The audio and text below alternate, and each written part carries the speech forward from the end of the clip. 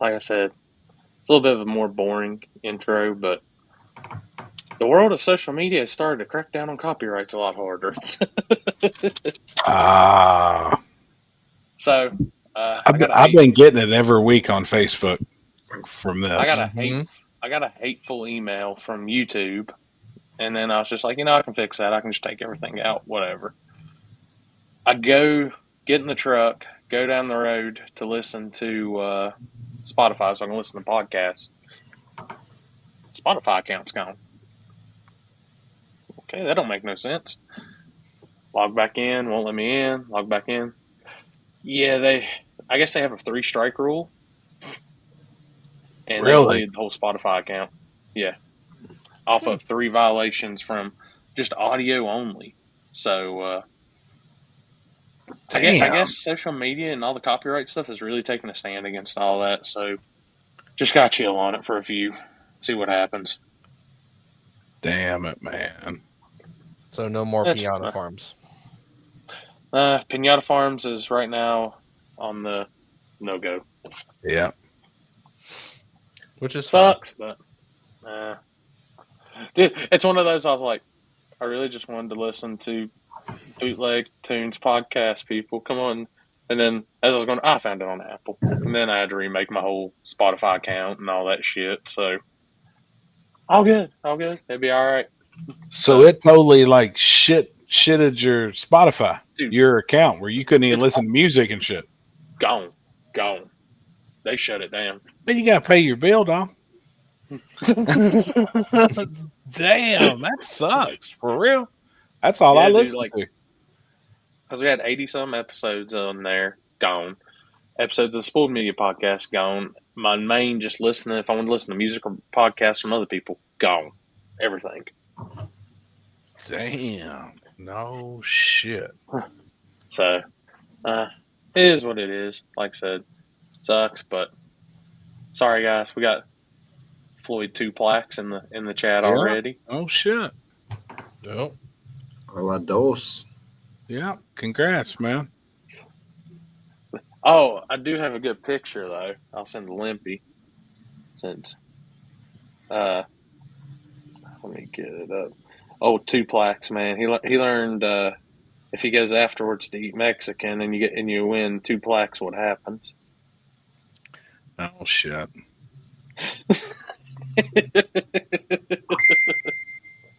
And it was the good Mexican restaurant right up from the track too. Oh boy.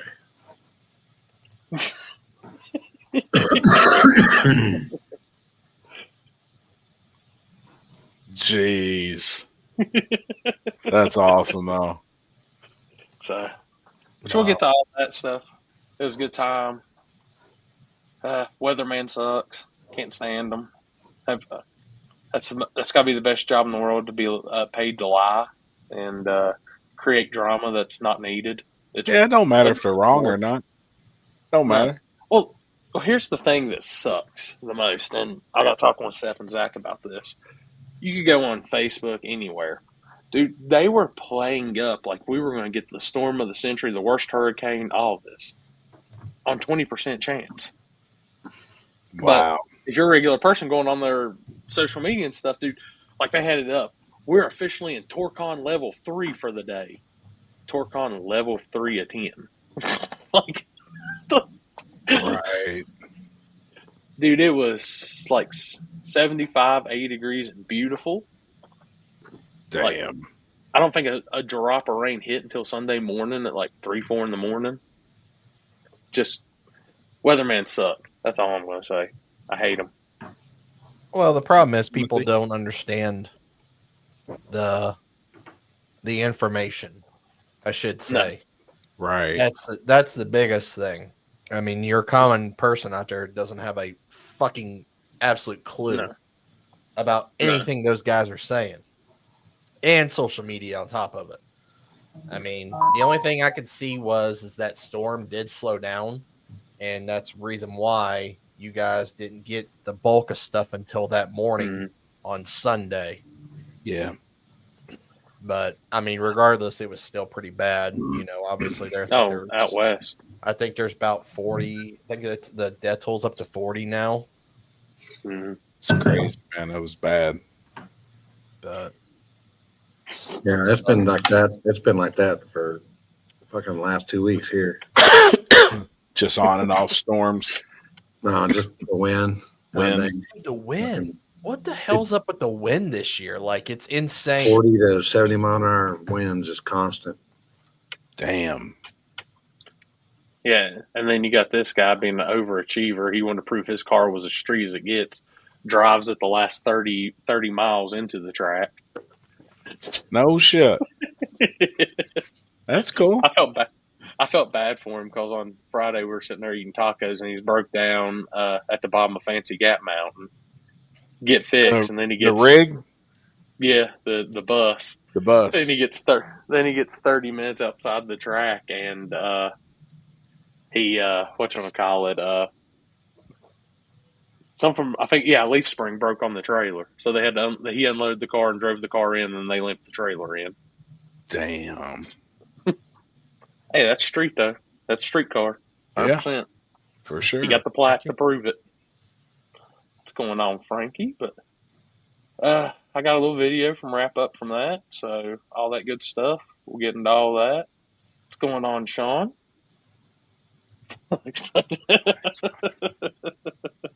Holy shit. It's crazy. Limpy, you still at the track? Yeah, I got some more work. We got some stuff to do here this week. About ready to get it wrapped up, though? Yeah, hopefully. We got some meetings and stuff with the city and shit. So, gotcha. Are you staying in Uncle Limpy's Hump Palace? No, we're staying in the stabbing cabin down there. Hell yeah. That's right. That's why I'm like, man, I'm like, that wind kicks up and I'm like, I bet. Looking around. Damn Dude, it. I'm tagging him in the post earlier, so I'm typing in Limpy to tag him. And it gives me 3 options. It gives me Chris Limpy Collins. The next one is just like his business page, Limpy. And then underneath, it's like a location marker, and it says Uncle Limpy's Hump Palace. Are you serious? I can't make this up. Hey, holy shit. Yeah, that's on the DL. Damn. I'm like, what the shit? That's funny, man. What happens in the Hump Palace stays in the Hump Palace. Mm-hmm. Mm-hmm. You heard? Damn it, man. Dude, I messaged him too. I'm like, dude, is this you? Really? You at this funny location? Did you check in there? No, I didn't. Somebody has though. It's like as legitimate as it gets. Oh shit! Next time around, man, you can check in. Damn it! Hold up, just so y'all know, I'm being 100% Limpy. I sent him early. Couldn't see him. What? Oh God! Does it say truckers welcomed? Damn it! No, we got a new safe word now. Oh shit!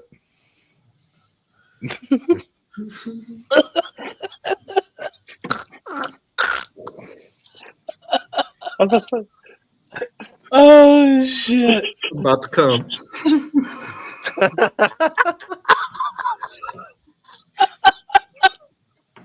Oh shit! Oh, that's pretty damn good, man.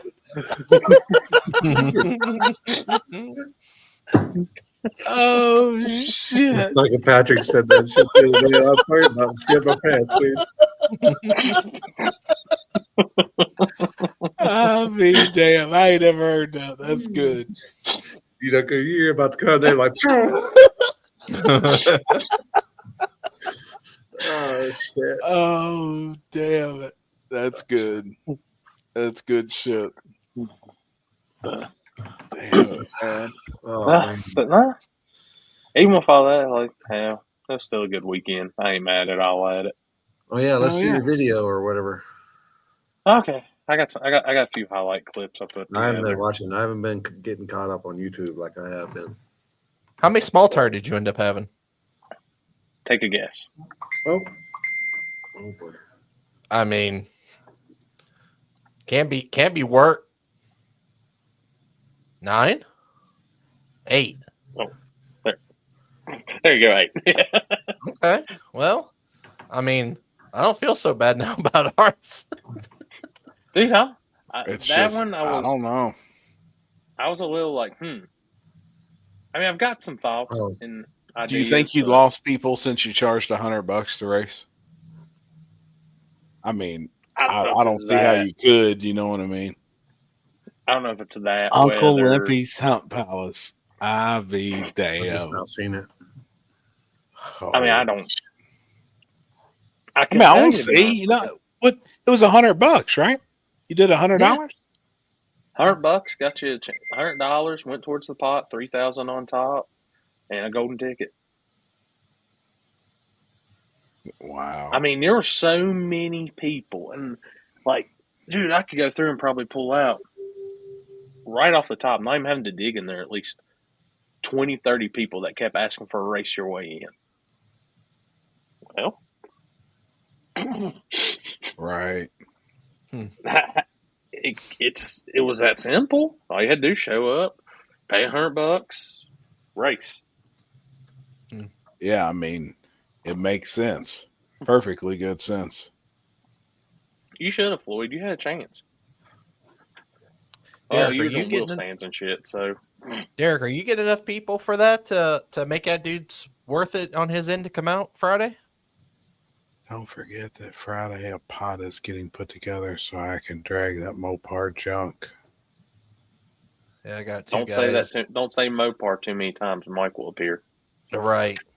I got 2 guys beefing, and this guy's from about 5 hours away in Pennsylvania, and I think they're going to come and settle on the street here Friday night. Really? I think so. Dude, I told you.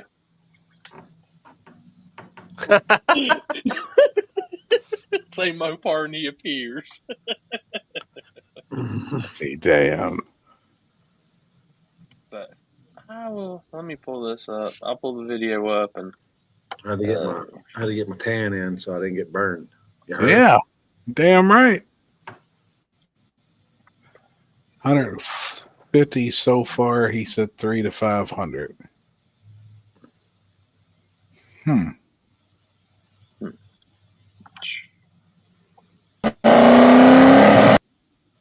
all right, let me adjust some sound so it's not killer on the ears. So this was Friday. We had we had our testing tune and we just put a little gangsters program together. So this is in my final. Michael Laney and Jim Finch.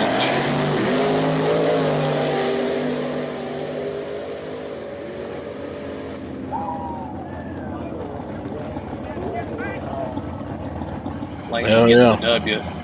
That'd be Laney and Kirk Thompson in the final of Friday.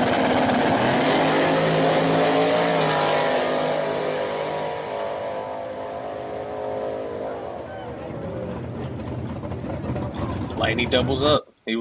Laney won last year at Ronnie Buff Memorial, so he was the Little Gangsters champion there. So that's 2 for him now. Damn. So this is first round, small tire. Jacob Pearson in the right lane. Shelby Lynn left lane. Now, we know Jacob had his wreck last week in the Silver Mustang, so yes, they do. Trust me. I just couldn't tell you because they don't get tickets. What's up, Chuck? So this is first round small tire. What's going on, Chuck?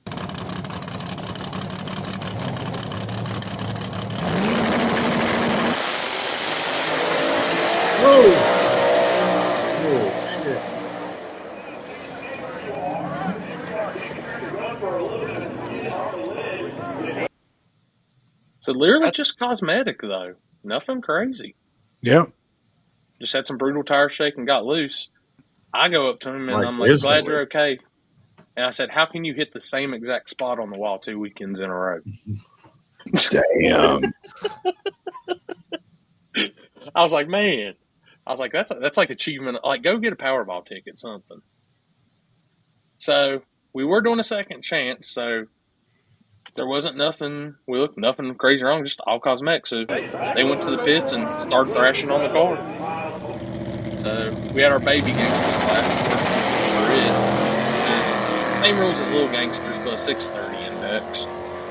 630. 630. Which we had 14 turnout for it, so I was pretty happy with it. Which, dude, this blue Mustang is a stick shift car. What class is that? Little baby gangsters. That's it too. Yeah. So this is first round of little gangsters with our boy Floyd. He's taking on Kurt, who's also a runner up from the night before. Hell yeah, good pass. Like Laney and Nicholas first round. There were some good, solid matchups first round of the gangsters.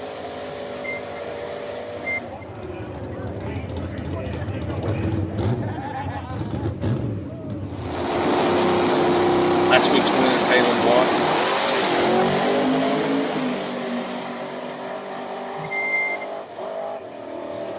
He dumped it. Smart on that call. So, we had a good count. I think it was 10. We got semifinals and small tires. Danny Peterson, Shelby just rocking that A to B right down through Broadway. He had Jason Kowalski and Jeff Parker.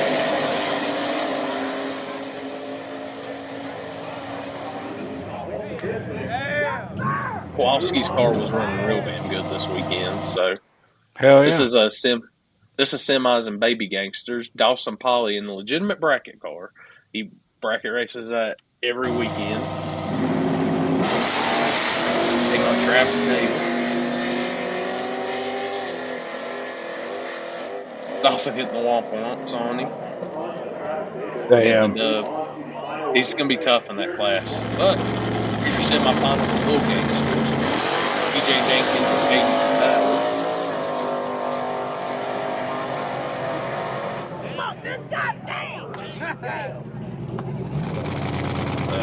This is your second chance finals, and as you can see, Jacob Pearson in the finals, a second chance with Cameron Walls, and duct tape works magic.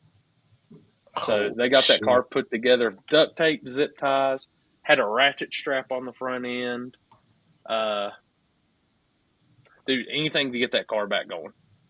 So they made it to the finals.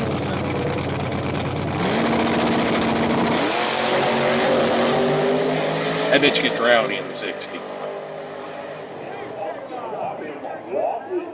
So, really good to see him go from that wreck to winner circle. I mean, you don't see that races. Most people gave up, probably been done. Dude, they put that car back together, came back out, and right down Broadway.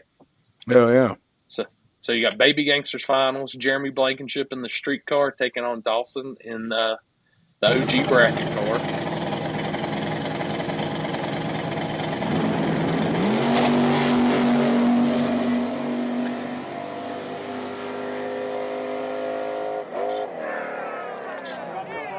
Jeremy dumped it on him on top of him. Oh, shit. Damn, no shit. I told him we finally taught him how to bracket race. I was like, I seen him hit that dump and Dawson go around him. I was like, ooh, that was a risky call, but it paid off. So you got Floyd and Kate in the final for Little Gangsters.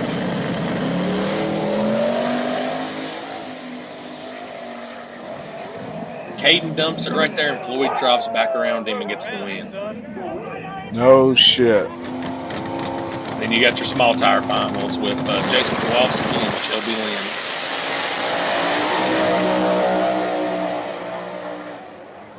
Lynn. And our car looked pretty good. Dude, just A to B all day. We had 8, 7 took first round in small tire.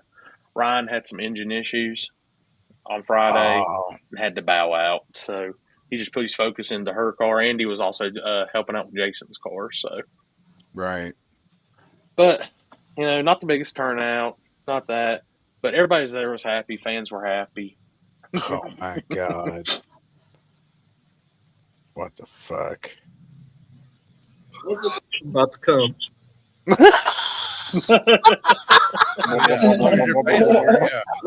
About to come.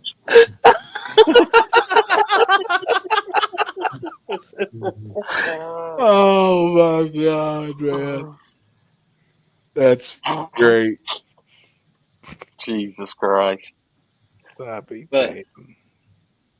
but like I said, not the biggest turnout, but the racers are there. Everybody's happy. I think it was 8 for small tire, 14 baby gangsters, 10 little gangsters on Saturday, 6 on Friday, 2 in Daly Street, which was actually shocking because we've always had a stacked 8-0 class. Like it's usually 15, 20 cars no matter what.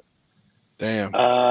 And 4 in Extreme Street, which I didn't get to film because I had a discrepancy. I had to address on the first pair, and then while I was doing that, Floyd and them made their hit, which Floyd decided to carry a wheel stand about 300 feet from carrying it from the starting line, sets it down, and the car that's beside him gets loose on top end, takes out both cones.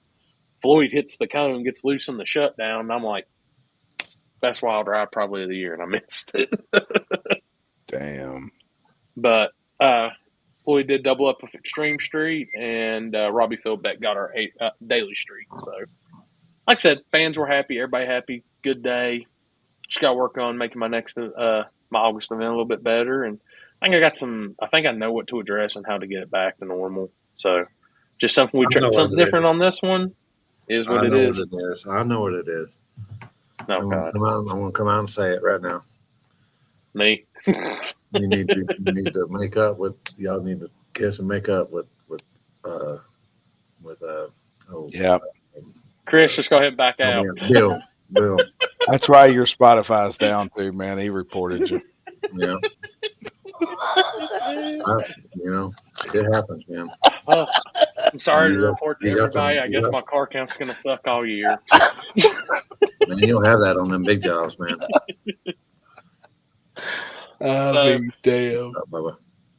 And I seen where somebody had said, "So who gets the 64th spot?" Well, stay tuned. And not tonight. But It's gonna be Bill. We already know. Come on now.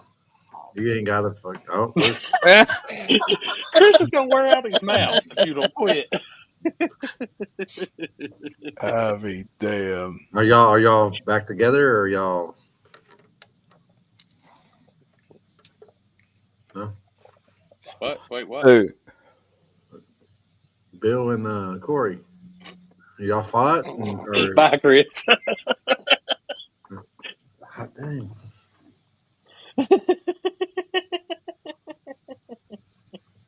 That's right. So moving on. Y'all's turn now. Shit, I didn't do nothing this weekend. I don't think we done shit this weekend. Watch the weather. We got hammered all weekend.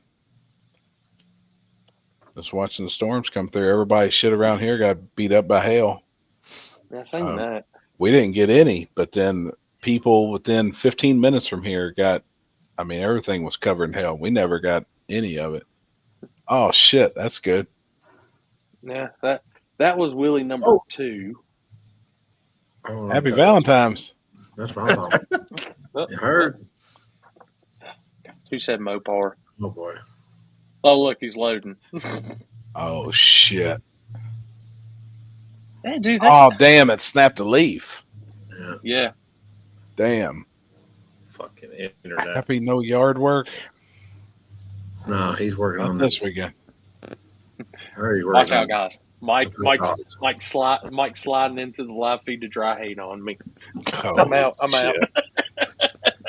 Someone say little gangsters? What? Does anyone ever red light at Shady Side? Every video I watch, it's always the guy who wins. Win light. I'm like, Laney red lit against. Well, Mike, that's usually the way it works, man. If they get the win light, they usually win. I know, but it looks like always the guy in front. I was like, wow, I'm surprised no one breaks out at that What? track. I'm going to the shop Oh, in the morning. Don't forget. You're going Dude, to I'm- 10 soldiers? Okay. Tin soldier. 10 get soldier. it. Get Get it. it right. Get it. Quit! I already know what you're about to do. Quit. Yeah. I'm already wearing my cup in my other hand. Okay. Okay. I'm gonna leave it like 7. 7. Okay. Don't wake me up. Me and Brookson's gonna pack one. Get it. Okay. Get it. All right. Don't. All right.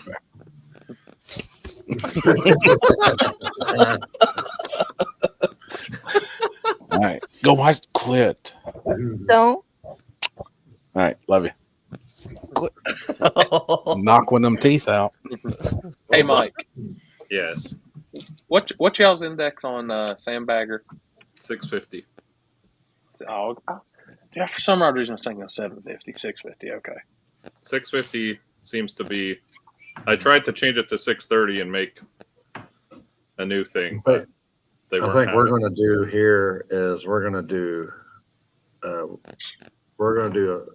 call it the scramble, and we're going to do 520 to 540 index and random index each round. You draw every round. Yeah, it'll be a random. It'll still be between the 20 and the 40. Yep. But it'll be random. Will it be like 20, 30, 40, or will you have 25? No, 35 it'll be 22, 20, 20, all the way. Oh, It'll be oh, Hell yeah. that'll be rough.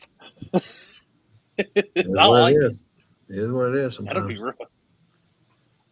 Oh, before Trying we to move on, have thanks fun. again, Edward, for keeping all the comments in check this weekend on the live as usual, bud. Is Trevor done with racing, Mike? I have no idea what Trevor's up to. I haven't talked to him in probably a month. Last I saw, his car was in a trailer, but I don't know if he's trolling or if he actually sold it or if he's painting it. You never know. Yeah, I don't think he sold it. The internet is full of trolls, so it's hard to keep up. Covered what, Mike? You had your hand over your mouth there for a second. Oh, I'm drinking. I'm not worried about the mic. What are you drinking? The apple. Mangery Orchards? Water. Hey, they're good. I'm addicted to these things now. There's something in them. They're good. Yeah, it's called alcohol and Yeah. apples. That's how it works. That's good. They're killer. Chris, what you been doing this weekend? Anything? No. Went out Friday night for a little bit with the cars. And Are you in Florida or are you somewhere else? no, I'm still at home. I don't know when we're leaving yet. No, I didn't do anything this weekend. Just chilling? Yeah, Working a little bit?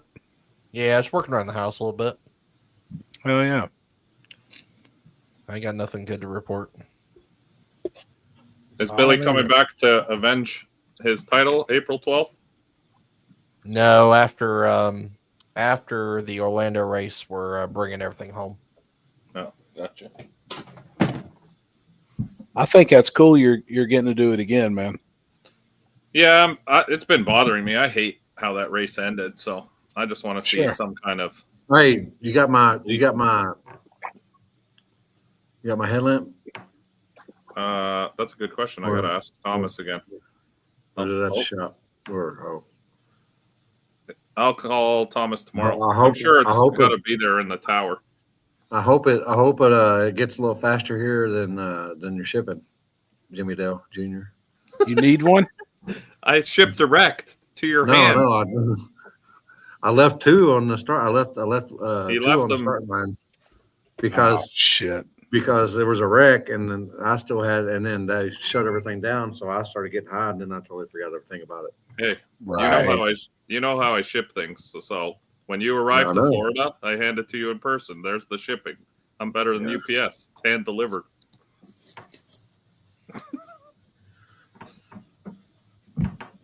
If you need one, I can bring one next week. I got a new one. That's Oh no, I got 2 more. I got Gotcha. 2 more. I was just going to make sure that he has he still remembers them. So apparently he didn't. I could tell why his stutter. Mm-hmm. Not He totally forgot. Yeah, he totally forgot.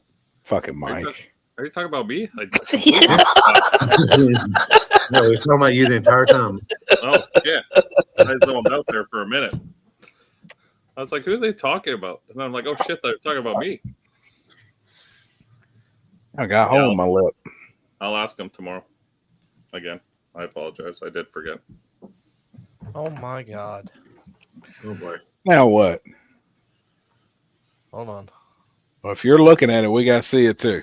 Oh, I'm gonna show it to you in a second. Yeah, I forget a lot of things. Trust me. That's a fact. And he ain't never shipped nothing either. I'm going into X-rays That's because also a fact. it's too sketchy. What did he say? I don't know. Something about blowing dudes with a 650 car. Oh my god. Oh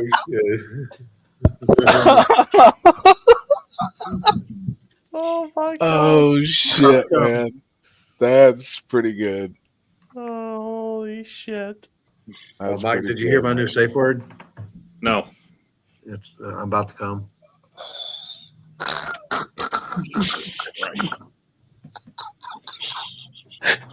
Oh fuck, man. Oh my god. I love it. Why are you looking so fresh these days, Limpy? You getting dolled up for your boy soon? Fucking this fucking 70-mile-an-hour wind out in this motherfucker. I ain't fucking. Y'all think I'm playing? You look fucking windy very as young fuck out today. here. I know. It's, Wind burnt. you know what it is? It's all this water I've been drinking. You know, Must be. Hell yeah. we got this Danny Delight here, or Some Dishonored. vitamin water? Fuck no! If they make great vitamin water, maybe. Hell no. I got some good vitamin water tonight. Well, water. Frozen ice cubes of water thrown in there with my damn Cheerwine Zero. Cheer wine. I'm actually on water tonight myself. Cheer Flavored wine. water. Oh yeah, I've heard that. I've heard that before. It's good. It's different, but it's good.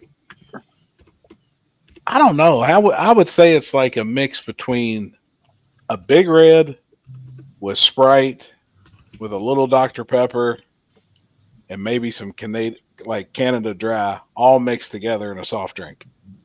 Oh yeah. Oh yeah. Like, Wow. Jesus It's Christ. actually not bad. It's really not. They have it at Cookout. You can get it from the fountain at Cookout. It's good. I was just going to say cherry with some soda water mixed in, but your description's like that. Don't you think though? Like the other day, I had a cup, and everybody was like, "What the fuck's that taste like?" And I was like, "Honestly, it's kind of like a Big Red with Sprite, with Dr. Pepper, and like a Canada Dry, all mixed together in Got one." that Big Red. What's Big Red? Oh fuck, dude, it's fire! But they don't sell them in Florida. I know That's for a I while don't even think I've They- seen it. they may now, but Big Red's fucking good, man. It's real good. I'll say if you can find a cherry Dr. Pepper, it and Cheerwine are about right together on the taste. Y'all don't have like the fountain drinks where y'all can add the cherries and the strawberry, Mhm. like the Yeah. Oh yeah. Yeah. Fuck yeah. But I usually do a suicide and then I add all the Fireball and Coke. I'm out. What do you say? I've never had Fireball and Coke, or if that's good. I ain't either. Ooh. Could be. That sounds like sick. Yeah, That's it's a lot of Big sugar. It can't be any worse. You and Uncle Jeff going to stick with Nitrous Express only for the stock block, or can other kits be used? No, we're not going to have a rule on that. It was just a thought, and we were discussing it yesterday. Well, I mean, I like the idea of the plate only. I think that. Well, we were going to reach out to Nitrous Express and say, hey, if we do this class, everybody's got to buy this plate from you, serial number 007, whatever it may be. Yeah. And everybody has to run that plate. Well, to know that you haven't modified your plate, because back in the day when we class race to a plate, there's a lot of shit you can do to a nitrous plate. Shh, ain't nobody ever modified a plate in their life. Yeah, right. I mean, there's a lot of people probably would never even comprehend what you can do to a nitrous plate. But I mean, there's a fucking lot. Well, we whatever tune-up you wanted to put in it, whatever jets you wanted to run, that would be on you. But I think a rule would be cool. We could take plate off your car and put it on Chris's, and vice versa. You know, at any time.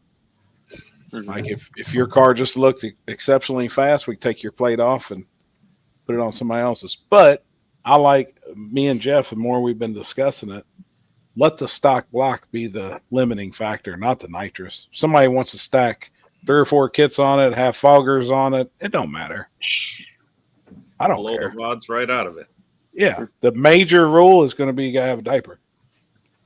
Yeah. I mean, that's going to be that's a good one. Factory block. Now, let me ask you all this. Add a bunch of oval holes for the pin gauges. Yeah, exactly, Turbo John. So I had a guy reach out and say, what about a bow tie block or like a SVO block? Well, those blocks couldn't have been bought in anything from the factory, though, correct? No. Not from the factory. That was an aftermarket block. Well, SVO, maybe it's a Ford. I mean, see, I would have thought you would have had block. It's not. That's kind of like the Mexican block back in the day, 351 block. Yeah, like I would have to. If you're gonna say has to be if you say stock block, factory it's very block. open. Factory production block. That's the way I'd like to word it.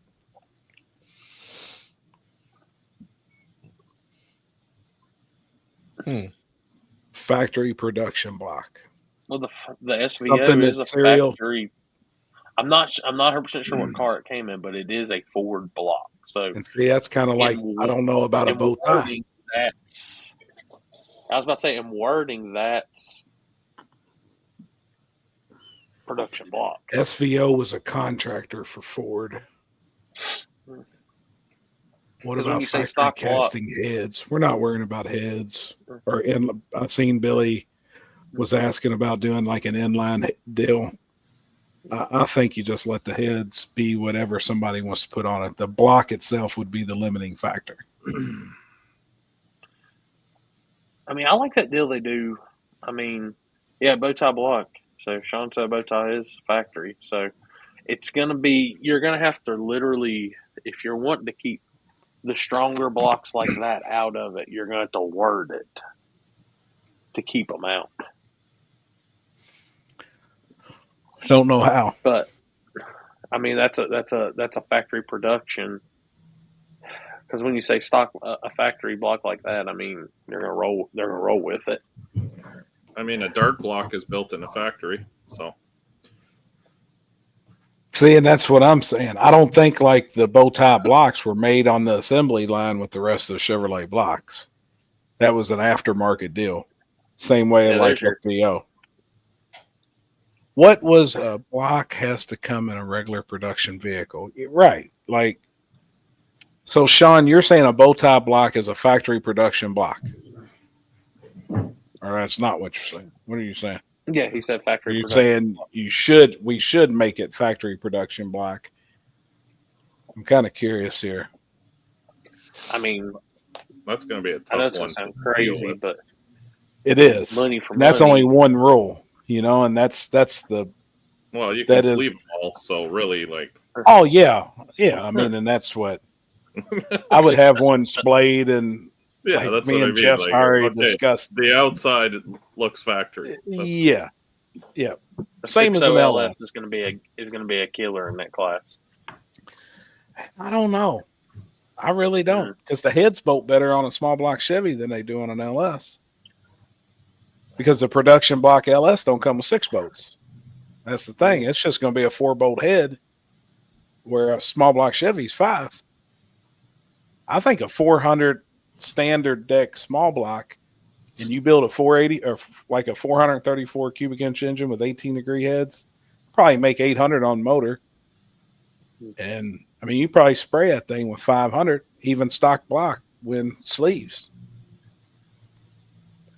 Here's my thing. What's the crowd like? I know it sounds crazy, but are you looking for the crowd that's going to go to the extreme with it? Or are you looking for kind of like the budget-minded crowd. I mean, I don't think people will go to the extreme because they're only going to do, like we discussed, $100 or $150 buy-in. So when it's that kind of money buying in, and you get 24 cars, hell, they're only going to be running for $3,500. Are mean, people going to go crazy? I don't know. I just look at you always have that guy like in the street classes, not pointing any fingers. Squishing my head.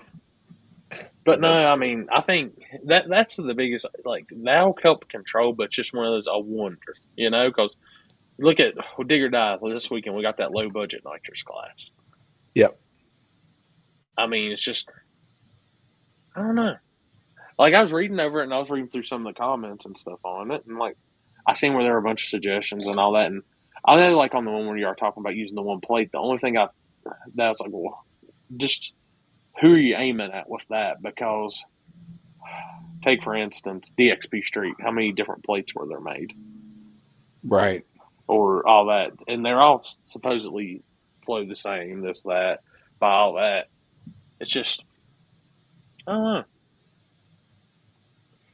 Yeah, I don't know. We're going to come up with something.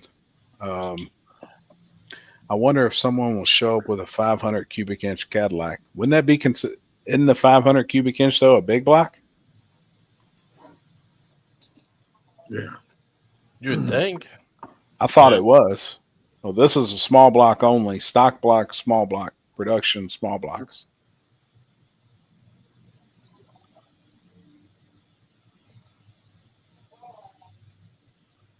I'm still sitting here trying to think. Happy you guys thinking about any controllers, progressors, or we don't care about that shit. That we're not going to rule that. The rules would be the limiting factor is going to be the block. Like, I had so many people asking, and I would just brought up that plate for a topic of discussion to talk about.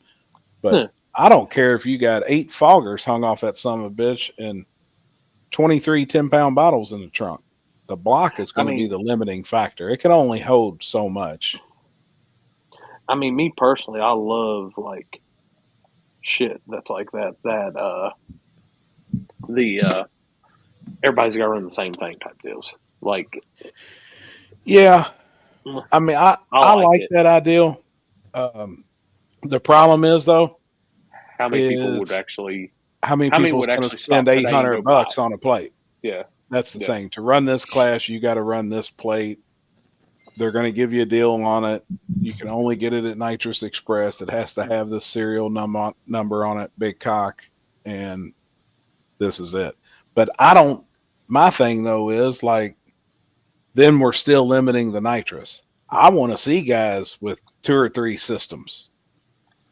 Remember X275 used to race for $1,000 for $50,000 cars back in the day. Yeah. Dusty, the Godzilla is considered a small block. Yeah. Dude, if somebody rolls in with a small block Pontiac, I'm just cussing at that point.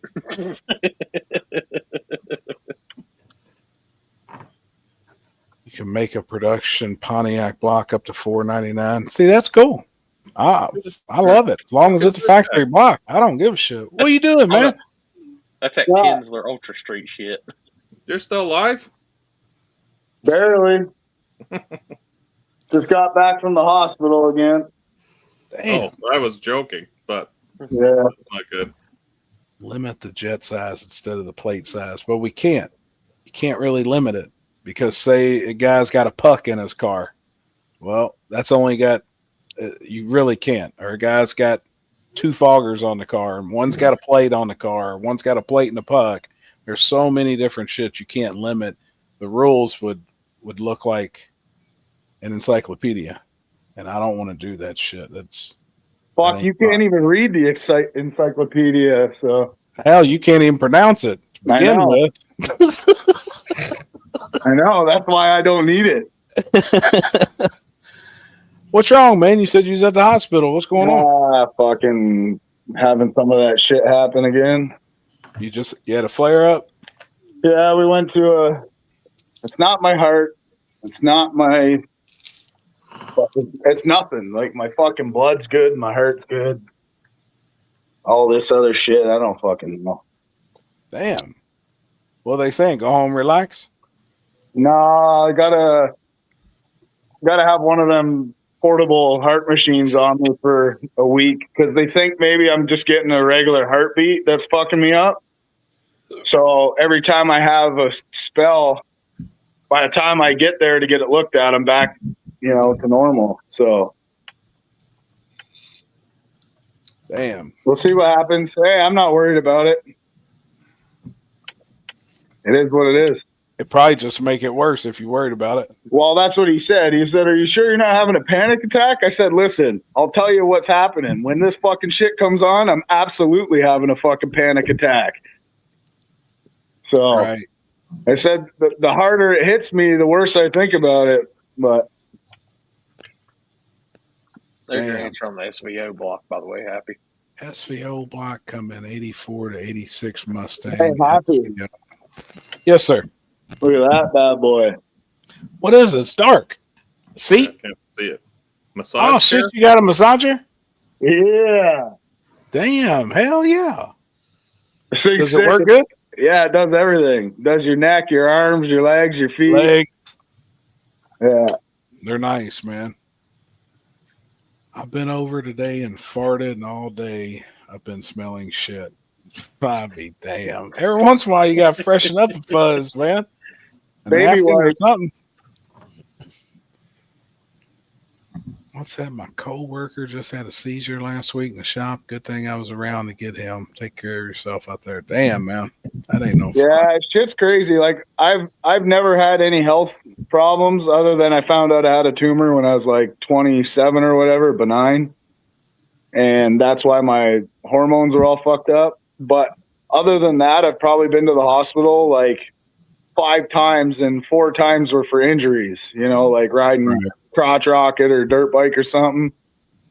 And that's what I was telling the doctor today, because I went to a different hospital this time. I went to a big city hospital. And, I just looked him in the eye and I said, "Listen, I would not be here if I didn't think I was about to croak.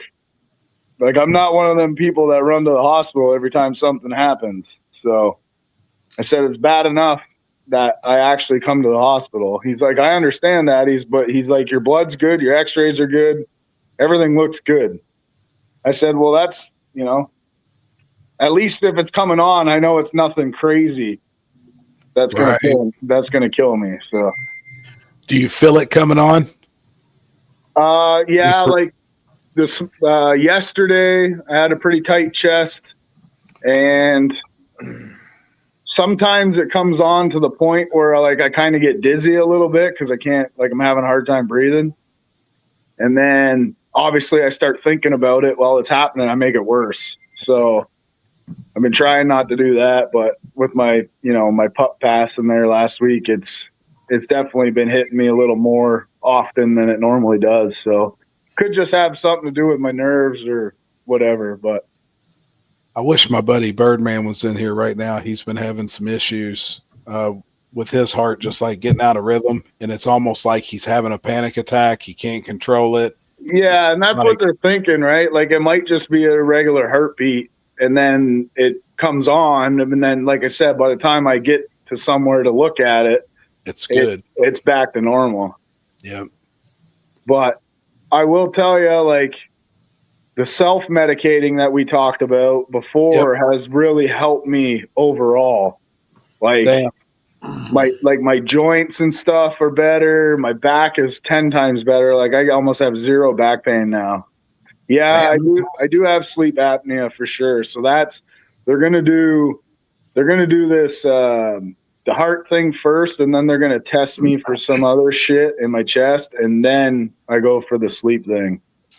I actually have to go do that next week Mm-hmm. after I get back from Florida. Do you really?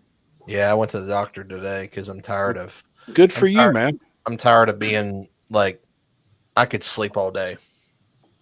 See, I don't have that problem, but I definitely have a problem sleeping, and I know it's getting worse because the last 2 weeks or 3 weeks maybe, I've been waking up at 2, 3 in the morning and just feeling all fucked up. I wake up and then it's takes me a few minutes to get going and realize where I'm at, and then I'm like, oh fuck, and I take a couple aspirin and go back to sleep, and I'm fine. But Damn. Probably but gotta that heart machine will probably catch that because I got to wear it when I'm sleeping. So, Yep. but we've also been working like fucking 16, 20-hour days in the shop for the last 2 months. Damn. So Man. getting shit done though. What's up with your car? Sold it. It's gone, ain't it? Gone. Yeah. I got offered way too much fucking money to say no. I didn't even get to drive the fucking thing. I did 2 burnouts in it. Whoop-de-doo. No shit. Don't worry, Mike. I'm getting a fucking pickup truck and I'm coming for you in tailgate. That's fine. I'll smoke your ass. I'm not worried. Well, the methylene blue that I've been taking definitely has helped me with oxygen in my body. Like I was telling Happy, if I could put a number on how much better I breathe, it's probably like 5 or 10% increase in lung capacity. Wow. Just taking that methylene blue. Did you get some, Limpy? Yes, I haven't started it yet though. Yeah. I've Just been take reading it. on it. Yeah. Yeah, it's good shit, man. I just got some fenbendazole or whatever that shit is that they were talking about too, but I'm scared to take that. It smells like paint thinner.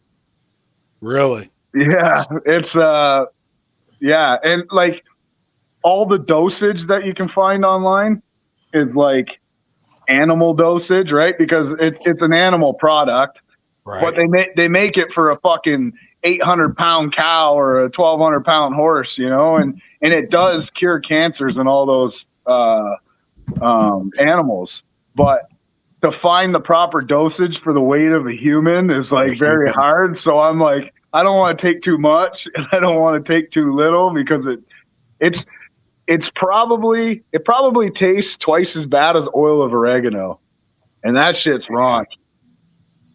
So is it not FDA approved for human consumption? I don't think so.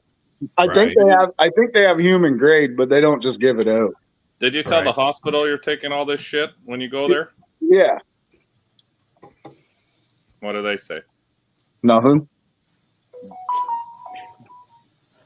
Oh, we got wait, where are we at? There we are. I just got my buddy some ivermectin, and he suffers from like severe migraines and shit. And he's done 1 week on, 1 week off, 3 times in a row already, and he hasn't had a migraine since. Holy shit, man. Yeah. Doing an LS swab of my 911.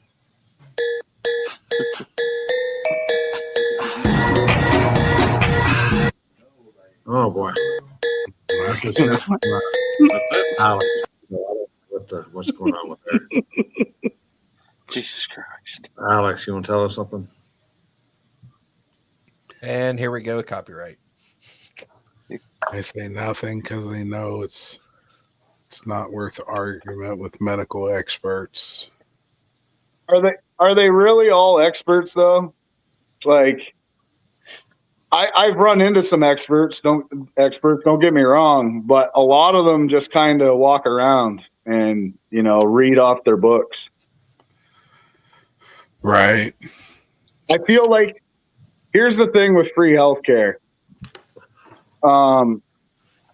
You go into the hospital and you say, "Hey, I'm having this problem," and the doctors come in and they go, "Oh, okay," and they test your blood and they say, "Oh, you're fine." Right? Instead of actually digging into shit. I feel like if you're in America and you pay for your health care, you get kind of looked after a little better. It's going to cost you. Hey, man, there's lots of Canadians that go to America and pay to get diagnosed because Canada just doesn't do it. I had a good friend of mine, does all my powder coating and shit. Used to. Now Corey does it. He had Lyme disease for 7 years here in Canada, and they could not figure it out for 7 years. He went over to the States and paid like whatever, $12,000, $15,000 Canadian. And within a week, they knew what he had, and they already had him on the mend. Wow. Yeah, he's probably watching this right now. He might chime in, but They couldn't figure it out here because they just kind of look at you, and so many people run to the hospital every single day that I feel like it's like having the same 100 customers come in with the smallest little stupidest shit, and you kind of just shrug it off and go, oh, here's another guy with the same shit, blah blah blah, and they just don't really care, Yeah, because it's free. If you go into the emerge room in Canada, they are fucking packed for hours and hours and hours of people with the fucking sniffles. And it's the same people going in every time they get a sniffle or they sneeze wrong. They're in there getting looked at. It's just a waste of fucking time. man, I would almost think going to Mexico could be beneficial too. Honestly, I've heard a lot of people going over there and having stuff done as well. It's like they're on their shit. There's some doctors and shit still fucking trying to push the COVID vaccine here. And I mean, there's enough data out there showing you that, some people are good with it and some people aren't. Some people are getting fucked up by this shit, but yet they're just saying, hey, take it. It's like we're 5 years after this fucking fact, Like, I got 2 uncles that got it and they're fine, but my brother wasn't fine.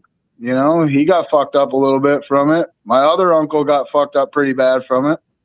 Right. I mean, he's still recovering from his second dose. So. Really? Yeah. I mean, he's older, right? He's 74 years old, I think now. But. Yeah, go to Mexico, Trevor. You won't get back. Nah. At least I can eat fucking tacos while I'm sitting in the waiting room. Yeah, and drinking margaritas. I had some good tacos this weekend. I ain't complaining. Tacos fix all problems. I don't care what anybody says. Yeah. What y'all working on in the shop? Fucking everything, man. Camino. Project still? Yeah, we're finishing up. So Jordan's truck's almost done. I don't know if you've seen the 4-link. It's turning out pretty badass, actually. That looked good. Yeah, so that thing's almost done. I think maybe another week. That twin turbo El Camino. I don't know if you've seen that one. Yep. That one I'm hoping to have fired up early next week, and then I can tune it and drive it around and shit. The drift car is almost done. The turbo LS drift car.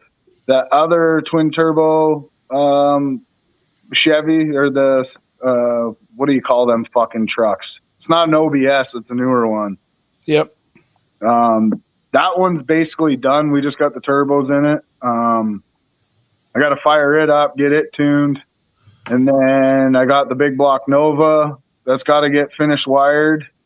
And then I start on our buddy Cody's car. I just got the block back. So I'll get the motor together probably this weekend, I'm hoping. And then I can start putting that in and get the turbo kit done. Get the torque boxes in, get it wired up, and get him out racing. Hell yeah, man. So, but selling all my shit. I'm going to be like Eddie Murphy moving to America here pretty soon. Hell yeah. Yeah. Is that your plan? I've seen that you was, selling stuff. I've seen your posts on the house and shit. It's the start to my plan for sure. So I have an opportunity to buy a commercial property right now, so that's part of it. And I'm never home, right? So it's no point in me keeping a home that I'm never at. I just come here today for the first time in like 3 weeks. So really? Yeah.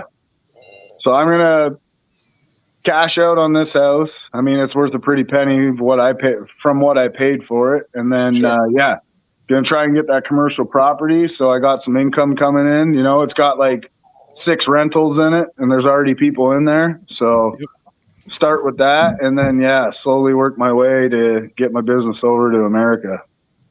Hell yeah. Probably Kentucky or Tennessee area is where I'm going to end up for now. Yep. I was thinking Texas, but that's a big move. So you don't want that. I don't know. There's a lot of money thrown around there. A lot of hotness down here. Yeah. Fucking move in right beside you. In my motorhome. Can I rent your laneway? So it got hookups? Yeah, we'll get you hooked. And Yeah. you know, it sucks.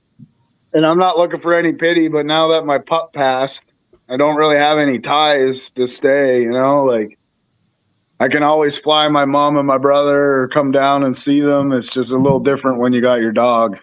I mean, Yeah. he's like your child. So I don't know, Mike. Is it? that shit fucking. I'll tell you something. Let's ass on the plane. You know, I might be a really hard-headed person, you know, and I speak freely and don't really care, but that was a huge fucking eye-opener deal for me. I've never experienced anything like that. That was my first pup, and you know, I thought maybe he had something stuck in his throat because we fed him some stuff the day before, and he wasn't eating, and then it was still whole the next day. So we're like, okay, we were waiting on some blood tests, whatever. We're like, fuck it, let's get him to surgery, cut him open, and see if there's something stuck in there. And I was really hoping that was the case, but as soon as they cut him open, he had some type of weird cancer going on. Like, yeah, the lady that does all the surgeries around here, she's like, I haven't seen cancer like that in a long time. It was like all that visible right there as soon as they went in. As soon as they cut him, Wow. and she told us too. Like, I walked him in there, he still walked in on his own. You know, I gave him some love, and I was really hoping that, you know, he would wake up, but they wouldn't wake him up after they found that. So that was it. Damn. Yeah, that was tough, man. I didn't know I had some of those feelings. I'll tell you that right now. It's pretty crazy, man. I mean, I've been through it too over the years, but I take my two dogs I've got now, they're my babies, man. Yeah.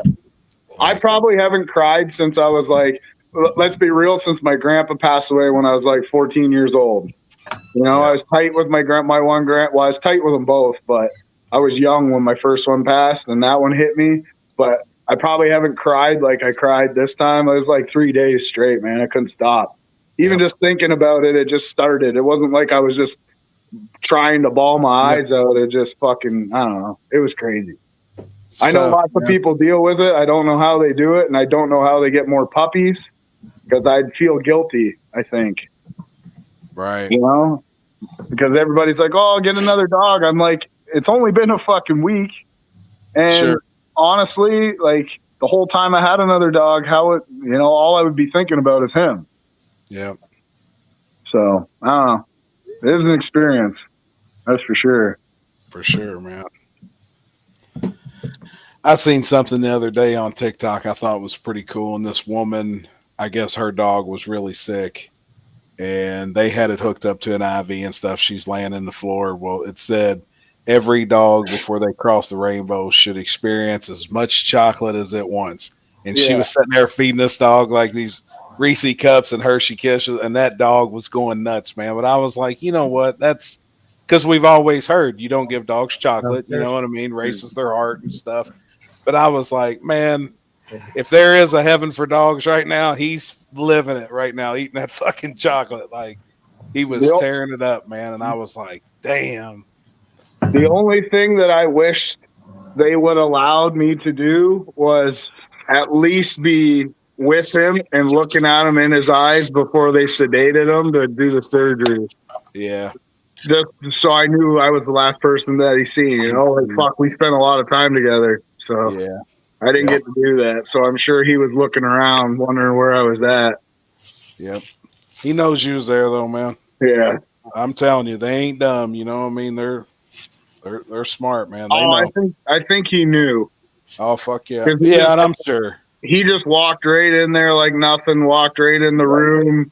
He wasn't putting up a fight or anything. So he knew something was going on. Well, he was suffering, right? He didn't eat we were force feeding him liquid. Like, I was mixing like honey and like taking berries and chopping them up and putting them in a syringe. So at least he got something, but yeah, he wasn't doing well. Damn, man. And it went fast. It was like within a month. But Anthony, I know my lab's days are numbered. He's almost 12 this year. Wedding gift. we picked up the day after our wedding. That's going to be a tough one. It will be, man. It's super tough. Like I don't even have any, like, I can't even say anything to anybody to help because it is fucking tough. Like I said, I didn't know I had these emotions. Like I'm pretty strong minded, you know. I don't let shit bother me. I've had friends die in front of me and shit, and it's you know, I deal with it. It's not it is a big deal, but it's not a big deal. This was totally fucking different. Oh yeah. Dude, I really believe that when people say it's unconditional love with a dog. If you're a dog person, you know what I mean? And it is. I've always said that. Man, you put a dog in a trunk for 24 hours and open the trunk. Its tail's going to be wagging. He's going to lick you in the face and be the happiest dude on earth. You put a female in a trunk for 24 hours and open that trunk, watch what happens. She's going to try and kill you. Probably dead. You know what I mean? Like, dogs, dude, are like crazy. Well, that bitch gonna learn. That Izzy, I don't know what her name is. I think it's Izzy something on Facebook there. Yeah. Who's on my friends list. She said something I seen, and she said, you know, dogs know when their time is up or whatever, but they also suffer in silence. And one thing that Coda did is he didn't make one peep in a whole month.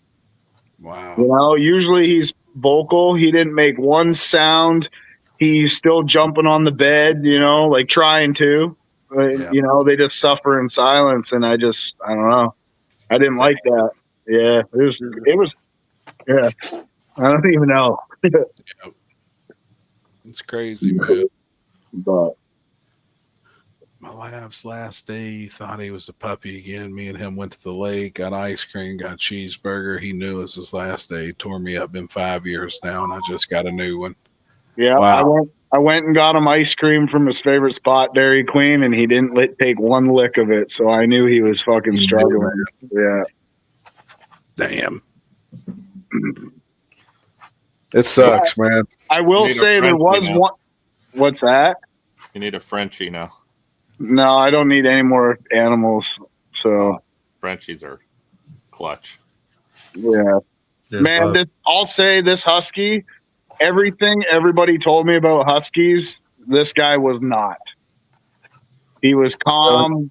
Oh yeah, he was calm. You know, he talked once in a while, but he was quiet. He didn't fucking bark. He didn't. I don't know. He's different. Hell yeah. Forget what I was gonna say now. Oh, there was one day where we had a glimpse of hope because he ate some shit. My mom fed him 2 handfuls of beer, and then and then we had like hell of a good dip there. So I was like, well, let's see if he'll lick this. And he was half in the bag. So I put my finger in there and put some on my finger. He licked it right off. I'm like, oh fuck, he's eating something. So I kept giving him hell of a good dip, and then we ordered a pizza, and there was like some crazy Italian sausage on it, and I pulled a couple pieces off, and he was eating it. So I just kept feeding him that, and I'm like, oh, he's coming around. And then that was the last time he ate. So It's tough, man. Spend all you can to save your little fur buddies until 10 grand. make sure to keep them comfortable. It is absolute traumatizing to have to put a dog. Oh yeah.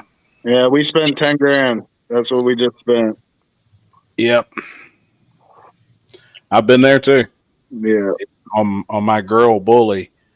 I didn't realize she was so allergic to stuff, and it cost me almost $7,000 when she got stung by a bee. Damn. I think, that sucks. I think the biggest thing with animals is you need to find a vet that actually cares and listens to you, because like we wasted over a month with this one vet, and they just kept like doing blood tests and doing everything, because I wanted a scope right from the get-go. Like, just pay the $4,000 for the scope, see what's in his stomach. If there is something in there, they can take it and do a biopsy on it. And they kept saying, no, we got to do all these tests before we do a scope. So we were like probably $4,500 into tests. And here's another thing that they did is, so if you go on Google and you type in, what does a Frenchie suffer from? Like, what does the breed suffer from? And it'll say, hey, they got this problem, this problem, this problem. Well, I did that with a husky, And the top 10 things that Huskies are known for, I took all the blood tests they took and I put them all together, and I was going through each blood test. Like, I'm not a doctor, but I can read what it fucking says. And they only tested on each test one thing out of all 10 things that Huskies are known for. Like Wow. having low zinc and low cortisol and all this other stuff. They never tested them for any of that shit. So we wasted a month with them. Like, he probably didn't have to suffer as long as he did if we would have found this other vet. Right. This other vet called us at 12 o'clock at night to see how he was doing. Damn. Yeah. And I like people like that too. Yeah, absolutely. We've got a local one to us, man, and they're real cool. Mike, did T-Money sell the dingo? No, he still has it. I was going to say, I didn't think he did he? No, not yet. Wait till you see what I build next. Oh, shit. So it really is gone. It's gone. Yeah. Jeez. What can I say? Fuck. Someone wants some money in front of your face and makes it worth it. Well, I get it. I done the same last night. I bought a car fucking last night. Oh, number 17. The thing about it is, I already had it. I've had the car for 7 years in my possession, and he come by last night, and I sold the engine out of it 5 years ago. It's just been sitting. Well, he never got the money for the motor, so he come by last night and got the money for the engine, and he said, "Man, I don't even really want the car anymore. Would you be interested in it?" I kind of kicked it around for a second. I made him an offer, and he's like, "You got it with you?" I said, "Yeah." Of course you do. Fucking money bags me over here. Hold on a second. Let me go to the safe. Fuck. Kenzie went and counted it out and brought it back. And fuck, that's the American dream right there, buddy. I hear you. But yeah, it's one I've wanted for a while too. I always said I had a no cage Monte Carlo, and I mean I did. It's been in my possession, but now I actually own the car. It's cool. It's been 530s in it, no cage. Small block. I have to go 530s again. That I don't know. You need to get in that gangster stuff. Oh jeez. Here you go. But yeah, it's a good car. It's got all ERZ shit. It's got double adjustable coilovers on all four corners. It's got wheel woods on it. It's got a BTE transmission in it. It's got a PTC converter. It's just minus the engine. Like, it's wired, induction solutions, 2-stage progressor. It's got a lot of good shit. LC9 that you're building in there. Huh? Throw that LC9 you're building in there. Probably should. Yeah. But I've got a pretty gangster little LSX block that wouldn't be good for nothing else but for it, really, because it's too big a bore. Yeah, Mike's a fucking bracket racing on his fucking home. Oh, I got the 530s dialed. You got that dialed in. Oh, dialed in. Hey, I was watching that fucking TX2K on Monday. I was a little late on it. Do you see that one guy that they're like fucking bracket racing or whatever, and he breaks out by like 2.5 tenths? Holy shit. He probably left the line. He's like, "Oh, this is my fastest pass ever. I'm just gonna run it out." Said, fuck it. Fuck it, I'm running it out. 2.5 tenths faster. I tried keeping up with it as much as I possibly could. Man, some of them R8s look, yes, some of those R8s look gangster as fuck, man. Bad as fuck. Oh yeah, like there was that one pink one, and then the AMS car. That AMS car is fucking sitting just perfect. Yeah. I'm gonna tell you something. My next car is a fucking exotic. I don't know what's gotten into me, but just looking at some of these cars, I'm like, I want one so fucking bad. They're sick, man. Yeah. Yeah, Kimbo looked good this weekend. White Rice. I can't White Rice believe flying, man. red lit in the finals. Yeah, he's still flying. That fucking car just gets down. Oh, white rice. Yeah. Oh, that bitch is bad, dude. Yeah. It's a That's badass sick, car. man. Mike holding in the hate when someone mentions little gangsters. Well, I'm gonna have to agree with Mike because I think it's kind of stupid too. You might as well just build a bracket race car. Oh, you're Did gonna you- get the Dailers on you, bud. You're I in don't- trouble now. I don't care. I that's one thing I'm good at is not giving a fuck what people say.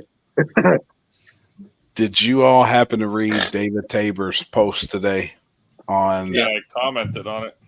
I didn't. I seen your comment, I did see that. dude. That was actually a good. I mean, I don't know what to say. I guess. we ought to share it. We ought to bring it up on the screen and share it. Man, this chair changes the game for when I'm on the table. I'll tell you that. I I'm bet, probably man. gonna fall asleep. It Hey, was it's got- it was a hell of a read. Look, it's got Bluetooth. It's got a No little shit. stereo in this bitch too. How much was it? I don't even want to tell you. A lot. I'd say But like there's no price on your health. 3,000 US. Yeah, you're close.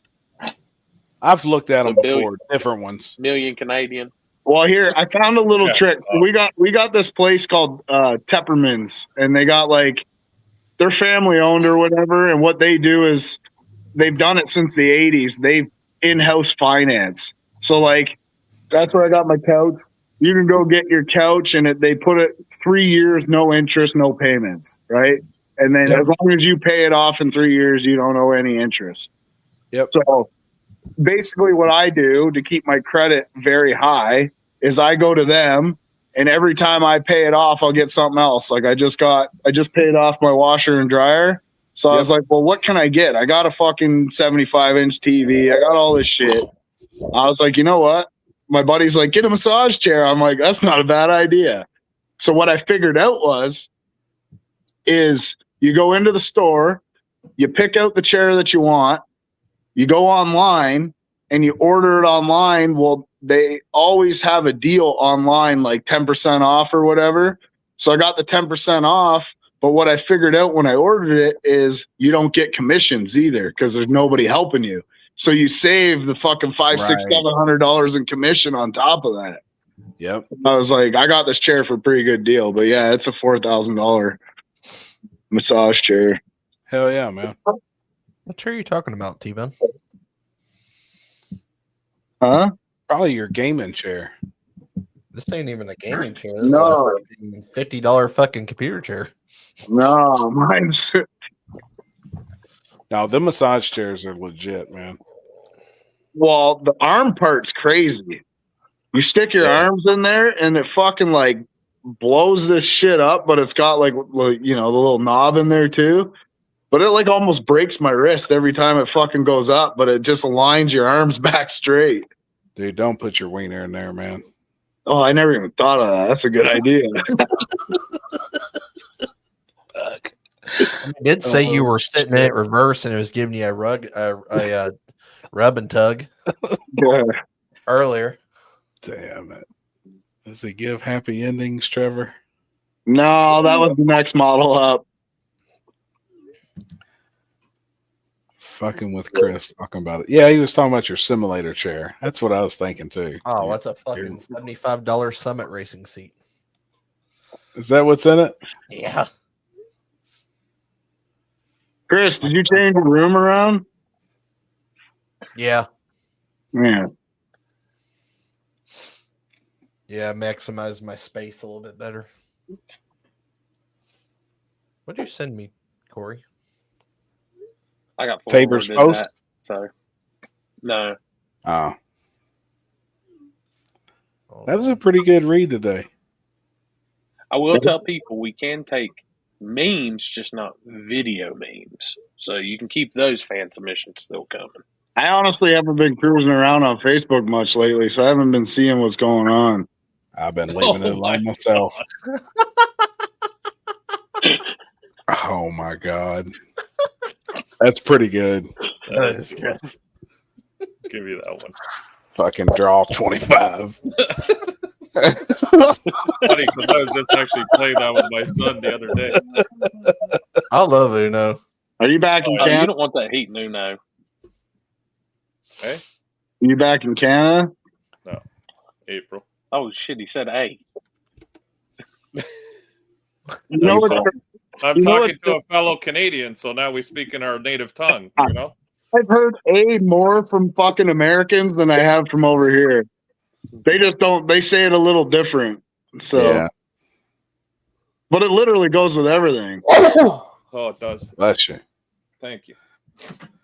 So what, you got that other race at Immokalee, and then right after it, you'll Yeah, be I'm gonna loading go up, home after rolling, that. right? I was planning to go home after Orlando, but then that came up, so we got Just fucking stay there. Don't bother coming. Trust me, I would if I could. Now they're making it even harder to come here. Why is that? Now you have to get all this paperwork if you're staying for more than 30 days and fucking some other bullshit about getting fingerprinted and checking your record and all kinds of shit. Crazy. Yeah. I don't know what the deal is, why Trump has such a hard-on against Canada, but There's a fucking screwed up. seems kind of silly. That's all a mess. Whoa. I will tell you, the way the border's been acting the last fucking month, it's probably gonna chomp down the Canadian racers coming over for sure. Really? Oh, for sure. I don't like. I'll probably pick 2 or 3 races to go to, but other than that, like, it's such a hassle trying to cross. Even just to go get fucking Texas Roadhouse is a fucking hassle to cross both ways, going there and coming back. Really? Yeah, fuck that. Well, now they're going to want to hit us with the, what is that feedback? Is that me? I don't know. That's on Trevor's side. There's feedback. Oh, Yeah. horrible. Yeah. When did Right. that start? Is It your like Bluetooth comes and goes. connected to your chair? No. Oh, okay. Cash Yeah, now they're out. going to hit everybody with the tariffs going back home all the time. So that's going to be fun. What is it, Mike? They want to charge us with the tariffs now going back on everything. So anything you buy in the U.S., they want 25% on. Canada. 38%. Yeah, Canada does. 38% because they tax the tariff 13%. Yeah. Oh, okay. 25% plus the tax. Are you shitting me? Yeah. No, dude. Good luck fucking buying tires or anything this year. It's 25% more plus 13% on top of that. So, oh, okay. Say you come here and race. Yeah. This summer. Yeah. And they stop you and open up your trailer, and you just got 2 brand new tires sitting on the bed of the truck, or in the bed of the truck. Yeah. And so you're pretty much going to have to say, "Hey, a buddy of mine give them to me while I was here at the race." They'll still charge you. They don't play that game. They don't. Yeah. If they look like 2 brand new tires and you can't prove somehow that you didn't have them before, you're paying tax on that. Yeah. So What the fuck? let's say those 2 tires were $1,000. I know they're not, but just to make it easy, it's $1,000 plus. Then they add $250 for the tariff on top of that, and then they tax that whole thing 13%. Then they blame it on Trump. Yeah, and then they blame it on. Holy fuck. Yeah, it's fucking wild. You see what Carney said today? The guy that's in? He's way worse than Trudeau. He said, so he's getting rid of the carbon tax supposedly, right? But then he just come out and said that they want to join the European Union. And in order to do that, we got to be a net zero emissions or whatever, like for environmental shit. But then after that, he come and said that the Canada pension plan has 689 billion or 869 billion, I don't know the exact number, of liquid funds that they can use for us to achieve that. So they're already going to be attacking the Canada pension plan. Like all these people that worked their whole life just to get that fucking plan and retire, it ain't going to be here if they decide to fucking take all that money and invest it somewhere else. Well, sort of launder it somewhere else and wash the money back to themselves. Wow. Like, a lot of people haven't read the book, like Rules of Radicals. And like, there's a whole bunch of books out there basically talking about all this shit that they wanted to do since the 80s, right? Like this European Union and one world government, all that shit. Like, if you read the books, it's almost like on par with the shit that they're pulling on both sides. It's crazy.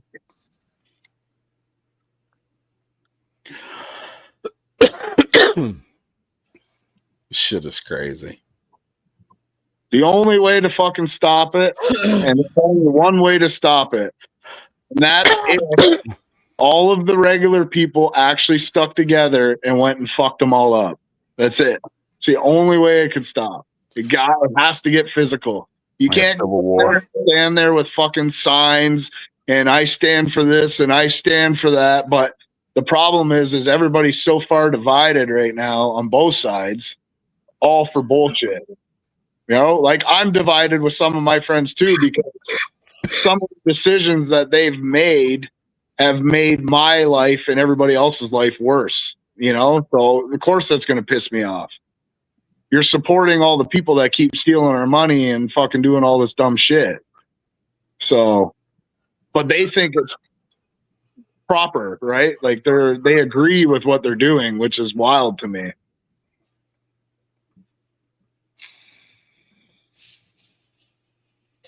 Jesus. Yeah. I don't know how we come back from it, because I feel like people are so far divided now. It would take years for people to come back together. It would need to take. Not only that, they never reverse policies on No. things that create money. They never fucking reverse. So whatever's happening now is just going to get implemented into the pricing, and we're going to pay that amount forever now. Like that's the new norm. Like that. It's like the whole thing where they say like a sick patient or a cured patient doesn't make you money. And just because of that statement is why I try to stay out of the hospitals and self-medicate, because anytime I go in to see a doctor about the shit going on, all they want to do is prescribe me pills without even really looking into me. You know what I mean? Like they'll do a couple blood tests and, oh, here, try this. If that doesn't work, we'll put you on something else. And I keep taking the prescriptions and I don't even fill them because I don't trust them. Right. Like, is there some medicine out there that help people? Absolutely. But there's a lot of fucking medicine out there that fucks people up too. Mm-hmm. Oh yeah, for sure. Like I had a buddy, a good friend of mine, he helps me wire some shit at the shop there, here and there. And he's got a really bad back, right? So he gets like back injections and shit or whatever. And when COVID happened, they ran out of a certain medicine. So they put him on some other medicine. Then he couldn't sleep. So then he's on sleeping pills. Then he's on this and he's on that. And he's got all these fucking pills. And he thought it was helping him. And he got to the point where he had a fucking drug problem. Yep. Right? He was getting so fucking bad. So he got help. And as soon as he got back from getting help and getting clean, he's like, I haven't felt this great in 10 years. Yep. Because it's been so loaded on medicines that it was just masking problems and creating others. It's crazy. So now all he does is take the back injection and nothing else. Because he has to, right? He's got no plates left in his back. So he's got to get whatever. I don't know what they put in there, but they put something in there to inflate some shit or whatever. But they put gel filler in, put separation in the spine. I get the same thing done. Yeah. But like seeing shit like that, that's why I don't trust the so-called experts. Because everybody's an expert these days, right? This scientist says this scientist says that, and then you got the other side where their scientist and their doctor says something completely different. It's just like, okay, well, what's really the truth here? Yeah, I get it. Yeah, Doug Wood, right? It's big pharma. It's just money, man. It's so much fucking money.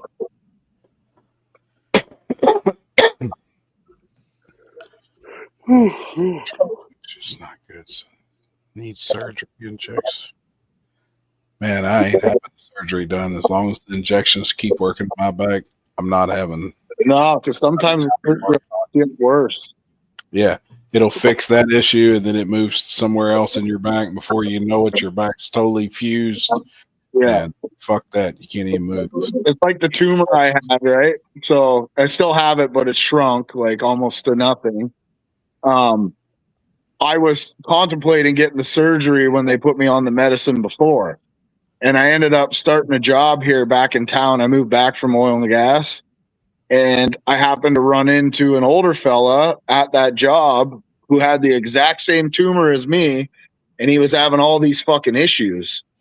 So after seeing 3 specialists, he found this one really good specialist. They took him in and did some tests and whatever, scanned his head, and they realized that they sucked the fucking pituitary gland out with the tumor.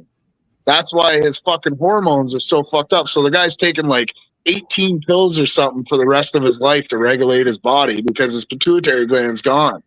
And then Wow. so I'm like, holy fuck. So I start researching it, and they literally say it's a 50-50 shot on whether the surgery works. I said, well, I'm just going to keep it. It's not cancerous, so who cares? Right. It's not growing. Just leave it in there. Keep it warm. Damn. James Glenn, I'm just the camera guy, so they're one of 2 promoters.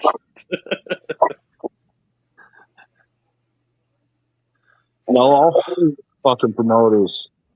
I don't like the term anymore. I'm just me. I'm just a guy who gets fussed at. Damn, we guys got some terrible feedback. That's feeding back bad. You want me to leave and come back in? Let's see what it Yeah, does. it's like, was it? Sounds like robots. Yeah, Hold up, let me talk. Yeah, it was definitely his end. it was. I tried adjusting his mic. But it won't work. I Maybe seen it's that. Connected to that chair and the speakers, Yeah, feeding it it's right probably into it. speakerphone. Yeah, I seen that. Darlington looked like it had a really good turnout this weekend for the grudge race. Yeah, I mean, And the place they had looked stuff. packed. I seen Turbo had seen John's from- video earlier, and I was like, Mhm. "Damn, man, that place looked fucking packed." And How was seen your that race, Randy, Corey? Pro Mod Randy, right? he wrecked again, man. Yeah. So. It's early in the year, though. Yeah. Like I said, I don't know why. It could have been the constant local, let's say there's going to be a tornado every 5-minute posts or all this shit, or I don't know. I just pick up, move on, and on to the next one. Yeah, I'm sure a lot of people aren't even ready yet with their cars till like May. If they're building them over the winter, at least. Seth looked at me and he said, a guy once told him that March is not the start of race season. He said, most people, especially these days now, they're half slacking, not done, not together, not this. I'm like, no. I don't know, man. I think for the north or northern area, it doesn't start till May, normally. Beginning of May. I'm curious to see how many's going to be at Dig or Die this weekend. Yeah. So You could be like me, build a car for a whole year and then just fucking off it. Jeez.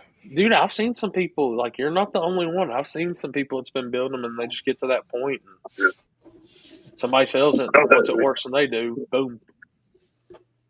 Yeah. You're right, E's and B's. Yeah, I'm kind of curious how Dig or Die will be this weekend too. Now, is that race usually big, the first one of the year? I don't think so. I mean, it's normally March has been 70 pretty to big. 100 small. Yeah. I mean, it's usually always a decent showing for being like the first, kind of like the first race out of the year, big race out of the year. I'm like, here, I got the flyer right here. Ooh, excuse me, guys. So, I mean, they've got the classes. So, I'm really curious to see.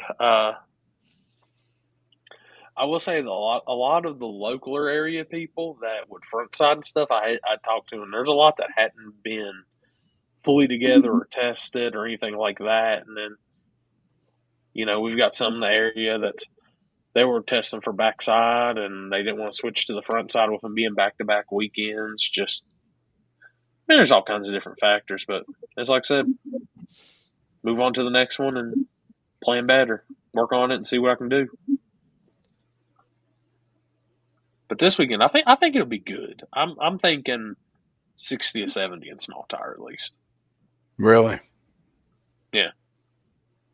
I was curious if like the Denver guys will show up or if they're ready for the backside at Of course they're Bradenton. ready. I was curious if they were going to show up and race there or I just think focus Bradshaw's on running 26s or something. He would put a post about buying 26s or some shit. really. I know Yeah. I know he tested Sunday at Union. I seen that video and they looked like a hell of a hit. Yeah. Yeah, I did see it too. I got quite a few videos Saturday from Larry Houck, and he's been testing the shit out of his car, and he's got it figured out too. I saw was he tested on a little road by National Trail?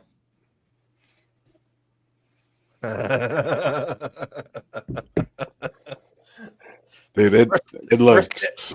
We're sitting in the shop and we heard something go, whoa! We're like, the fuck was that? Yeah.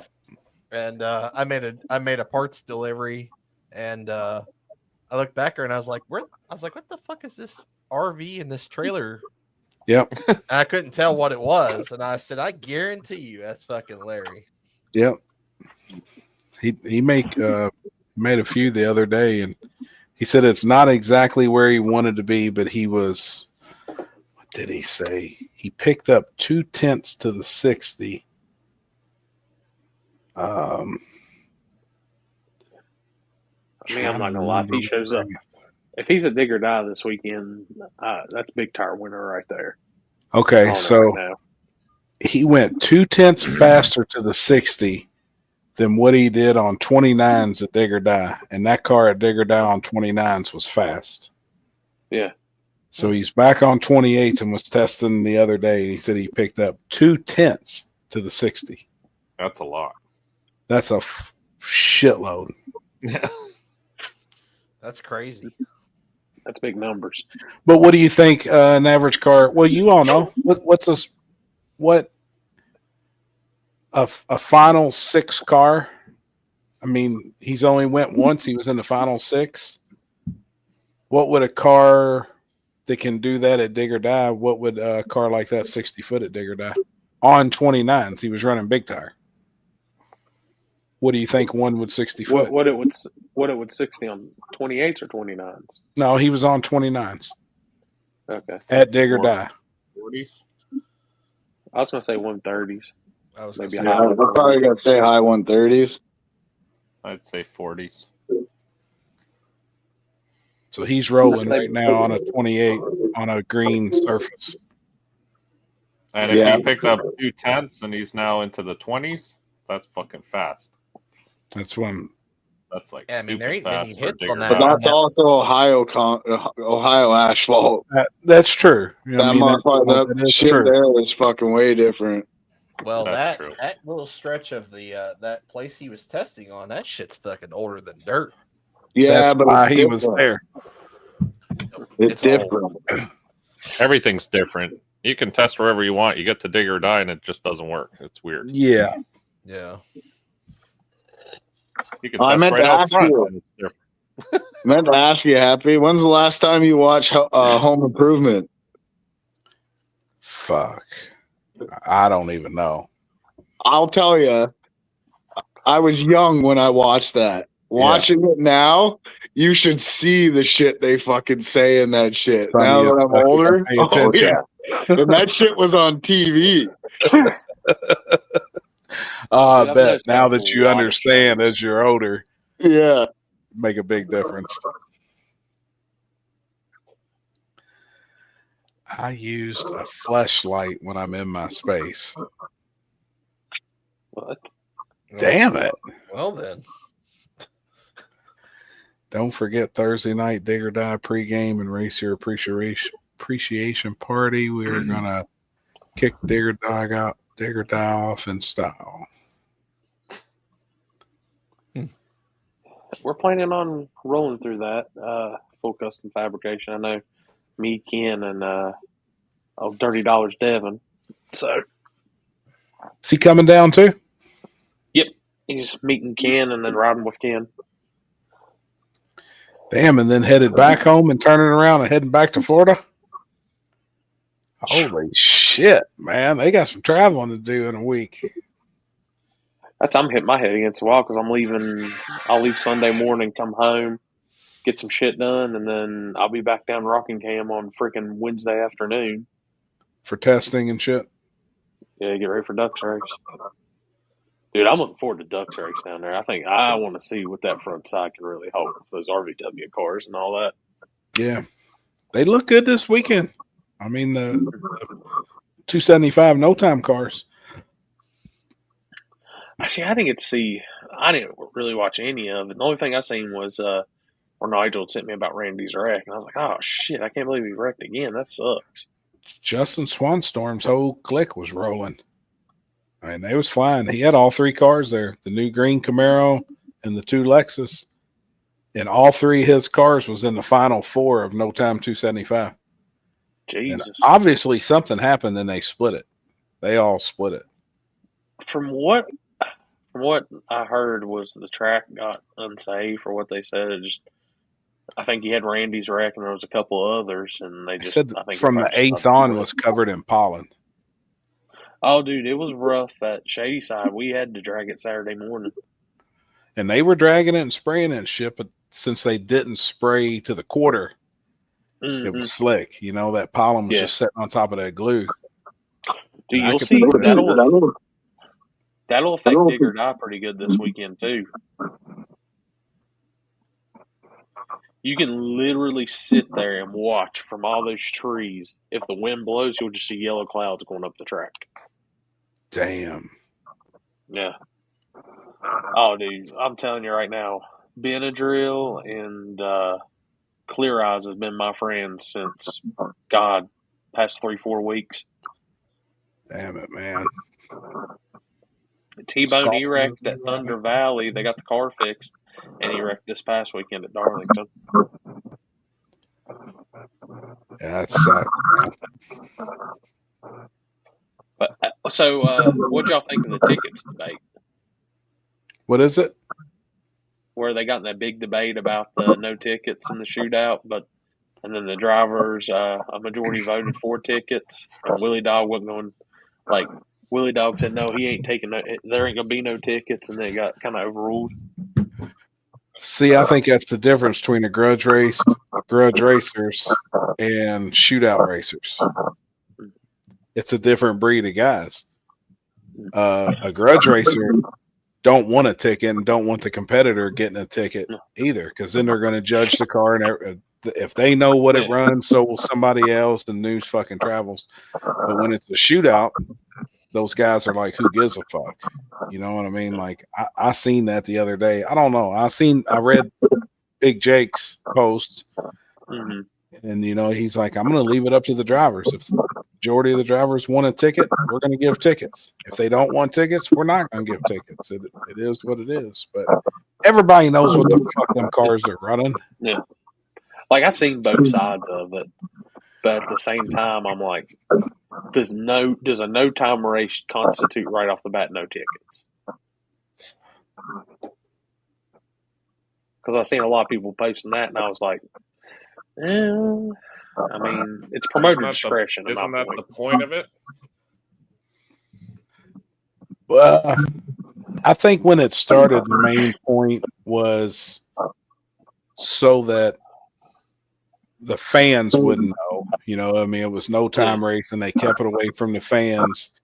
But then at the end of the day, the racers still wanted to know what they was running to dial, you know, for the next round. But all those guys can use draggies too, and I mean, they're within. I mean, it's not exact, but it's pretty close. Right. And I guarantee the ones that don't want tickets, all of them have draggies. You know what I mean? They got Like, Draggy or VPS or something. yeah, VPS is going to be damn near spot on. Yeah, I always check my phone to the tickets we get at Immokalee, and it's almost fucking perfect. Like, Yeah. so I mean, the my Draggy big thing works is very like, well.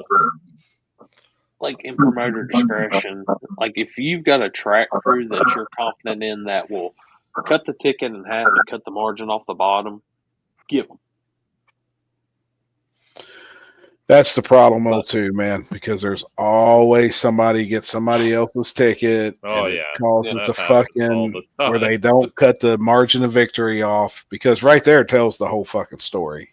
Oh, yeah. I mean, Yeah. it's, you know, I mean, so that's, you I got to give have no somebody that really knows and understands working the ticket booth for sure. Send them a link on Amazon for a Draggy. They're not that expensive. They are now. 38 What do you- fucking percent extra. Gee, yeah, no shit. Dude, well, I mean, y'all shouldn't have to pay. Get a race box instead. I like the race box better than the Draggy anyways. Stopwatch is good enough for me. Just click that thing when I let go of the trans brake and fucking click it again when I'm done. If you can hit a stopwatch while you're letting off the trans brake and then that top end and click it, Your shit's slow. Jesus Christ. So here's the best part. I just go by the data log of when I fucking let go of the trans brake and when I let off the pedal. It's within a little margin, you know. Like No, obviously that's not accurate at all. can be very accurate. Actually. I've never seen one log I have that's even close to what it was. Well, it's maybe because you hold the pedal fucking 200 feet past the line or something. Maybe. If I'm in that caliber of car that, like in those garage sales, I'm having VPS anyway. So, yeah, I agree. Yeah, I seen the going back and forth. Pat Collin was calling them out, and you know, calling Justin out and shit. And then I think Jake. I mean, you know, I read his post and shit too a little bit.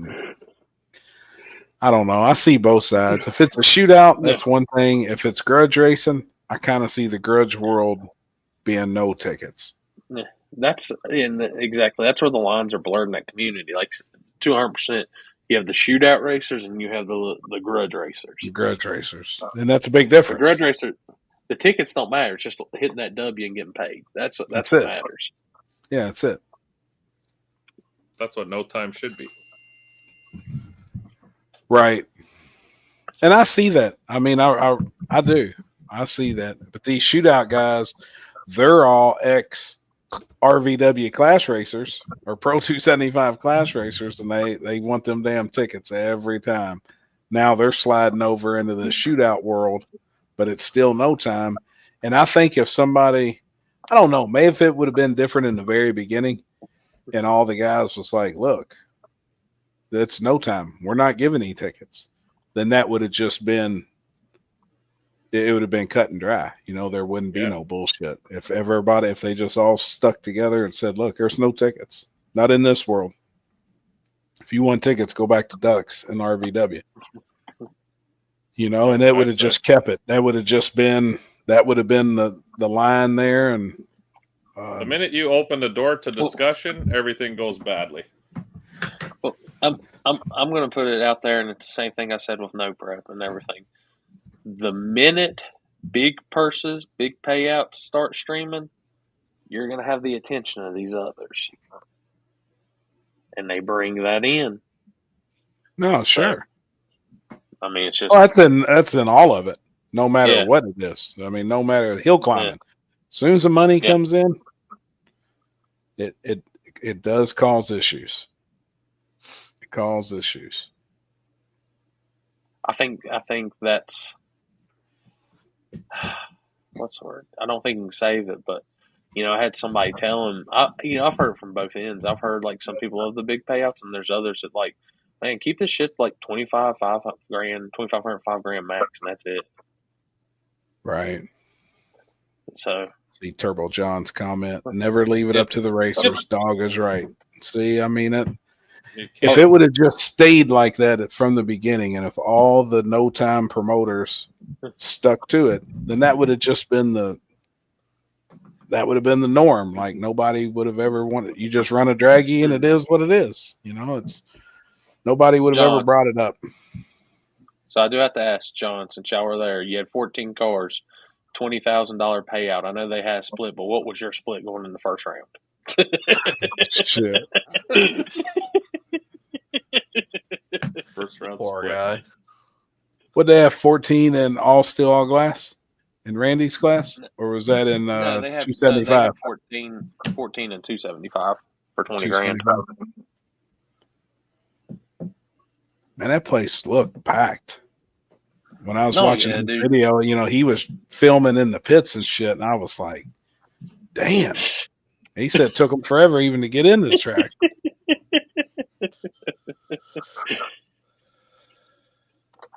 I can see this shit now.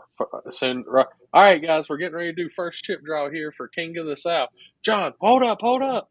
If we split it right now, No shit. Everybody makes money.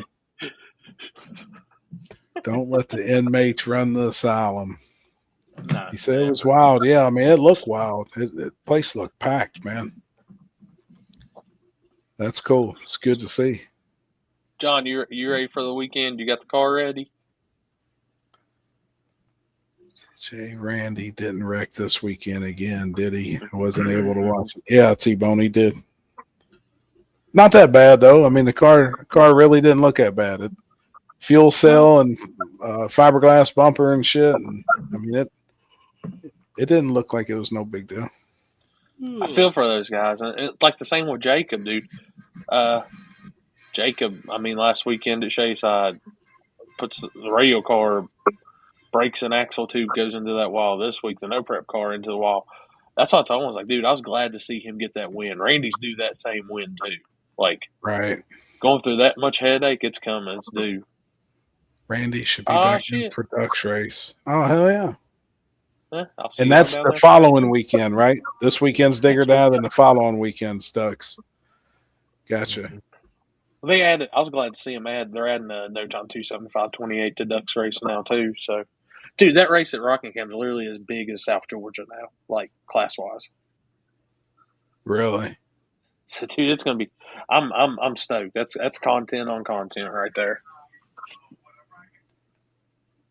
All right, I'm out of here, boys. All right, All right, bud. homie. Glad Thank you you, hopped sir. on, Take care of man. yourself.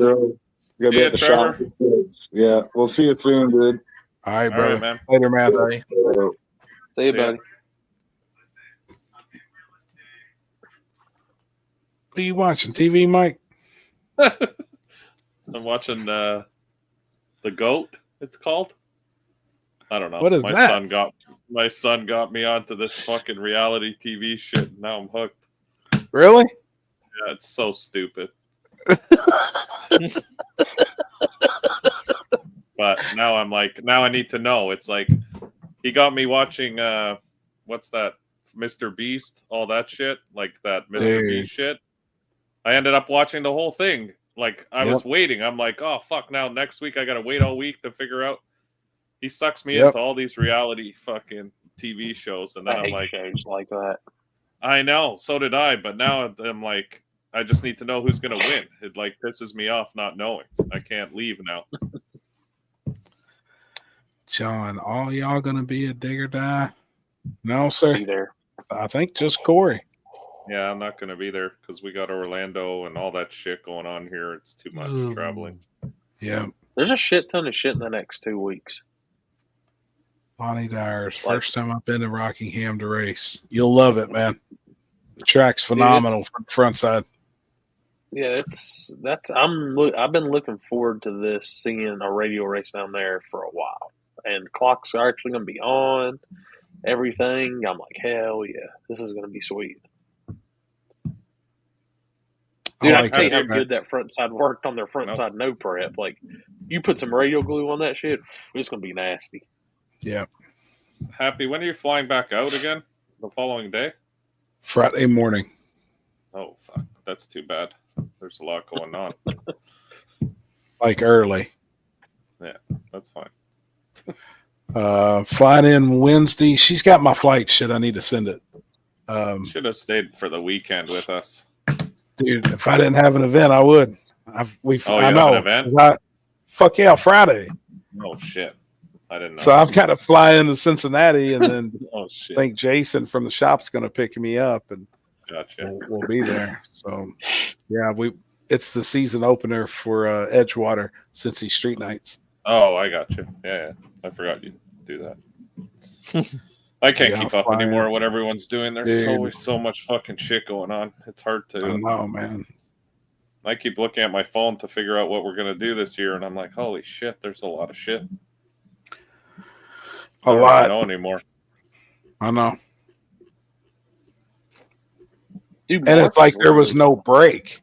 Like there was Yeah. really no break. I mean, we've been to Florida a few times already, over our winter, but then, I mean, we're already started around here. Like season will be in full effect, really here.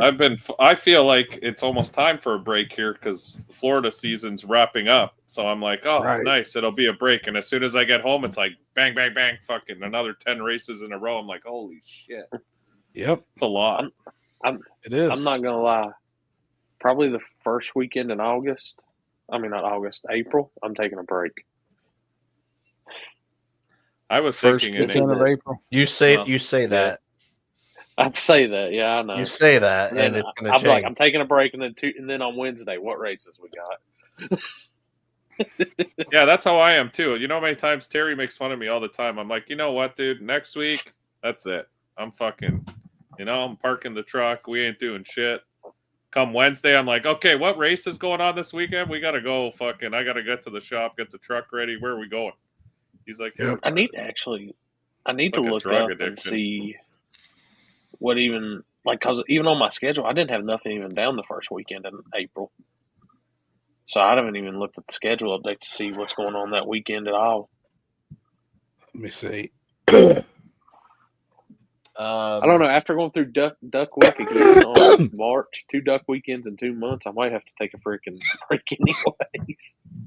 Well, if Fucking cough. there is something the first weekend of April, but yeah. Oh, is that you got to tell me after the show? Yes. Okay. Now I'm gonna That's sit all here and about wonder it. what it is. What the fuck? Fucking Chris. Plant seeds. The worst. I hate when people do that. Hey, there's something happening, but I'm not gonna tell you what it is. So Oh, I I'll just tell sit- you what it is. sit I there mean, and stew. Just put it in the PC. Put it in the private chat. I have a feeling I know what it is, but it's probably too far from me. And I got our race on the 12th. So, yeah, we got Cleaters and Cincy Street Nights. And then the following weekend, and then that's Big Jake's. Yeah, okay. No, that's far. I don't know what is Did it. he put it in the chat? I got nothing. Oh, you put it in our Group group chat, didn't you? Oh, I thought he was putting it over here. That's far. Oh yeah, no, I'm definitely. Oh yeah, yep. That's cool. And I can't make it either. Sucks, man. And I definitely know a car that would want to go is not. It's not going to be done in time for that. You guys I don't got a think lot of driving to do. Yep. I don't think that's going to have the same hype either as when, it's because I'm in there and been paying attention and watching and kind of curious. And I haven't seen a whole lot. yeah. And the people that want to travel, I think, are scared. Yeah. Because of what's already happened. I would be, You know, a little bit. they're like, be honest. yeah, they're like, fuck, why are we going to drive Yeah, it's a long drive. 12, 15 hours and go to jail? Alaska. Yeah. And honestly, when Right. when that would normally be is a prime time because there's nothing else going on. Now we're in race season. Yeah. So there's a lot of options They, for people to go to. well, they did look, and there's nothing remotely close for them. Mm. That's why they picked that date. And they discussed that. They were like, it doesn't overlap with anything in our area, you know. No. I think these up 2 north. months here are like wishy-washy months because a lot of people, like Corey said, have been lazy. And the real racing season, in my eyes, if I wasn't down here, would start in May. That would be my, like May is when, to me, it starts kicking off up north. May, June, July, August, September, October, and then it kind of fizzles out in October into November, and that's why I come down here in November, because then it's ramping up down here. November it starts, like that's when we do our first big race, and then the season starts here and kind of fizzles out at the end of March, April, basically. So yeah, that's when humidity moves into Florida and it becomes unbearable again. Mm-hmm. Well, people just don't show up anymore. Like they need a break too. It's their off season then. Right. I just have no off season. Dude, I'm gonna tell you that's like Saturday. Friday was a little, not as great. I mean, it was warm, it was nice, but Saturday, I'm telling you, it was like that's the type of weather I wish we had all season for racing. Like the 70s, it might touch 80, but nothing crazy. When the sun goes down, it's not real. It's cool, but you just throw a hoodie on and you're chill. Nothing crazy. That's perfect racing weather. And I was like, God, I wish we could have this all year long. But then I sit there and I start thinking about, in a couple of months it'll be 90s and humidity moves back in, and I guess that's when we go to the lake. Did you see the Outlaws say they have over 100 cars signed up for their races? Who's going to race? Kai, Daddy Dave, Ryan Martin. I think they've only got that for those 2 events. I think it's just small tire. Yeah. It's just the $100,000 race, and I think people just want to be on TV. So a lot of ducks signed up as well to just. It's already full. 128 cars. Yeah, I know it's full. Filled up in no time. The 64 cars was already pretty much full before it ever even got open to the public. Everybody wants to be on TV. Here was my thing when I seen it opened up to double. I said, "Is the pot going to double now?" No. Nope. In my eyes, I'm going to Chris's race that weekend. Well, I'm probably going to move. I'm probably going to move my event a week before now. Never mind. Hold up, let me look. So that would put you. Why are you doing that, Chris? Because you don't think anyone will come? Where the hell's my schedule? Oh, I mean, it helps that if I'm there. Oh, yeah. Because I won't be. I forgot about that detail. June 15th. Yep. Oh, that works for me either way. Yeah. I was hoping to go to Chris's event. No. Is that the weekend before June 15th? Yes, I believe it is. Dude, you know it's a good thing you're moving it to the 14th, 15th weekend, because there ain't a hotel to be found, or whatever the weekend is. There ain't a hotel to be found your original weekend close by on my shit. I wonder why. It's sold out. Why? I have no idea. I was booking rooms last night. And I was like, it's probably everyone booking for Chris's event. Yeah, I don't know about that. Which, I mean, hell, you know where I like to stay at when I come up there. So I mean, you can come fucking. You have a fucking free place to stay if you come. I know. Corey ain't doing that. If they don't have a bubble bath in that bitch, he ain't going. I'll fucking get you some fucking. I'll go to the Dollar General and get you some bubble bath. You really need it. Epsom salts. He wants everything. He needs one of those fucking tubs you lie in with the candles. No, I need the dude from like on the Home Alone 2 comes and knocks on my door. Here's your cart of food, sir. Yeah, exactly. Would you like to give me a tip? Oh yeah, here's some gum.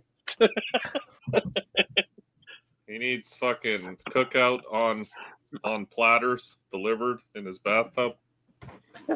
There's no cookout close to there. Well, How do shit, you dude, not I'm have a actually looking up. cookout sponsorship by now on your banner? By I the don't way, know, man. Well, I was a track owner for 48 hours. I thought I could swing it, but you dude, let gotta me tell fucking y'all. reach out to them. Let me tell y'all right now. Being a track owner and principal for 48 hours is not as fun as it sounds. I was glad to sign that track back over. You know, the weekend before that, Chris, June 14th, 15th that you're talking about, that's 13th, the 14th. same deal. Speed Promotions, No Prep Kings at National Trail. Is it really? Yeah, they're back-to-back weekends. National Trail is June 13th, 14th, 15th. And then June 20th, 21st, 22nd is Speed Promotions, No Prep Kings Whoa. in Bowling Green. Fuck Speed Promotions. Fuck NPK. Sorry. It is. They It's double- the Before we weekend get back They before. double fucked you Fuck Hey. all that dumbass bullshit. from the front and the back, and the side. and the side, and in the ears, everywhere. Well, never mind. I guess I'm not. Before we get into that deep, Gary, my man, Track Channel, my man, how do you not know what a cookout is? It's the single greatest restaurant ever made. That's all Corey eats. It ain't Here's a that Carolina good, that Track delicacy. Channel. No, it isn't It that is a good. Carolina But in delicacy. Corey's life, it's Hey, I the gotta- fucking savior. Hold up. Where else was y'all going to eat at 3, 3 4 a.m.? in the morning when we Yeah. got done at Dig or Die? It's true. Waffle That House. part's true. Oh, fuck Nah, yeah. Sad hold on. media. Remember we couldn't. What? Remember I we ain't gonna couldn't- lie. I had to cook out and it was mid. He went and ate it with me. He's like, you wasn't the first thing, Chad. No. Let me just go on and say it's like, now, Shad, you done made me mad. I mean, damn. You might get a revoked media pass now. Oh boy. fuck. And then the weekend after is Speed Promotions. 5 guys. 3 weekends in a row. Yeah. There's no. I can't move it. It's. I guess I'm just fucked. Speed Promotions, Here's the New prob- Hampshire's the weekend after, and Gangster's Paradise. That's the same weekend as Gangster's Paradise. Yep. Gosh. Here's the damn. problem. All y'all keep talking that this is better than Cookout. How many of those restaurants are open past 10 o'clock at night or 11 o'clock at night? Waffle House. Yeah, Dude, I ain't Waffle going to House. Waffle House down there Yeah, no that's more. not Because very remember, good. you got to go up and order at the window and they charge you extra. I know that was bullshit. That's stupid. Corey should start a Hell, food we ate that podcast. one. We ate that one fucking in Tennessee. It was pretty decent. I thought it was Yeah. at least. Yep. Mine Dude, was. I'm gonna drop it on Ken Hensel this weekend. I'm gonna tell him like, dude, this is what we need to do. Hell with filming racing. Let's start a podcast and we just go around the country pulling Eating up to the cookout. best chicken strip places, and we rate them. It'd probably do well. You'd be surprised. Oh, dude, those food podcasts and those food channels have millions and millions of views. Those guys get paid huge. This racing shit nobody cares about. There's like 15 people that watch this shit. Very true. I've noticed that. Those cooking shows are ridiculous. And the guy just travels and eats. 3.5 million views, 10 million views. Everybody's got to eat. So. Yeah. I learned the difference on my channel this past weekend. So, 2 weekends ago at the radio deal, I didn't use Jacob's Wreck as my thumbnail. It got decent views, nothing to brag about. This week I used Jacob on the side skidding across the track, and like the video blows up. I'm like, that's the key. That's the answer. Well, yeah, people always click on the crashes, sadly. So this is the thing. Any race I'm at, Mike, that you're at that involves a true street class, I need you on like one wheel doing something crazy for a thumbnail. It's the only way I'm going to get views, I guess. All right, I can do wheel stands pretty good now. I've gotten it down to a fine art. So you just let me know, and we'll set up the truck accordingly. What's up, Wayne? It is pretty wild. The other day I was looking like just through everyone's like racing channels and stuff like that because like our world is so small it's all here. down.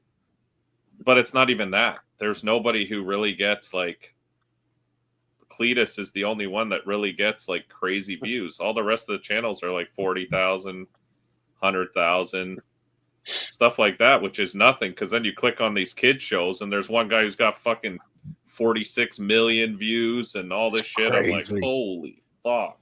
And all he's doing is playing video games in his living room. Hey, now you watch it. You watch how you talk like that. I'm just saying, you'd probably do better with that. You're probably going to disown me, Turbo John, but I like mustard-based sauce. So Barbecue sauce? the mustard-based, I like it. I like mustard-based. I like vinegar-based. There's not a Really? whole lot of barbecue sauce I don't like. Yeah. I'm more of like the hickory, like smoked barbecue sauce Dude. than the mustard. Who is it that's got good-ass mustard barbecue sauce? I think it's Jim and Nick's barbecue. It's a chain, but it's good.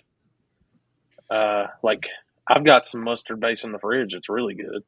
But it's like you took McDonald's hot mustard and mixed it with barbecue. It's got like that style of mustard taste, but barbecue sauce. Oh, Michael Shannon, that's the plan right now. So I will be up there.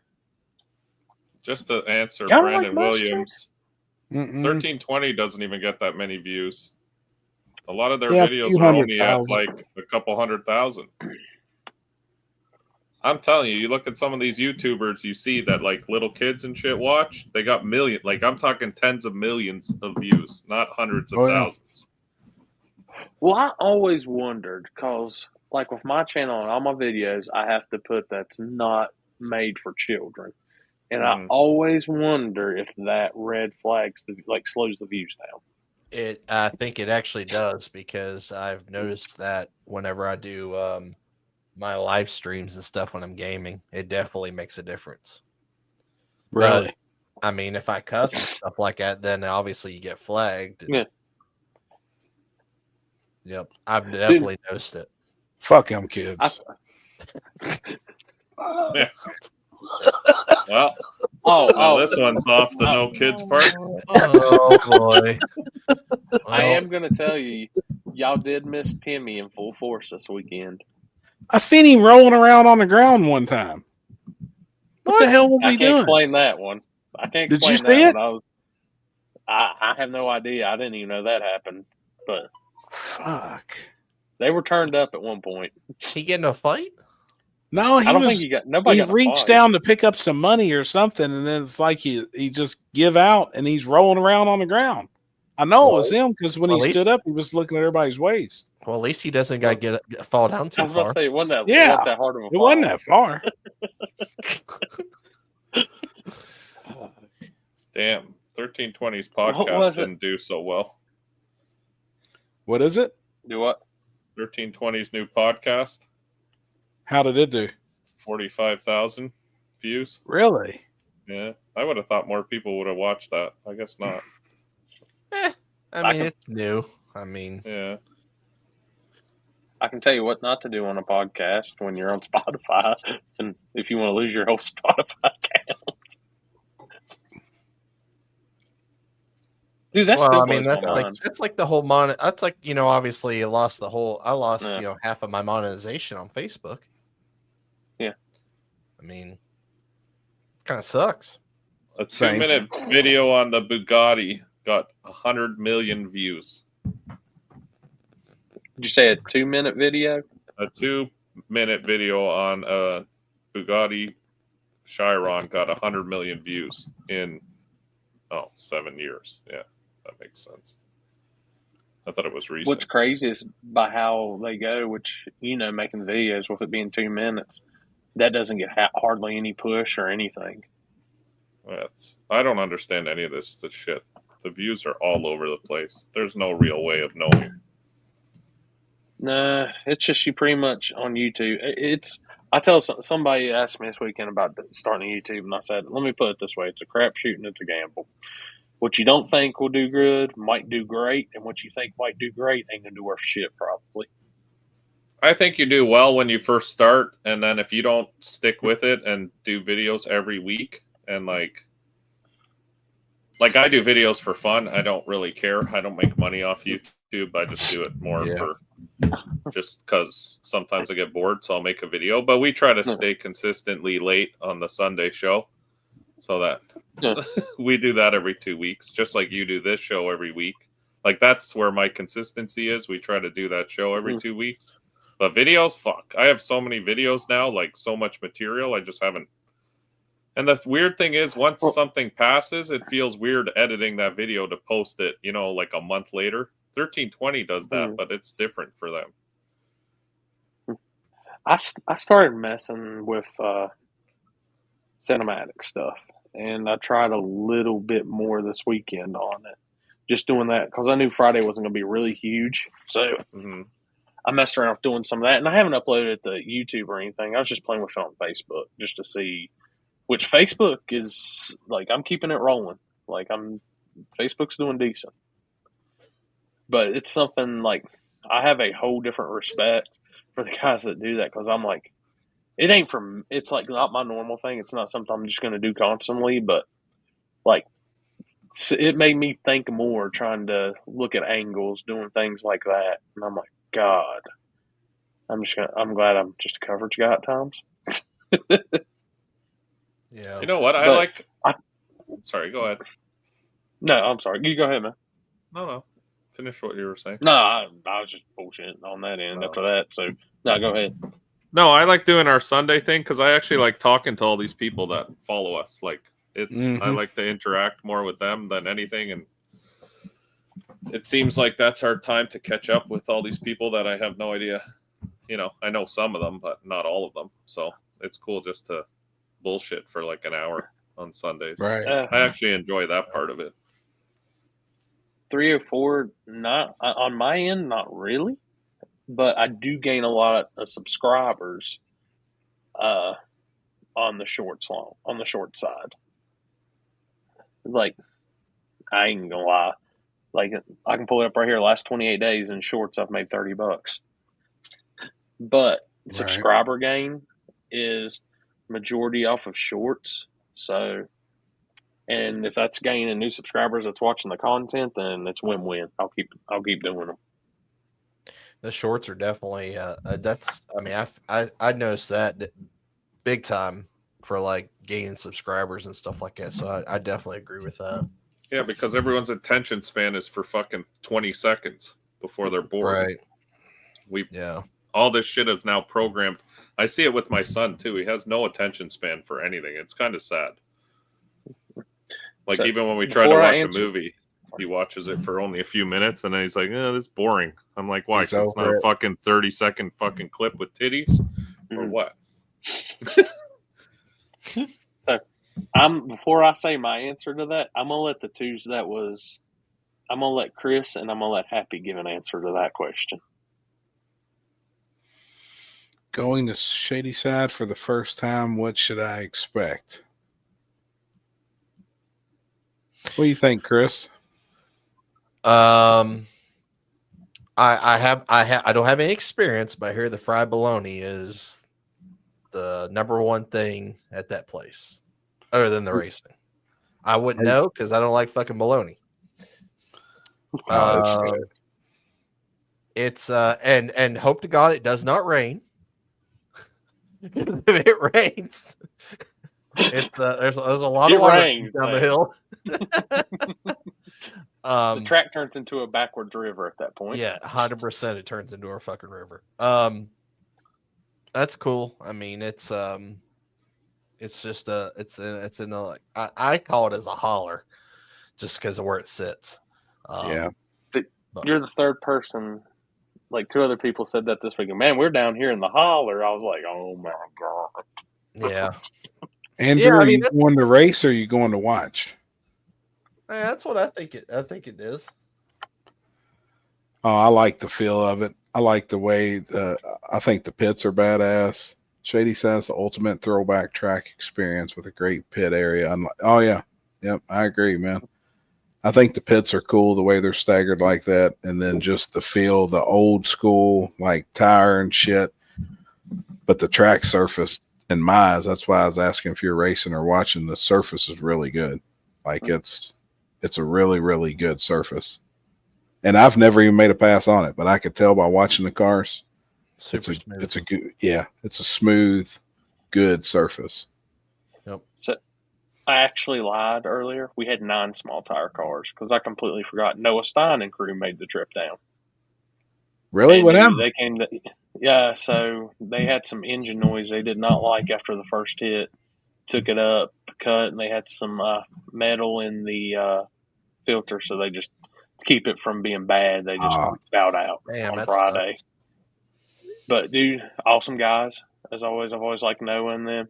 Which I was listening to Bootlegs podcast, and I caught Noah with one of the things off of that because they were joking about the Honda days and all that, the clocks in the dash and stuff. And then I walked up to his car and texted. I said, "Hold up, man, hold up, something's not right here. I can't let you pass." He's like, "Why?" I said, "You ain't got a clock in the dash, dude. They lost it."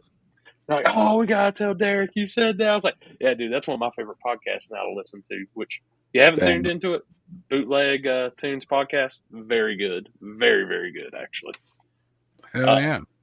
Because I will say they dive into everything from street to track stories and all kinds of stuff, and that's gonna be the first thing I listen to on the way to Dig or Die. Because the last episode, I got through all 5 episodes, and they were adding it as I was pulling in front of the house. Was with Jamie Miller from Proline Red Hot Mafia.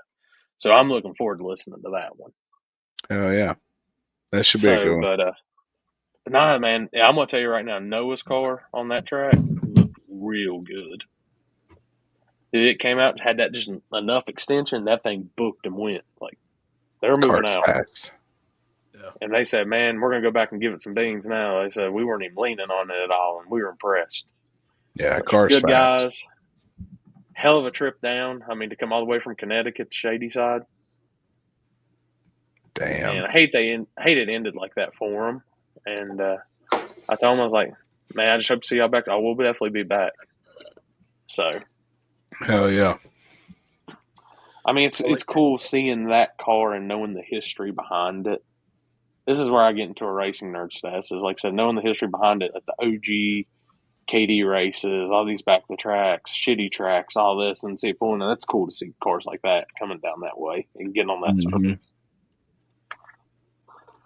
What did he say? I don't follow. What's this? Happy? You know what's funny? Chris followed me back on Instagram, and I go all the way to Florida to visit with Mike for the races down there, and he doesn't even follow me back on Instagram. Man, he's gay like that, Patrick. No. I mean, give him a break, man. I don't follow anybody. Hey, I'll message Mike in a little bit and tell him shoot you a dick pic. Yeah. Send me a DM. Shoot me a DM, and I'll send you back a special treat. Patrick, it's not that he doesn't want to follow you; he's dry hating. Yeah, that's me. I don't follow anybody. I don't think I do either on Instagram, man.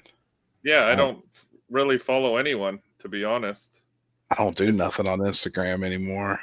Everything on my feed is... I had a fucking pole dancer follow me the other day, and god damn, she does some interesting shit. Really?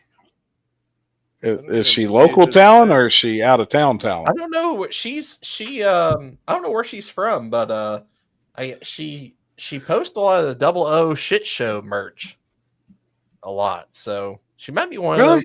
Yeah. Huh. She's interesting. Patrick, what's your Instagram thing? That's the only thing that caught my eye. Any interest in a table bracket challenge? What kind of bracket? No. March Madness. I already know what he's talking about. No. No. I get way too mad at that shit. I don't even watch sports. If it ain't motorsports, I'm really not in it. Bootleg podcast is one of the best racing pods I heard. He's an awesome storyteller, and you can hear in his voice how much he loves racing. That's cool.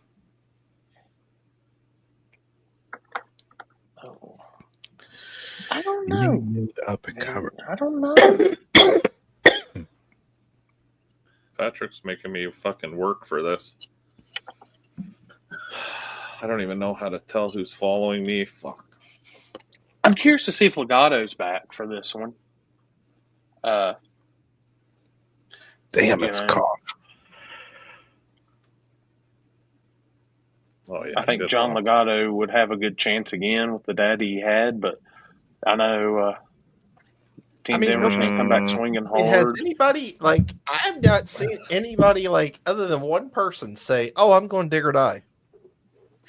Well, that's what I I'm think kind of Jake- curious on too. I haven't seen much. I haven't either. I'm going to tell you somebody I wouldn't bet against because their cars, they ran really good at Natural Bridge, and they've been running some other stuff really good. Jacob Mitchell's car looks really good. That's who I saw. That's the only person Mhm. I've seen so far that said, "Hey, I'm going dig or die." Like nobody else's. I don't know think anybody John. local for me is. I know Handicap had the transmission out. I seen that post. They're working on it. Yeah, I just don't. I don't know. I'm going to be very curious, like what the car count's going to be like in small tire. Denver, I know's coming. Houston, he's still down. He said I know Houston's coming. He said he might bring Whitey, but he's helping Steve at least. And I think he's going to grab. He's going to do some photos for me on Saturday. That's true. Like I've seen racers talking about it on posts, but I've not seen like like OPs. I've seen them talking on the posts. Oh shit!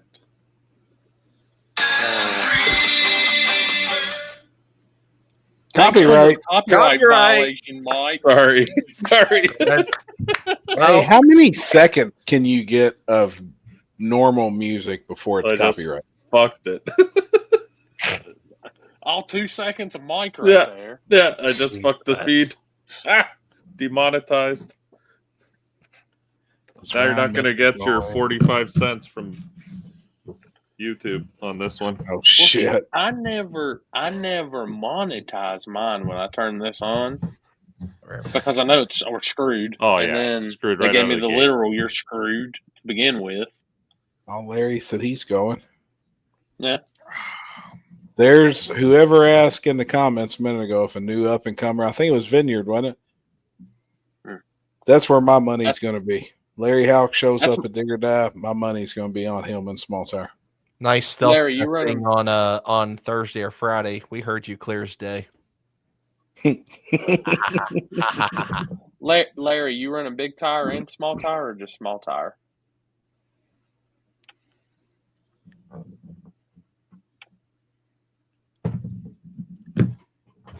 See, Chris has got me messed up now. I'm looking around.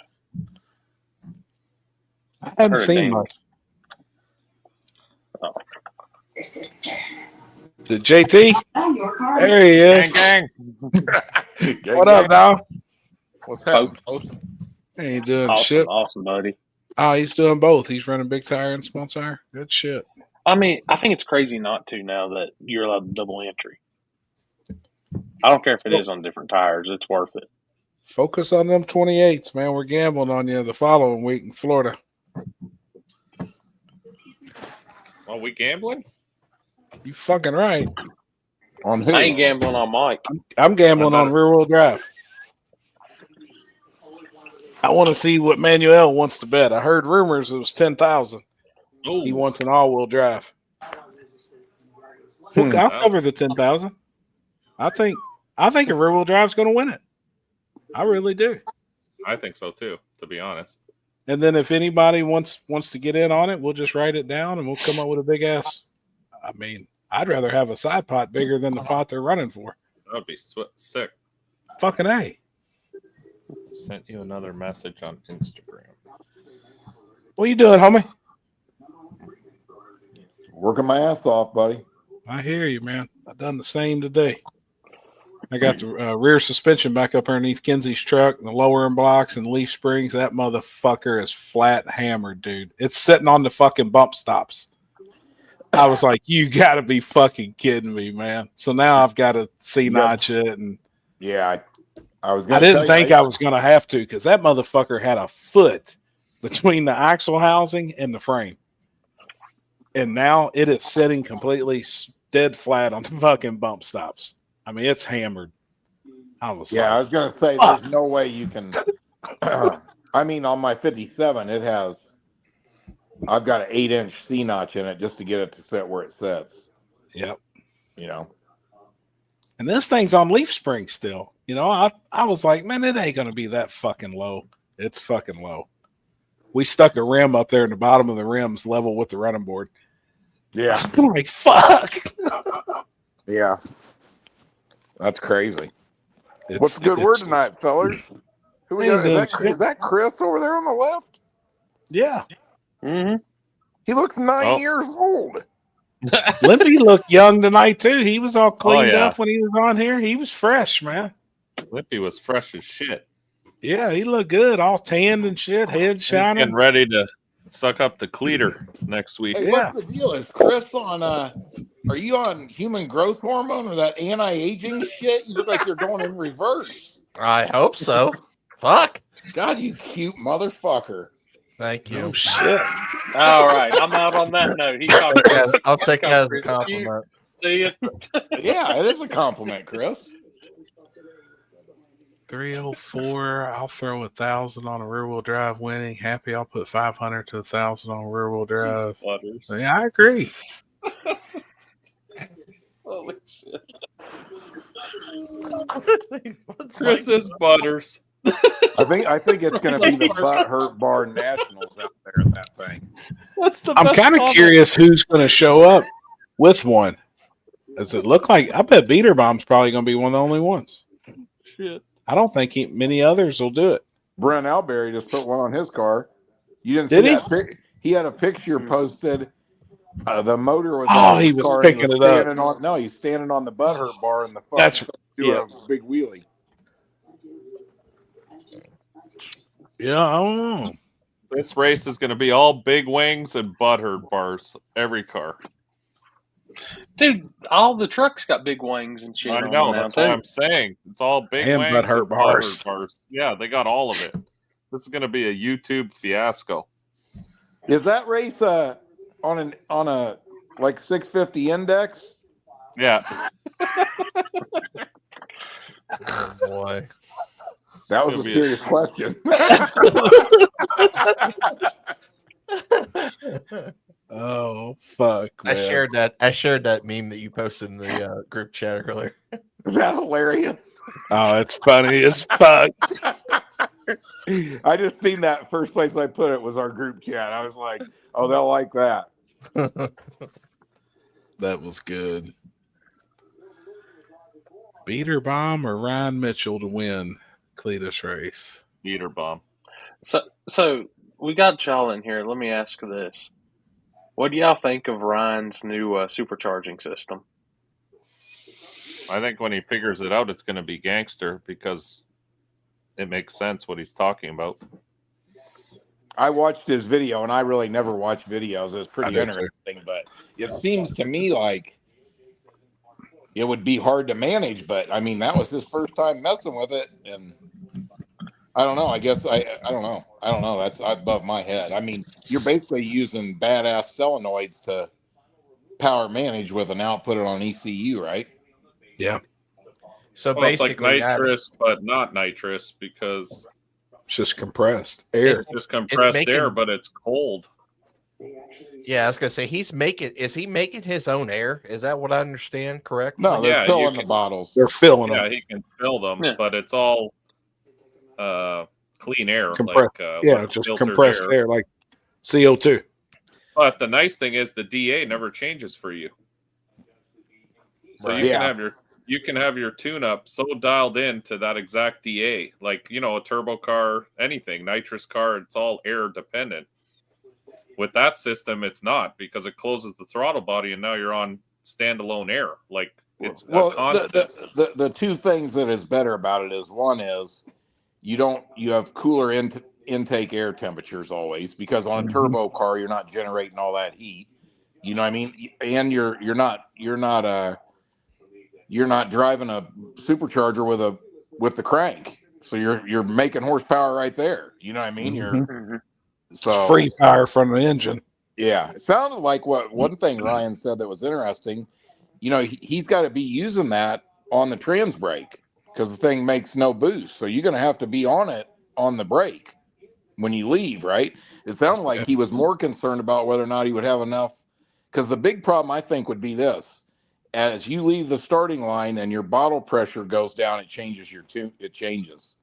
It's like it'd be like running a single 10-pound bottle on a nitrous car that you're spraying 4,000 pounds per hour to. You get what I'm saying? By the time you got to half track, you'd have your bottle pressure would be down so much that your tune-up would be in left field. Yep. I don't know that. Maybe you just add another tank, or you know what I'm saying. I don't know how it corrects to that, but it's pretty crazy though, isn't it? I think he uses 2 scuba tanks, he was saying, or something. There's 2 They look like relatively big carbon fiber tanks that were. Yeah, they're relatively big tanks. Yeah. So maybe it's enough air for an 8 mile pass. Now, what kind of system? Now, what kind of system would he have to fill those tanks up every pass? Just a compressor, like something just that a pump, right? I mean, you could just pump it in. I assumed it's just compressed air that's air. Yeah, they run that's it through oxygen. a filter, right out of an air compressor. Mm-hmm. Yeah. Yeah. 3,300 PSI. Damn. That's what I mean. I think he probably has it sorted out that there's enough bottle pressure for whatever the pass is, or well, I mean, maybe he said in his video he doesn't know. He's concerned about if you're sitting on the brake on, basically making boost. It's not even really boost. It kind of is boost. You're sometimes you're on the brake for longer periods of time. That's all going to be relevant to what your bottle pressure does at the end of the pass. Yeah. Because I guarantee you can see that, and I can't imagine there's any way to compensate for. There's no way to compensate for low bottle pressure. You're just not gonna. It's just gonna fall off. You know what I mean? Right. They said he bought a special compressor that makes high PSI to fill them. Huh. I'll tell you what. One thing that's cool about him though, dude. That guy. I mean, I think that's the part he loves about it. He likes to try new things, or if you're one of them people that said, like I said it before, I'll say it. Why would you ever have changed from the big block twin turbo with all the success you had? Well, I mean, he wants to win every race he goes to, so he's always trying to get faster. He ain't scared to do whatever, that's for sure. I think what's his name? What's Tina Pierce's husband's name? He runs the truck with that shit or something. They were the first ones to really mess with it. And he done a YouTube video and stuff on it. Then he was one of the very, very first ones I seen with it a month or two ago. And then I heard some other people was willing to try it out. So I don't know. I'm kind of curious. I didn't realize though it shuts the throttle blade off. Yeah. And it's running on its own deal. That's wild. Yeah. Well, think about it. It's no different than a charge pipe on a turbo or a blower. It can't leak. Right. Yeah. I mean, you know what I'm saying? You have to, or it's going to go to its least passive resistance, which is not inside the motor. Yeah. Yeah, it's pretty crazy, man. Honestly, I'd never even heard of it. I never even knew it existed. Yeah, with the Pierces was the first ones I've seen with it. And then what's that? Hewis? He was at PRI. His daughter is going to run a car. Huh. Yeah, I'd seen it, but I didn't really understand it. I didn't know the whole gist behind it until I watched Ryan's deal. But then I was kind of fast forwarding through. I was just I was seeing what he was doing on the dyno and it making power. And it seemed like it went from nothing to a lot of power pretty quick. Dude, the first time he turned both bottles on, did you see that? I don't know. That may have been the one that I watched when it spiked up. Well, he had it set to where I can't even remember what it was now. But I know it wouldn't come on until it saw 90% throttle, and he matted it, and man, it like faster than you could blink your eye, it made 15 pounds of boost or something, like immediately. Damn. Well, yes, 3,000 PSI. That's crazy pressure. Yeah. Crazy. Oh, yeah. Yeah, but I mean, I couldn't believe how fast it did it. You know what I mean? Just instant. Yeah, instantaneously. I mean, like I would have thought I bet you when he was sitting in the car, I bet it scared him. It was so fast. Yeah. That's what I need to get those turbos going. I mean, the funny thing Shit. is, it's the same thing as the E-gates. I mean, I'm not a turbo guy. You guys all know that. I don't claim to be, a genius at any of that. I'm not. But when those E-gates are mastered, that's got to be a way better setup. You know what I mean? I know, like Batello down there is running those. You never have boost lag again. There's always boost right at the charge pipe. When that thing is accurate enough to power manage perfectly, every turbo car will have them. You'll have to. I mean, wastegates are ancient spring technique. It's a spring. It never repeats exactly. To me, that's one of the downsides of a turbo combo. You command 12 pounds of boost one pass, it makes 11.6. The next pass, maybe the DA changes a little bit. You leave the same tune-up in it, it makes 12.4. I mean, that's pretty inaccurate. Yeah. Yeah, Mike was gonna run those last year when they built the big block and stuff, and then they last second went back to the normal springs just because I think mainly it was because of Luke's deal in his car. Mm-hmm. Oh, when he exploded the turbo. Yeah. Yeah, I mean, like Waylon Pierce and that Cody the Batello guys run them on both their cars, and they've got them working good. And then you're spinning the turbos pretty much wide open then, right? Well, yeah. I mean, RPM based, right? Yeah. The more, no different than a blower. The more you spin it, the more it makes. Yep. The difference is there's always boost at the charge pipe. So when you pedal it, it's no right back on. It's right back. Zero turbo lag. But the other thing is this: it's just going to be more accurate than wastegates. Period. Right.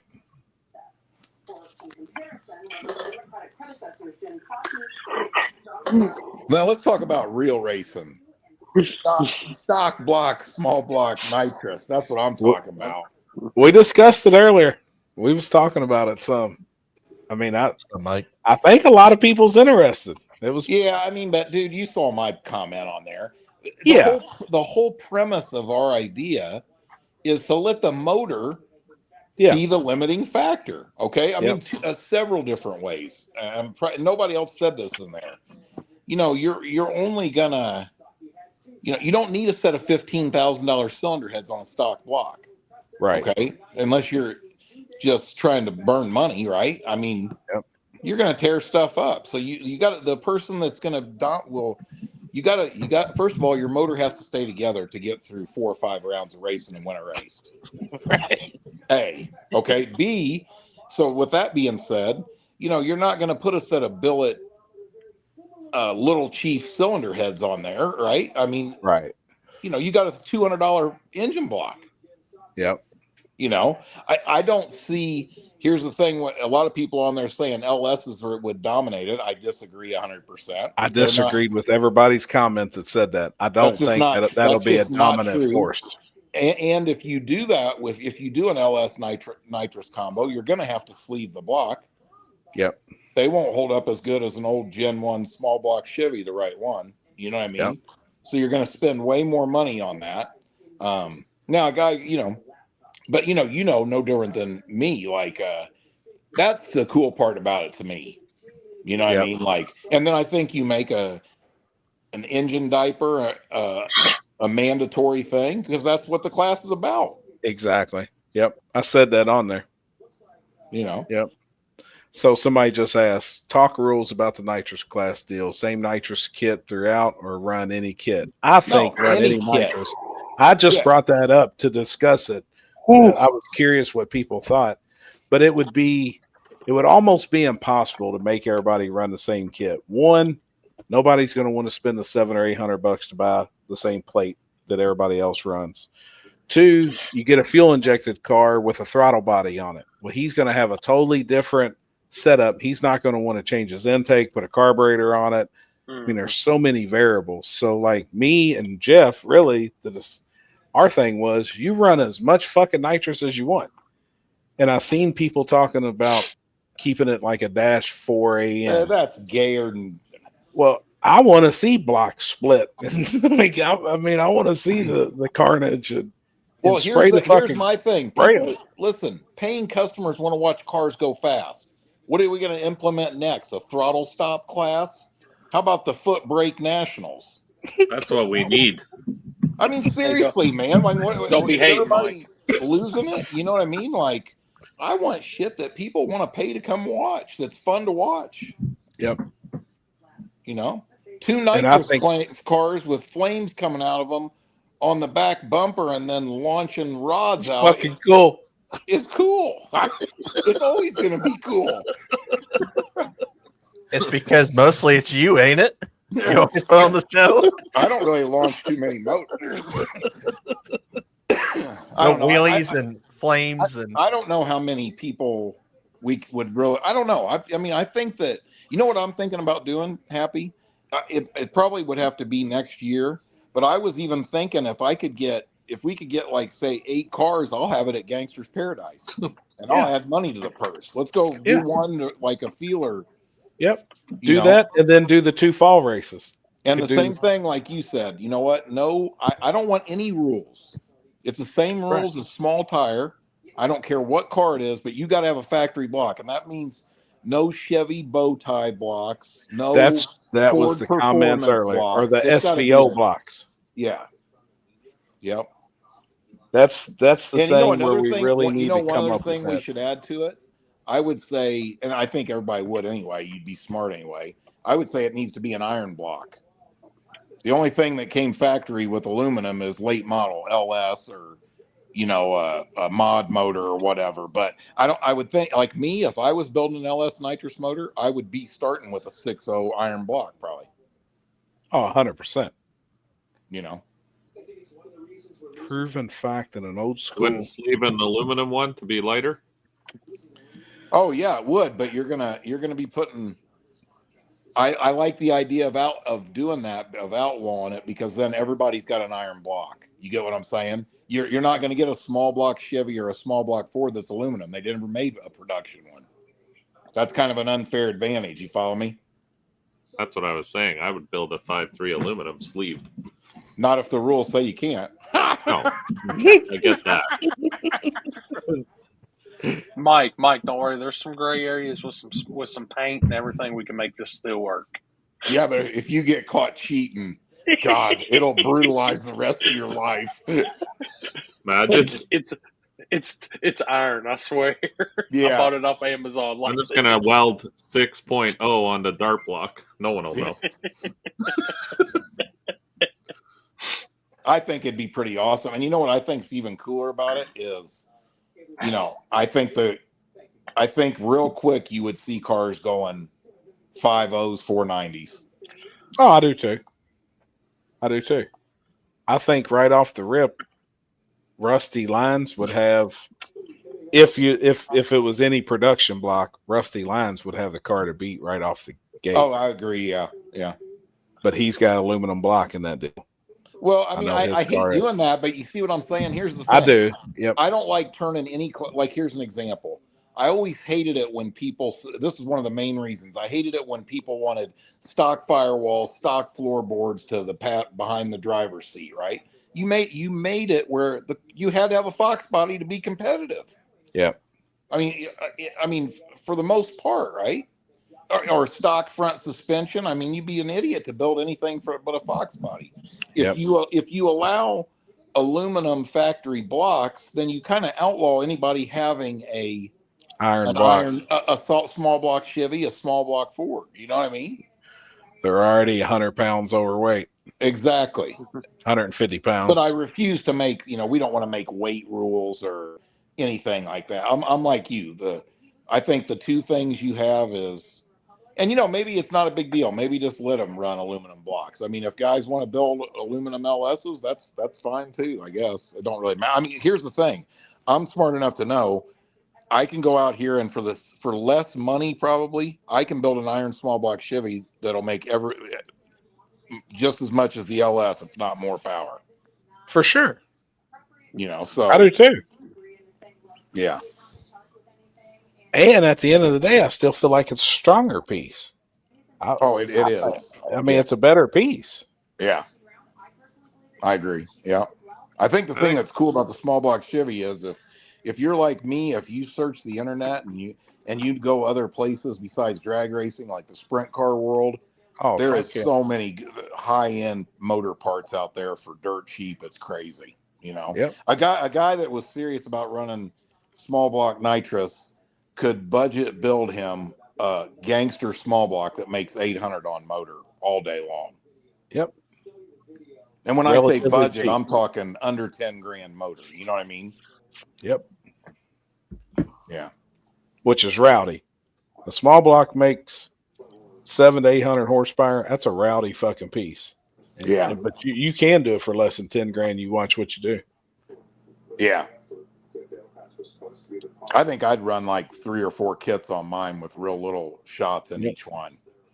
I think where it's easy to hurt them is you try to hit them over the head with 500 all at once. It's a little hard on that block. That's rough on them. Mm-hmm. Happy done bought him a card. You tell him about it? Yeah.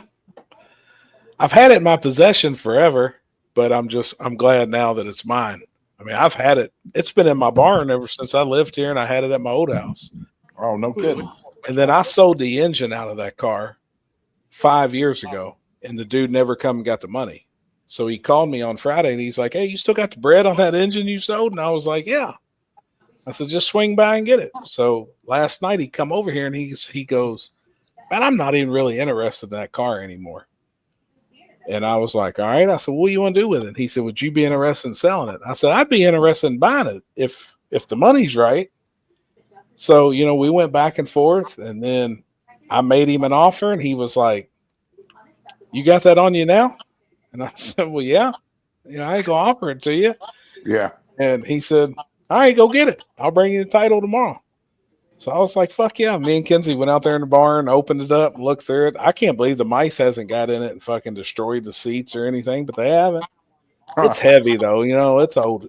It's full fucking interior, power seats, back seat, no cage. Dude, you need to take a cutoff wheel and a plasma cutter and a sawzall in there and get busy. I can't believe though, it was probably 6 years ago with that setup. I went like 536 with a 6-liter LS, and it was 408, 2 systems in that no cage car, and they kicked me plumb the fuck out first time we ever took it to Ohio Valley. Really? They said, "You ain't ever." I mean, I had a lap belt on, like just factory fucking over the shoulder fucking belt. Harry said, "Don't ever bring that motherfucker back here." I was like, "All right, man." Was it twisted all up? Oh fuck yeah. Yeah. It's braced underneath some, but it twists up. It's got anti-roll and shit. It's got all TRZ front and rear shit. The rear end's got a good rear end. It's got MagnaFuel 500. Oh yeah. It's got decent shit. It's got all the shit. Which car is it? Hold on, I'll put it in the group chat. You know what it is with Happy. It's a G body, of course. It's a G body. Oh, for damn sure. I'm trying to figure out which one it was that I seen. I don't know if this one's all the way in the very, very back of my barn. It's a luxury sport. Hey, I'm going to go down to Happy's house. Somebody's got to get this guy priorities in line. He jumps from one thing to another to another. Oh yeah, I've seen it. Yeah, you showed me that car. That's the one all the way in the back. Yeah. And I was the last one who raced it. And like I said, I've had it forever. And if I wanted to put it together, I could have. But now I physically own it. It's we got to do an MTV Cribs at your house and see what's hidden over there. Bunch of fucking junk, man. Fucking junk. I'm sitting right next to a fucking twin turbo LS in my room. Are you really? Yeah. It's sitting right here. It's sitting next to me. I don't know if you all will be able to see it with this. With the way she's got this shit set up. Oh, I know what motor you're talking about. It's brand new. I never put it in anything. It's the one sitting literally in the first room you walk in. It's Callie's crank, Callie's rods. How did It's I got- not see it when I was at your house? Sitting right here in the front room. As soon as you walk in, it's over to the left. It's got a big Edelbrock intake. And then I've got all the CVF front drive on it with AC and power steering and shit. I was building it to put in like a street car. Studded, ported heads. I think I got twin 60. I don't know. They're little, like 66s. They're brand new Precisions. That's the perfect motor to haul your boyfriend around town in. Wes. Yeah, no shit. You haul your boyfriend down to the index race in that. Oh my god. Oh shit. Oh God. Yeah, you're right. 304. I need that vet too. Just got fucking tires today for it. I ordered a set of the Nitto 555s for it. For what? For your vet? For the Corvette. Are you going to get that fixed up too? Yeah, I think on the list. Yeah, it's on the list. They just got dropped off today from FedEx. But Hey, after you everybody ordered says you can put a 305 on it. I ordered them, but man, that looks like a wide motherfucker. I put 305s on my Coyote car. Wait, what'd you Yeah. say? You said that the 305s look wide? Fuck yeah, for a factory Corvette. Well, I it's thought they it's a, ran like 355s on those it's things. a Grand Sport. I mean, I ran 335s on mine. Yeah. Really? Yeah. How tall was 305's it? not that wide. It was like 35. a 30 series tire, I believe. See, For mine's a 35? 35. 305, 35, 17. It's a decent sized tire. Dude, That's don't got- play with me. Don't play with me on the Corvettes. That's I've got, been bitch on my New Balance and stuff. I'm ready to party. that's got a 335 on it. And it sit pretty flush with the quarter? It looks like it's, yeah. I was Now, are the gonna- quarters on my car wider than the quarters on that car? No, they're exactly the same. I was just getting ready to ask Happy, as soon as they dropped the tires off, what color New Balances did you get? Oh, fuck, dude. Hey, I'll drive mine Jeez. down for the Derby. Get yours running. We'll go do Corvette things. Y'all going to go cars and coffee together? Yeah. Oh, fuck. Get your Hey, high Happy. socks. You got to wear a button-up shirt and leave it unbuttoned like 3/4, and we'll have our big Yeah. gold chains hanging. Yeah, out the and stuff, chains. right? Oh, fuck yeah. Yeah. I'll text my homie. It's got the silver vet, and I'll say, "Hey, I need to borrow your vet. I need to go to Kentucky real quick." Come on, Mhm. man. Fuck it.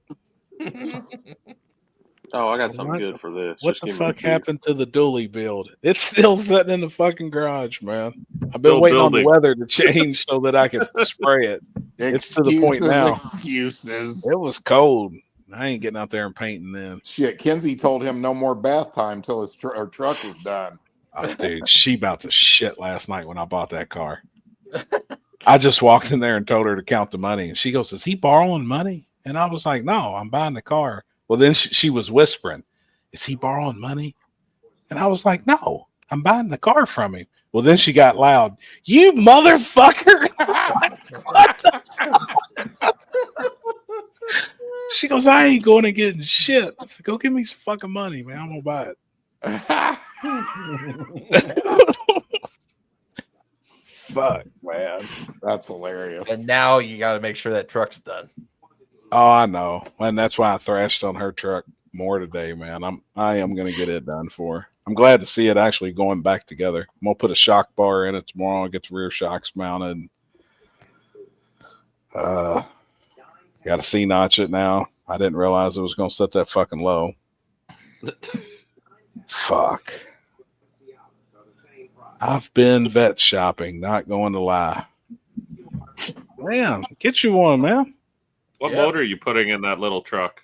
That LS that's sitting beside you? No.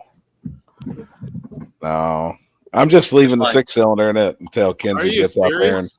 yeah, until You she's know like, this how thing's a slow fucking that pile. thing's gonna be. 45 wide the fuck open. Oh my god. Jesus. Hey, you know what'd be cool to put in it, Happy? I almost sent this to you. I should have. A D-stroke small block, like one of them 9,000 I know. RPM motors. That'd be cool. I know, man. I love that shit too. Yeah. God. You're gonna be able to push that truck faster than it goes with that fucking motor in it. Oh, I I told know, him I go show about 2 days of that. Yeah.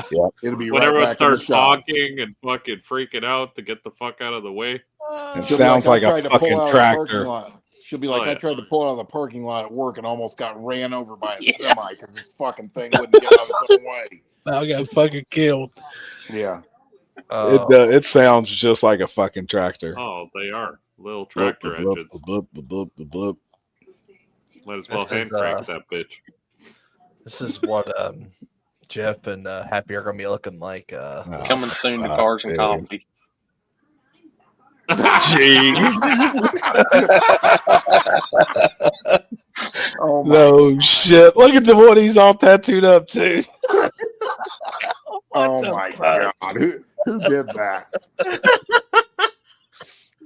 Fuck, man. Oh, shit. Dude, I don't know why everybody's hating on us. Wait till you hear that cam thump in mine. Damn right. That's right. Fucking right. Fucking right. They sound Corvettes good, do man. sound good. Yeah, they do. Yep. With a good Yep. cam in them. Yep. I just ain't fucked with this one. It's just been sitting.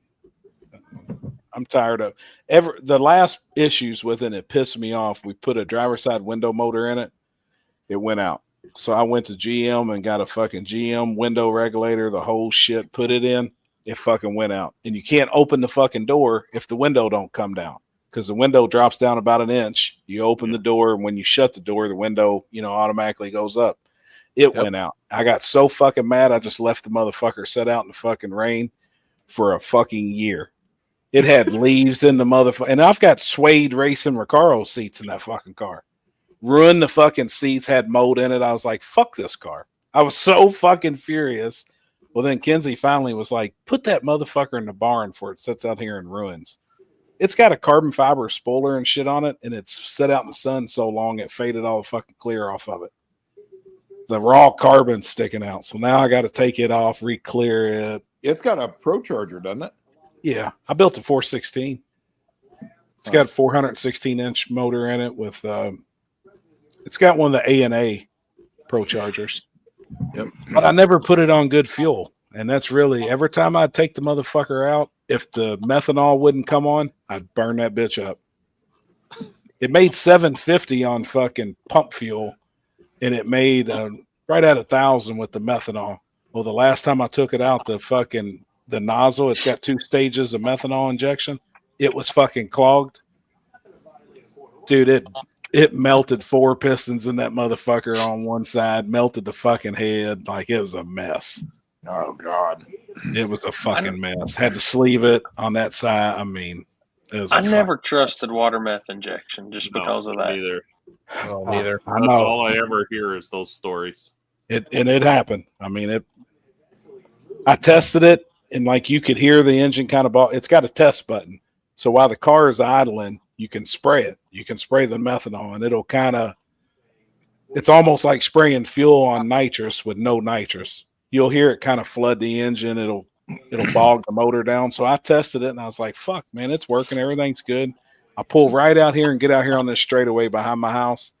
As soon as that motherfucker went into high gear, it laid the fuck over, and I never let out of it. And I turned around, looked in the mirror, and there was fucking antifreeze coming straight out of the fucking exhaust. I was spraying the fucking street down. I was like, fuck. And how it made it back to my house, which is only like 2 miles, I'll never fucking know, man. I kept it matted. The 4 fucking pistons, it was round in it. Fuck his pile of shit. But it's fresh now. Everything's fresh. It's got an RPM transmission shit in it. It's got his rear braces and shit in it. It's got all Rodney stuff in it. It's got decent shit. Every time I took it out, I fucked something up. Is it got a power glide in it like that? No, it's got the rear shit in it. Rear dip I don't know. shit. Yeah. I really don't know what all's in it.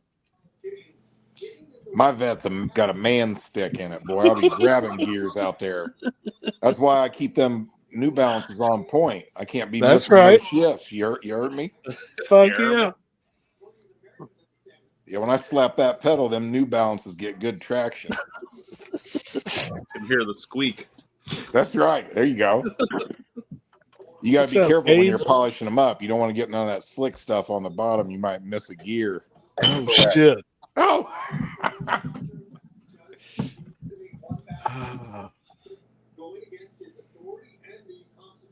All right, amigos, I'm bailing. What are you working on at the this shop? weekend, Mike? Sorry? You racing this weekend? We're just testing. Next weekend is it next weekend? Yeah, next weekend's Orlando and some other stuff going on. Yep. Cool. So I got to get ready for that this weekend. Hell yeah. All right. Nothing going on though this weekend for you at all? No street we're gonna shit? go. We're gonna go. No, that's coming up. Yep. A couple weekends from now or whenever. I'm fucking pissed, man. I know. That's why it's. Shitty, I already know, man. I was situation. pissed because I already knew that it was happening. I'm gonna be there that morning and fucking gone, man. It fucking sucks. Tell Kenzie she's got it. Well, and that's what she told me. She's like, just fucking stay down there. She's like, stay down there, get a room, fucking whatever you got to do. She's like, everything will be fine up here. And I'm like, I mean, fuck. I kind of feel like an asshole.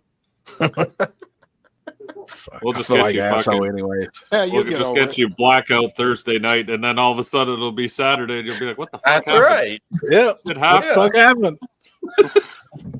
That's a real possibility. No shit. I know. It is possible. I mean, if the real drivers win, we might as well throw a fucking party. You're fucking right. They're going to. I think so. Yeah. All right, gents. Have a wonderful night. I'll talk to you later. All right, homie. See you later, man. Shad said, I'm going to message you tomorrow, Jeff. Sorry, I've been working 13-hour days. Oh, shit. You're all good, buddy. What you been working on today? I was working on the Chevy 2 some, doing shocks, and I'm waiting on cylinder heads for everything. I got 5 short blocks out there all the way together. Oh, you still didn't get yours back, did you? No, not yet, but I ran into another problem. When I got that new Century block for the turbo motor for the Falcon, it came with head studs, right? It was a bare block. I had to sleeve it and stuff. I went to go put the heads on it the other day and started looking at laying the head studs out and making sure which ones went where. And they're all 2 inches. They're all way long. I think those head studs must have been for like a big chief head or something else. I'm just putting conventionals on it. So then I start looking, and New Century's website is discontinued. I think they're out of business. ARP doesn't even have a part number for head studs for a New Century block. So I spent an hour and a half today. I had to measure everything, and then I called a guy at ARP, and he went into the warehouse and dug around and found some that were close enough that I can make work that were for old Keith Black funny car, like top alcohol motors and stuff. Right. So that was good, because if I would have had to have them made, it was it was 12 weeks, and I was gonna take and cut these down and rethread it, single point them on the lathe. But you know, when they make those, they call that, they roll the threads on them. They don't go in there and thread them on a lathe or with a die. And that when you roll threads on, it's way, way, way stronger. If you cut them, so they're machined from a single dowel? No, like they've got a smooth dowel, and then the threads are made. They roll them. That's what they call it. They call it rolling them. They don't cut them. Really? So it doesn't stress the metal out. Yeah, that's why ARP studs. That's why all those studs are so expensive. One, they're chromoly. Gotcha. 2, their threads are rolled, not cut. Huh. But he found me some, and they'll be here in a couple days. So cool. Yeah. Just to buy. That's it.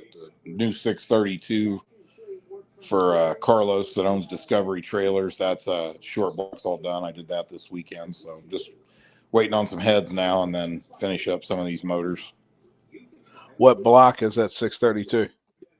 Dart Big M iron block. Yep. Got little Dean's brand new 383 for his 64 Biscayne. That's hell yeah. Too. Yeah. Yeah. Yep. And had a good 400 block. Started with not 350. Gotcha. 350 with a 3 3/4 stroke, 4 inch, 60 over on the bore. Hell yeah. New Promax aluminum heads. Just 10-to-1 street motor. I've been thinking on this budget, or I keep saying a fucking budget small block deal, but this small block nitrous deal, isn't there a thing that people are doing where they're putting like an LS head on a traditional small block Chevy? Yeah, somebody did that. Yep. Just so that you get your 15-degree valve angle. You just got a way better cylinder head, I mean, yeah. Look at the difference. You know what I mean? Like, even like, just say look at here'd be a good example. Most people would say a AFR 245 is probably the best out of the box 23 degree head out there, right? Make the most power, right? If you go from that to something modern day 15-degree or 13-degree, you're talking, or even 18-degree stuff. There's a lot of badass 18-degree stuff. Oh, fuck what I mean? Like, you're talking about an easy 200 horsepower mower out of them heads. Yeah. But the thing is that wouldn't be a smart way to go because, a factory LS casting head, even, like BES runs a CNC program on those that they sell all the time. And they do make big horsepower. I mean, I built a customer, a 416 LS with LS3 CNC heads. And that thing made 580 horse at 6,000 RPM. I didn't even turn it up. I didn't even lean on it on the dyno at all, So, that doesn't sound like a lot to racers, but that's a lot for a pump gas motor, Yeah. But, you could, I think that small block nitrous class, I don't know, it might be different with the LS stuff, but if you have a stock block, like small block Chevy, say a 4, and I wouldn't go too big. I would probably only go. I like 406. 406. I would leave as much material in that bore as you can to keep it stronger. You know what I mean? I would do a 509 casting, which, like you said, is the high nickel block, and I would start with a 2-bolt main block, and I would put splayed billet main caps on it, and keep it, like a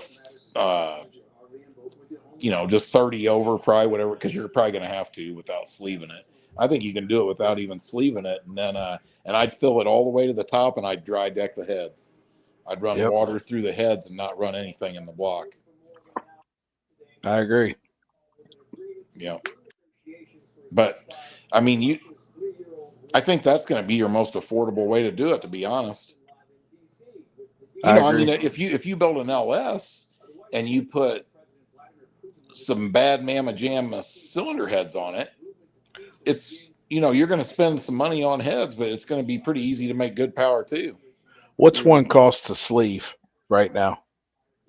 Oh, we're doing them right now. I just finished a motor up for another customer, a street motor now, a 427 with dart and sleeves. You're almost $120 per sleeve. Really? So you're $1,000 in sleeves, and then you're going to be, if you go look on like Texas Speed and Performance, it all depends. If you get the heavy wall, the good sleeves, you're going to be, like, I think Tony at BES is about $3,500 just to sleeve the block. Sleeve one. Yeah, it's expensive. That's what I'm talking about, Landon. What about the new Godzilla 7.3 with nitrous? I think it'd be cool to see. Mm-hmm. Yeah. I'm wondering if anybody will ever do anything like that. I don't see people really doing that. I don't. Well, I think that, like I said a minute ago, I think it would be way cooler. I don't like a lot of rules, but the stock block kind of dates back to, for me anyway, like small block Chevy, small block Ford. You know what I mean? Like, that's probably going to be the two things. You know what I mean? Then you got lots of different motors. Look at Fords. You can run a Cleveland, you could run a Windsor, you could, Yep. I can tell you this, you're not going to take a factory, you take a factory, even a 5.3 aluminum block, and you don't do anything to it, you're going to break them too, faster than you are. Oh, hell yeah. Yeah, for sure. So, yeah, I don't know what. I mean, I'm old school. I would build a small block Chevy, no doubt. Me too. I might Happy not win, that but you that's what I would allow- start with. Right. Will you allow fire rings, or will they only run a head gasket? Oh, you can No, like you can do stuff like whatever you that. You want. can do whatever. That's That's the what's old neat about the it. rule would just be the block. That's what we're discussing. It The has to main have rule would just factory. be It has to have the factory casting numbers on the back of the block behind the driver's side head. Yep. With the issues Brenna's been having, what are signs you guys look for in quality machine speed shops? I mean, the big thing with me on machine shops is just looking at their track record. That's the big thing. Looking at their equipment. When you walk in one and there is shit piled up everywhere, and a guy standing there with a file going across the top of a block, I probably ain't gonna use him. You know what I mean? Yeah. But you like that's the thing. Like, I I know think the Jeff. biggest problem you've got with machine shops is this, even around here local, right? There's guys that's been in business for 40 years here that are way more than capable of doing stuff top notch. But they're so inundated with work in there that they just get sloppy and reckless, and they just don't get Yeah. and they don't, and then their quality is just in the toilet. What I would tell everybody to do, even if you're not a machinist type person, no matter who does it, get yourself a dial bore gauge. Fuck yeah. When you go pay somebody to do it, check their work. Yep. Don't just go bolt it together. That's pretty easy to check. But yeah, like they say, machine shops are kind of like body shops. You can get your shit stuck in there and it's in prison for who knows how long. Yep. I agree, man. Corey, what are you reading up there? Oh, I had somebody come through on a question on what to buy photos. Hey, I heard you had a no prep race last weekend, Corey, but a little birdie told me that there could possibly have been somebody spraying glue all over the place. Is there any truth to that? What was they doing? Was there any track prep the night before on testing?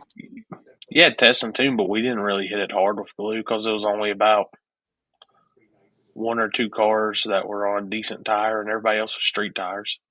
Right. So it got chewed up. Everything else was made even. Do you guys drag the track? We drag it just to clean it. Was the pollen bad down there? Yeah. This weekend? It was building up. You could look down track and start seeing that yellow tint getting Yellow. on it. And at the end of the day, I'll tell them to go drag it all day, clean that shit off, because I don't want nobody hitting that shit and wrecking. Yeah. I'm over watching people constantly wrecking shit we can kind of prevent like that. You guys had a bad wreck down there last weekend, didn't you? The guy roll it? We had one go into the wall at the radial race, and then Jacob this past weekend, same got wrecked last weekend in a different car, got up on his side and went into hit the same spot on the wall, everything, and oh my they God. fixed the car, came back in 1 second chance. He rolled it on its side and they were able to fix it? Just got up on its side, went into the barrier, came back down on all four. They went and fixed it, came back. Show him the video. Yeah. All right, you got that. What Landon say? My engine builder, machine shop guy is awesome, but he's only one guy and stays covered up. Yeah. Let me see. There we went. Uh-oh. Dude, that's gangster too. That is a gangster little fuck.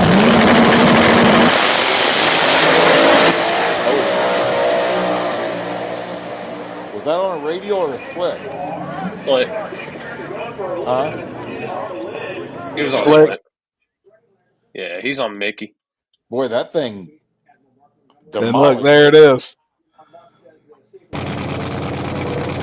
Nitrous car.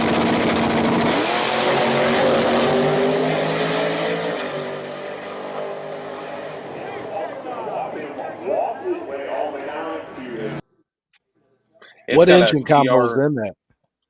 TRE 588 X275 legal motor with one kit on it. Nothing Oh, crazy. yeah. Dude, Hey, and is it that? was Oops, that's gonna make me sound stupid. Oops, is in X275 are they only allowed one kit? 588, Oh, which it's proven. I mean, that's for years and years. That's what everybody's ran, 588 big blocks with one kit on them. yeah. I think it's still, that might still be, now you got me wanting to look. I I think that's think still that's the still rule to this class day. rules for Ultra too. One system and a 588, right? That one I don't know.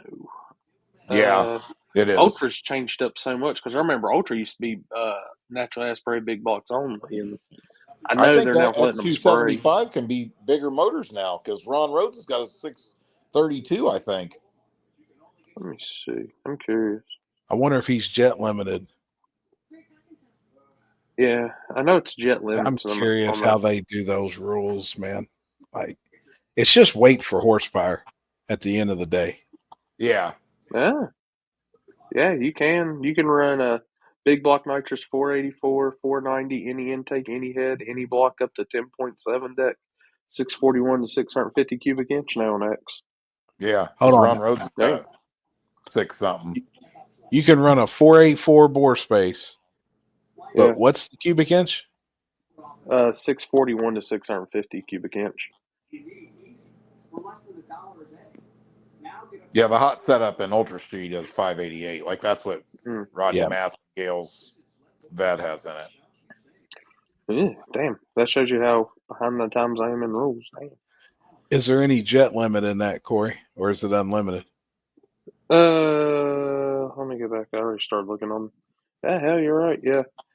Now this is Ultra, big block nitrous conventional head, 588 Carver EFI, 0.136 single jet plate or Fogger 0.048. Yeah, 48 jet. Oh, you Yep. can run 48s. Or a That one. 136 and a plate. And they all run plates. That's crazy.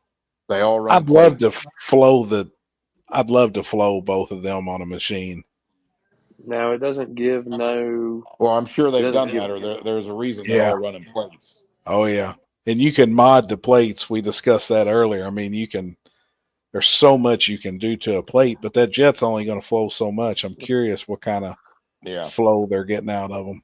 Well, I wonder if pounds per hour, the 136 in a plate is better than a 48 in a fogger. Probably so. That's probably the number one. That's what I would guess. Yep. Now they're not saying any restrictions on jets or anything in X. It's just allowed to use single stage system with a maximum of one nozzle per intake runner. Huh. Oh, so just one system though. Yeah. Mm-hmm. I wonder why they do that. I wonder why. I mean, I don't know. I don't really see the benefit of. I think what that does to me, I think that makes the racing worse. Let the guy with less money spray more, who can't afford the $100,000 motor that makes more money, more power NA. Do you get what I'm saying, Happy? Mm. Yeah. Yep. Which, what's that? Ducks Rice race. You know, hell, Rhodes was your front runner in the nitrous combo. Well, no, I'm trying to I'm think not. who else was it nitrous combo running good. He didn't do That's good at the last one. McCain. No, he hit the tire. Ryan And McCain in the McCain, Corvette. yeah, they were in the quarters. Yeah, they were. I think they were the last nitrous car standing in the quarters or the semis. I can't remember now. Shit. And I think they've got a Musey 632 in that thing, don't they?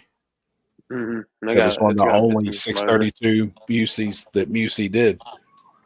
But hell, they still, and this ain't knocking them at all, but they couldn't hang with White Rice and them. Hell no, dude. That car's just playing with them dudes. But I think Dude, John will put weight on that combo now. 6-cylinder. yeah. I think after I hadn't seen no changes yet when I was looking at the rules, but I think after Rockingham, you'll probably see some rule changes on that car. They will. They've I got to wonder keep what it turbo checked. was. What turbo was on it at TX2K? Yeah, you never know with them dudes, man. I mean, look at how long Ron was dominating with that small block combo, though. But I remember looking at the Fuck rules yeah. back then. That car could be unbelievably light with that small block in it. Mm-hmm. Yes, You know what I sir. mean? And they And he didn't. got a weight break on a leaf spring. He got a. I mean, he got. That's what it, And that was exactly. he had it to the perfect weight. You know, I mean, But he it got didn't. every break The he catch could. 22 was, and a lot of people bitched about it too. Was he was dominating, and they weren't doing nothing to change that in the rule set. Yep. You know what I'm saying? I mean, like obviously, like you just said, 2 word or power to weight ratio. That's it. And when That's he just took advantage of the rules that were there and Yep. made it work on a leaf spring, and his car was like 2,200 pounds or 2,300. Mm-hmm. It was 2,300 pounds, I think. and And had a light. max effort small block that made stupid power on motor. Yep. And made plenty of power on nitrous and could just do it. You know, he had a perfect converter. Yep. He took advantage of every weight break he could possibly get back then with that combo. It's Yep. smart. Oh, it was, yeah, no doubt. I mean, but that's the reason. See, but I look at things different. You know how it is. And once again, I'm not saying I'm right. I would say, don't limit the nitro, like for example, the nitrous and X275. You know what I mean? Let a guy that's got a 632 that makes 200 horsepower less than the high dollar ones. Let him spray another 200 and race with them. Right. You know what I mean? I mean, I think that'd make it more interesting. Racing. I think that's why the car counts has fell. Yeah, well, I mean, fallen in that world because you've got to spend so much money to be so everybody competitive. bitches about the money. I mean, there's things you can do with the rules to help that. I think, I'm not saying the guy with the lesser motor is going to come out and win. I'm just saying he might be way more apt to want to come race. Yeah, if he can spray more. Yeah. No, I get it. Them max effort motors, them guys are putting in some of them cars now to run X. I mean, it's incredible. Got $80,000 fucking power plants over there or more. Oh yeah. Yeah, it's crazy. Class racing, man.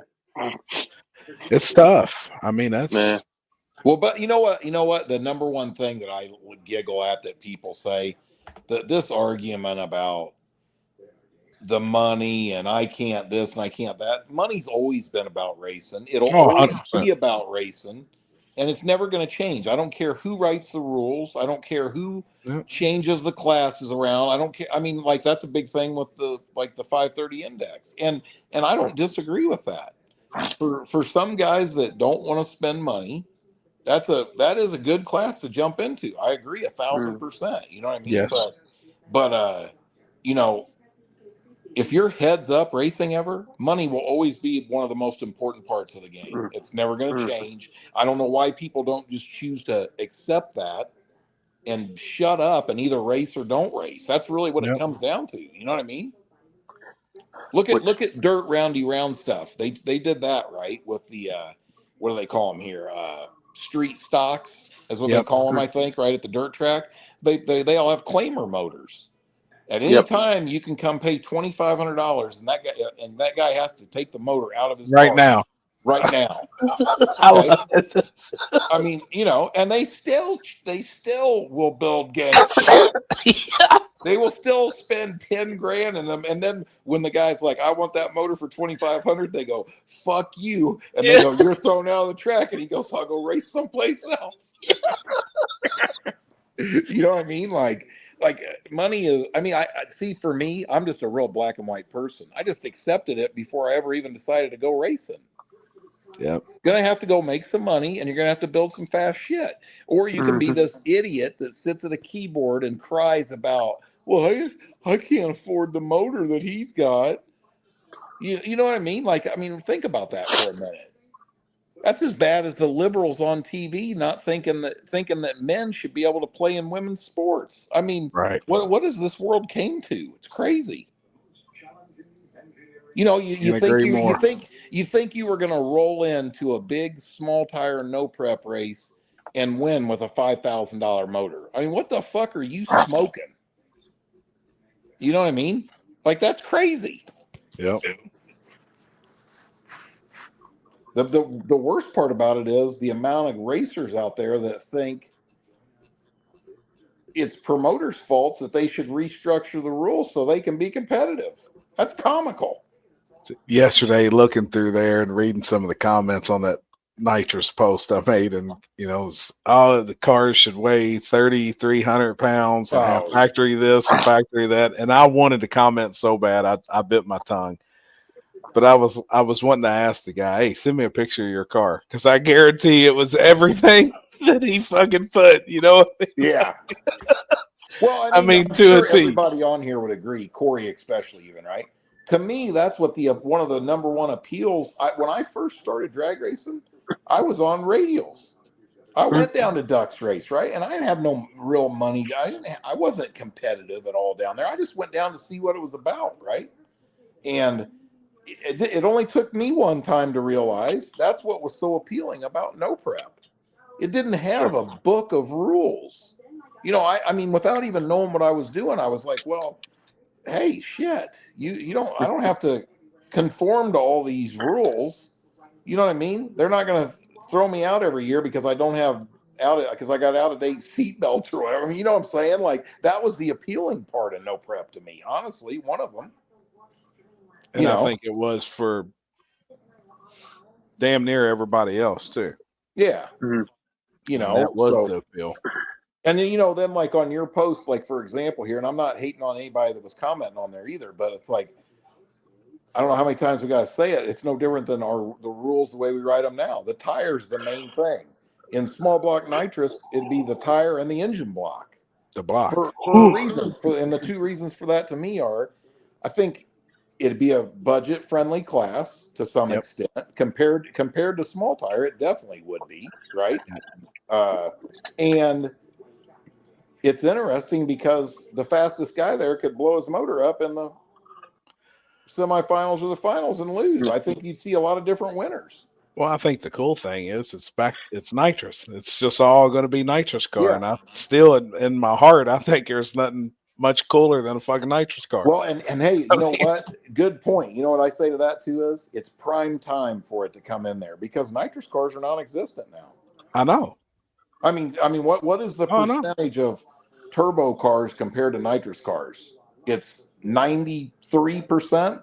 Yep. Turbo. That's nationwide. I mean, there's only a few people dumb enough like me to keep running it. Yep. Well, Nitrous Express commented this morning with the big eyes, and I guarantee that's probably an eye opener for nitrous companies.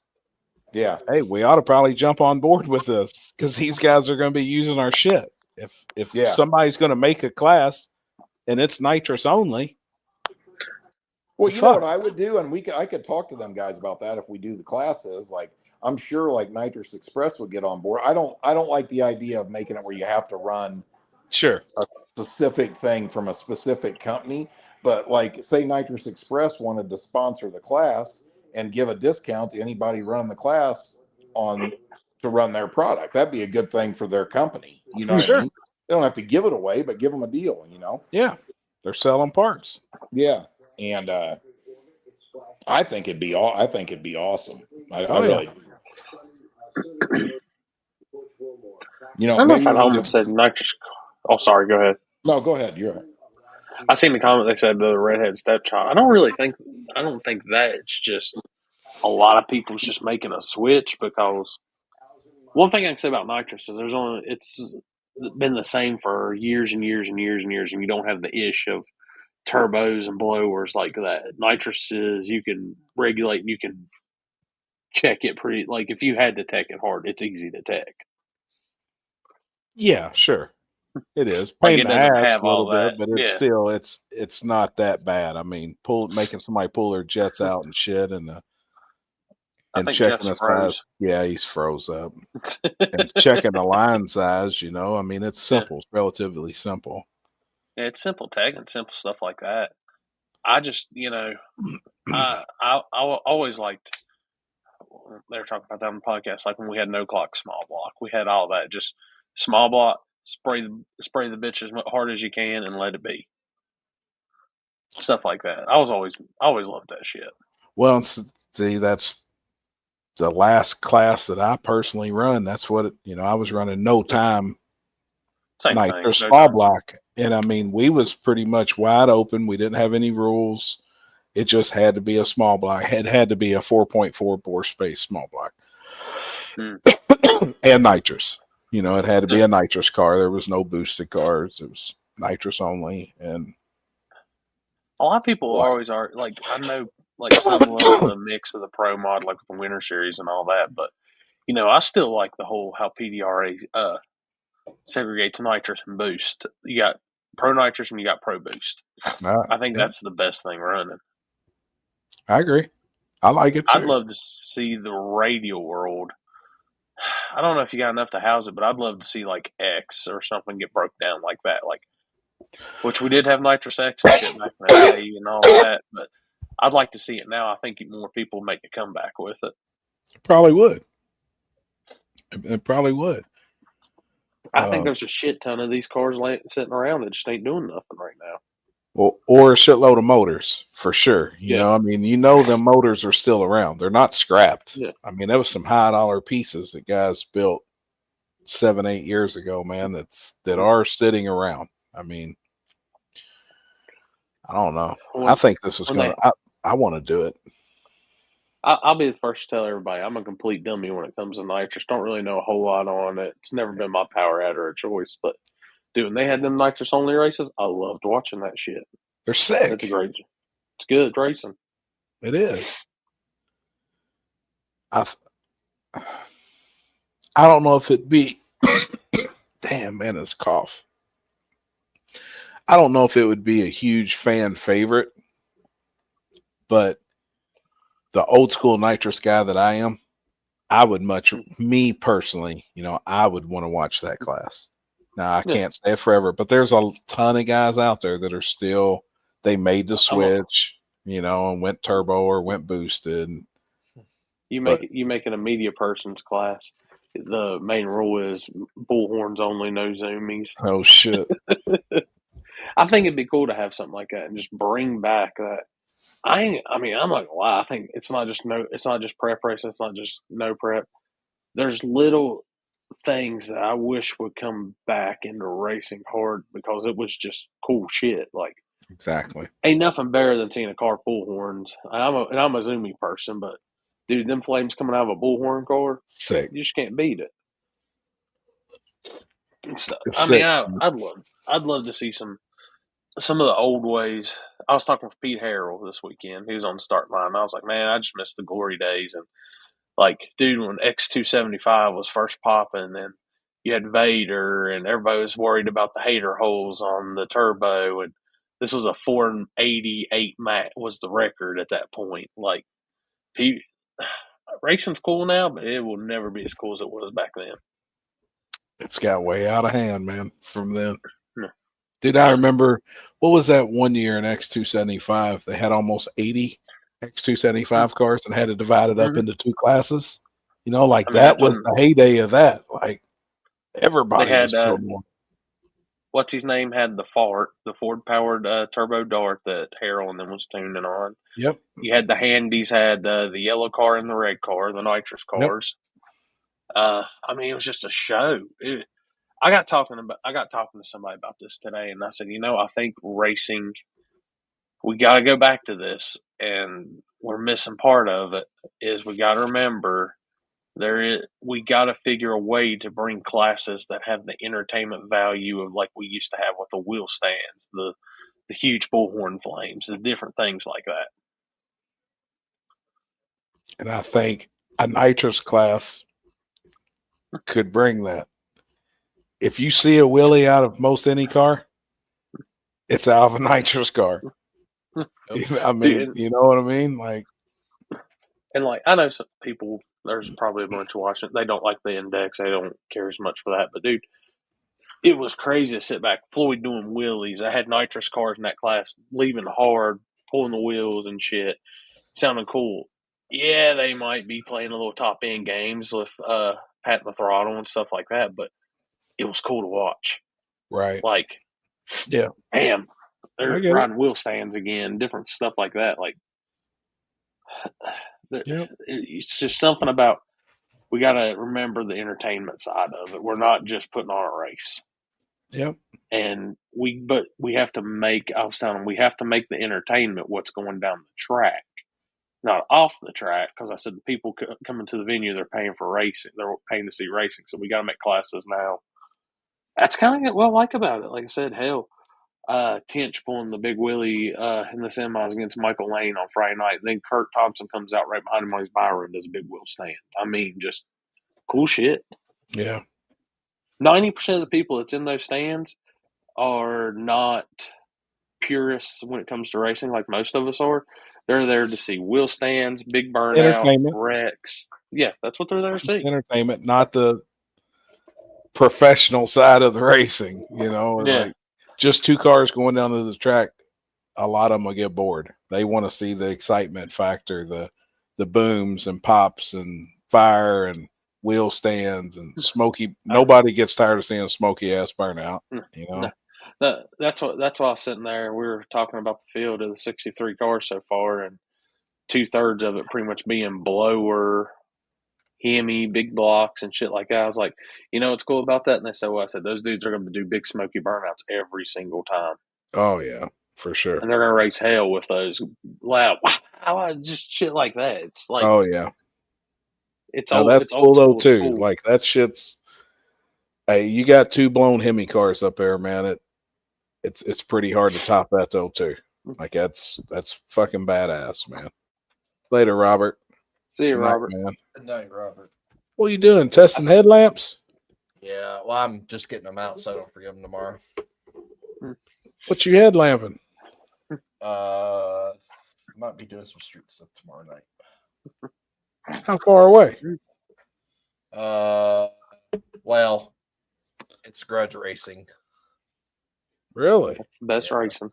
That's the best there is. Yeah. Hey, are you giving them tickets afterwards? No. Or is this a no ticket race? No tickets. Just trying to. No, like going back to say, dude, I would kill to have Bad Niner back, and how you remember Happy backs up, does a good burnout, backs up and bangs it through the motor about 12 to 15 times while purging. I mean, that shit just gets you wild. Gives like me it amps you goosebumps. up. You don't really see that much anymore. You know, I think that's some of the excitement too, in like the 484 racing. I think that's what draws some of those crowds to watch those cars. It's it's not big fields of cars. No. You know what I mean? But it's I think the excitement factor of the cars. Anybody, that's what I told them. So we can watch fast cars go down the tracks all day. We need that entertainment value. Yep. He's loading. What happened? My phone went dead. Sorry. Oh, shit. I wasn't paying attention. I'm hoping there's some craziness this weekend with Dig or Die. I'm hoping it gets a little. We see some wheel stands. We see some dramatic stuff, some good driving, all that good stuff. I'm hoping some good out of that this weekend. Jason Hunter, hi there. Drop in to say hello from Sydney, Australia. I am new to your channel. I subscribe and hit the like. Do have lots of ghost hunting videos. Have a channel also. Man, we're not much into ghost hunting. We're drag racers over here and talk a lot of shit. Man, I'm scared of ghosts, dog. I don't fuck around no ghosts either. Catch me talking shit about that. No, I'm straight up. I ain't no tough guy when it comes to ghosts. Fuck and that. I don't mess with dead people either. Dude, I used to watch Ghost Hunters and all that shit on TV all the time. I like that shit. I went to the museum. Now that was pretty cool. Oh, I'd Dude's love to go museum out in Vegas. It's cool I'd as like fuck. I'd like to still go to that. But I'm telling you, you walk in them rooms with all them dolls and shit, and they're all looking at you, and they got that one doll from the Annabelle or what's that girl, the little girl doll? Annabelle. Dude, that motherfucker, I'm telling you, it ain't right. There's something ain't right with that doll. Well, it's if you look it in the eyes, like it'll mess with you. And I did too. because I was wanting to test it out. I did. Me and Kenzie both did, and I was like, "Hey, fuck this room. I got the fuck out of there." Bro, did you see that? Let's see, was it last week or the week before that? Aaron's wife was planning to fucking have somebody kill him. Yeah. Really? Yeah. Yeah. You know, I did see something about that, but I didn't realize that was him. Yeah.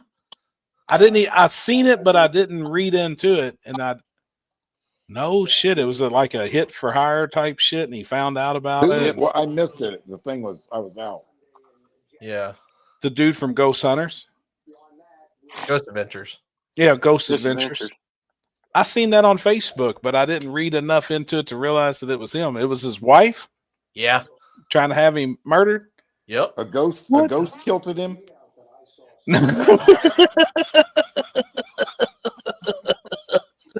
Holy shit, man. Yeah. That's fucked up. That museum is cool though. If y'all go to Vegas, it is worth going, man. It's Zach cool. Bagans. Yeah, I'd love cool. to, but did y'all go in the basement? Fuck yeah, we did. Oof. Yeah, and it's got the thing. What's the thing? What's the pentagram, 5-star dude? It's all pentagram. Oh yeah, it's all there. I think I got a lot of pictures too, man. I got we did like the VIP tour, so we seen everything. We went everywhere. It was cool. It's cool. Dude, it's like the one thing with all that, like a lot of that shit don't bother me, but the dolls and the clown shit. The clown shit would freak me out overall. Yeah. And I probably shouldn't. I probably sound like a fucking weirdo, man. But where I used to live, there was a ghost, and I seen that motherfucker, and I never told nobody. Like y'all probably gonna think I'm making this shit up. Look, I had my recliner, and I could look in my living room through my kitchen, and there was a front living room. There was like a living room, and we stayed in the family room, but you could see all the way through my kitchen. You told me this story. Dude, and I'll tell you what, if Birdman popped on here, it gives me goosebumps thinking about it. So there was a lady in a white wedding dress standing, looking through the kitchen directly at me. And I was like, what? I could make her out pretty. I mean, she was a pretty woman, blonde hair in a wedding dress. And I was like, what the fuck? So I told my ex, Paxton's mother, couple days later, I was like, hey, I seen something. And she said, well, remember when we bought the house, the lady had died in the front bedroom. You know, they told us about all that shit, and she had passed away, and they left her in there and then had to get her out and yada, yada, yada, all this shit. And I was like, yeah, but hey, something's going on in here. Like, I seen that shit. It was about a month later, me and Birdman's hanging out in my living room. And he said, hey, Hap, did you see that fucking lady standing up there in your family room? I said, what lady? And I seen it plain as day, but I wasn't going to say nothing. I said, what lady? And he said, that fucking woman was standing up there in that wedding dress just now. He said, I just fucking seen her walk by. And she looked back here, and I looked at her, and I seen her. And I said, I was hoping you actually did see that. I said, yeah, I fucking seen it. And he'll never forget it, dude. Me and him talk about that more than anything. He's seen the exact same shit. I didn't believe in ghosts until I fucking seen that shit. And it scared the fuck out of me. Like, I was ready to move, man. I won't even tell Paxton the story because his bedroom is the bedroom that woman died in. So I won't even tell Paxton. And I don't think it's like the spirit to hurt you or any of that shit. I don't think it's anything like that. And I don't know if that shit's real. I don't know. Until something fucking touches me, I don't believe that shit. I'm a seer to believer. But I seen that fucking ghost, man. And it was plain as day, dude. Dude, there's like, I'll say this, and I believe that shit's there. 20 years. It's I seen it. I'll say it 100 times. Like, I believe Dad's still around. He'll in the house somehow. Because big thing for my dad, like, he always chewed wintergreen tobacco. Had the pouch. It was always wintergreen. Yeah. Dude, no, I don't like wintergreen. I won't have nothing wintergreen. I will be walking through the house at just random times, and just wintergreen hits me. Yeah, and that's a I'm distinct like, smell. yeah, dude, Skull wintergreen, Copenhagen That's wintergreen, what distinct. that's what Kenzie's dad dips, and I could I can smell it anywhere. And like Mhm. it's a distinct smell, so that's crazy, man.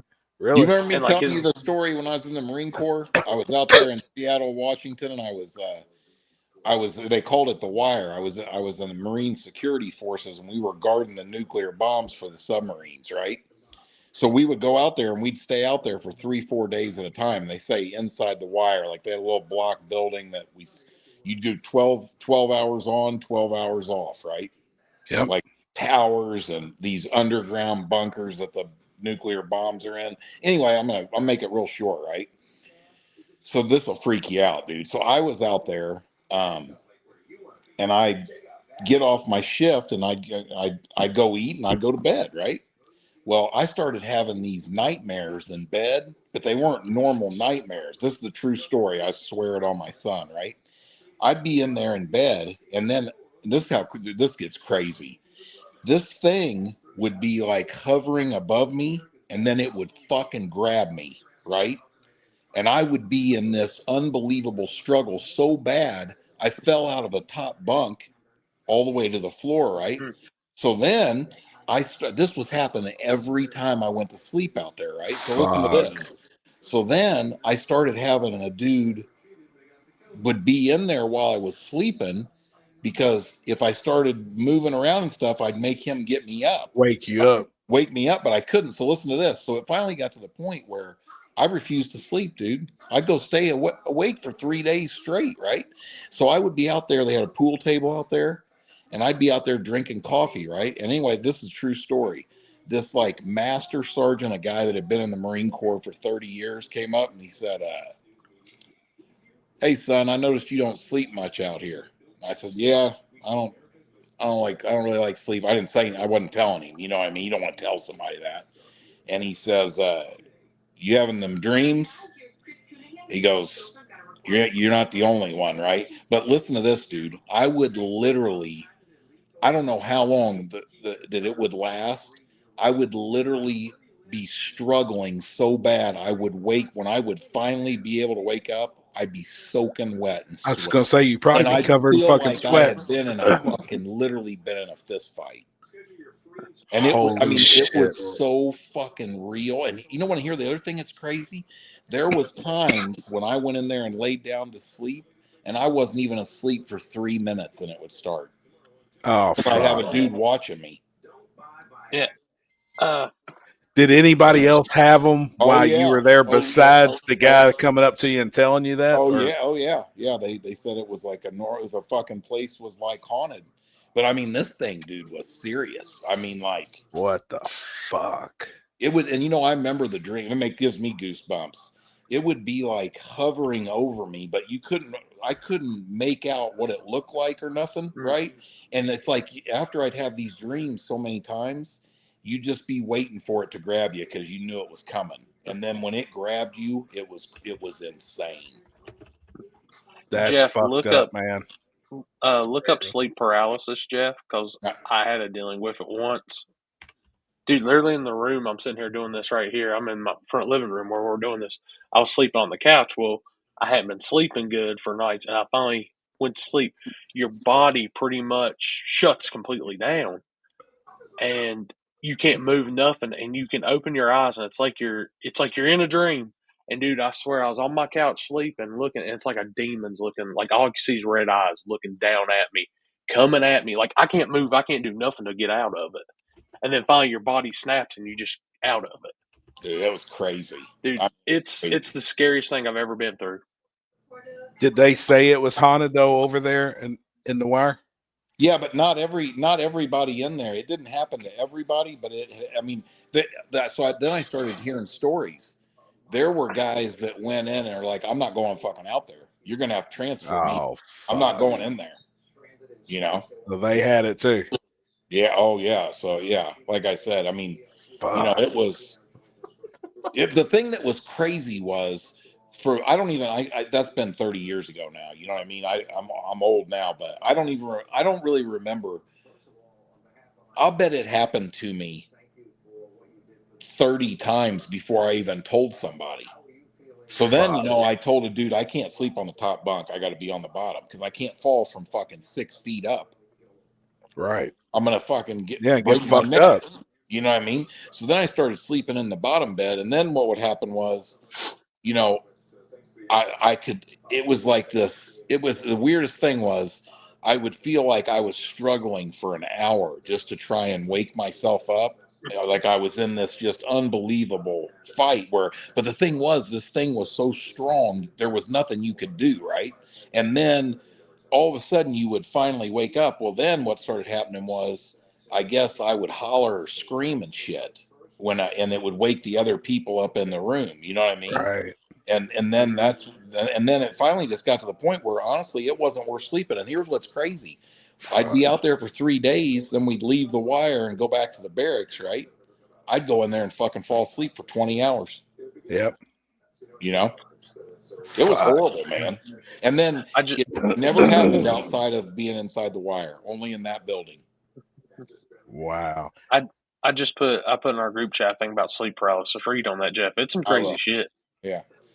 Dude, until you see something like that or something happens to you, it's hard to believe, that type shit. But like, I believe that shit happened to you, like, I know that shit's real, man. Like, I know that shit, there's shit out there. Dude, you won't hear me. I won't even talk shit about that.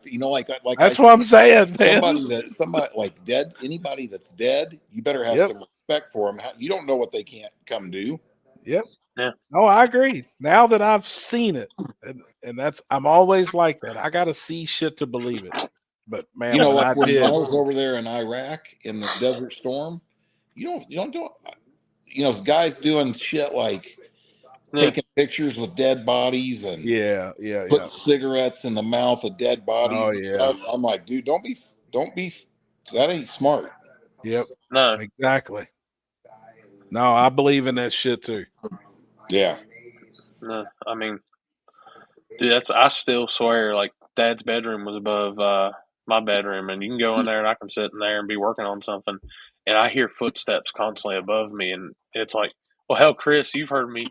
When that one time I was on the phone, I was like, dude, I'm about to go upstairs and see what the hell's going on. It sounds like somebody's just walking, having a good ass time up there, and I'm about to take my gun up there in case somebody's broken this bitch. You want to hear another thing that's crazy? They say those orbs that show up in photos. Well, we had like a party for my dad when he passed away up here at the bar right by the shop that we always went to, and Jen took pictures, and every one of the pictures had that orb. Had an orb. Yeah. It's fucking crazy, man. I'm telling you, I believe in the shit now that, like I said, now that I've seen it.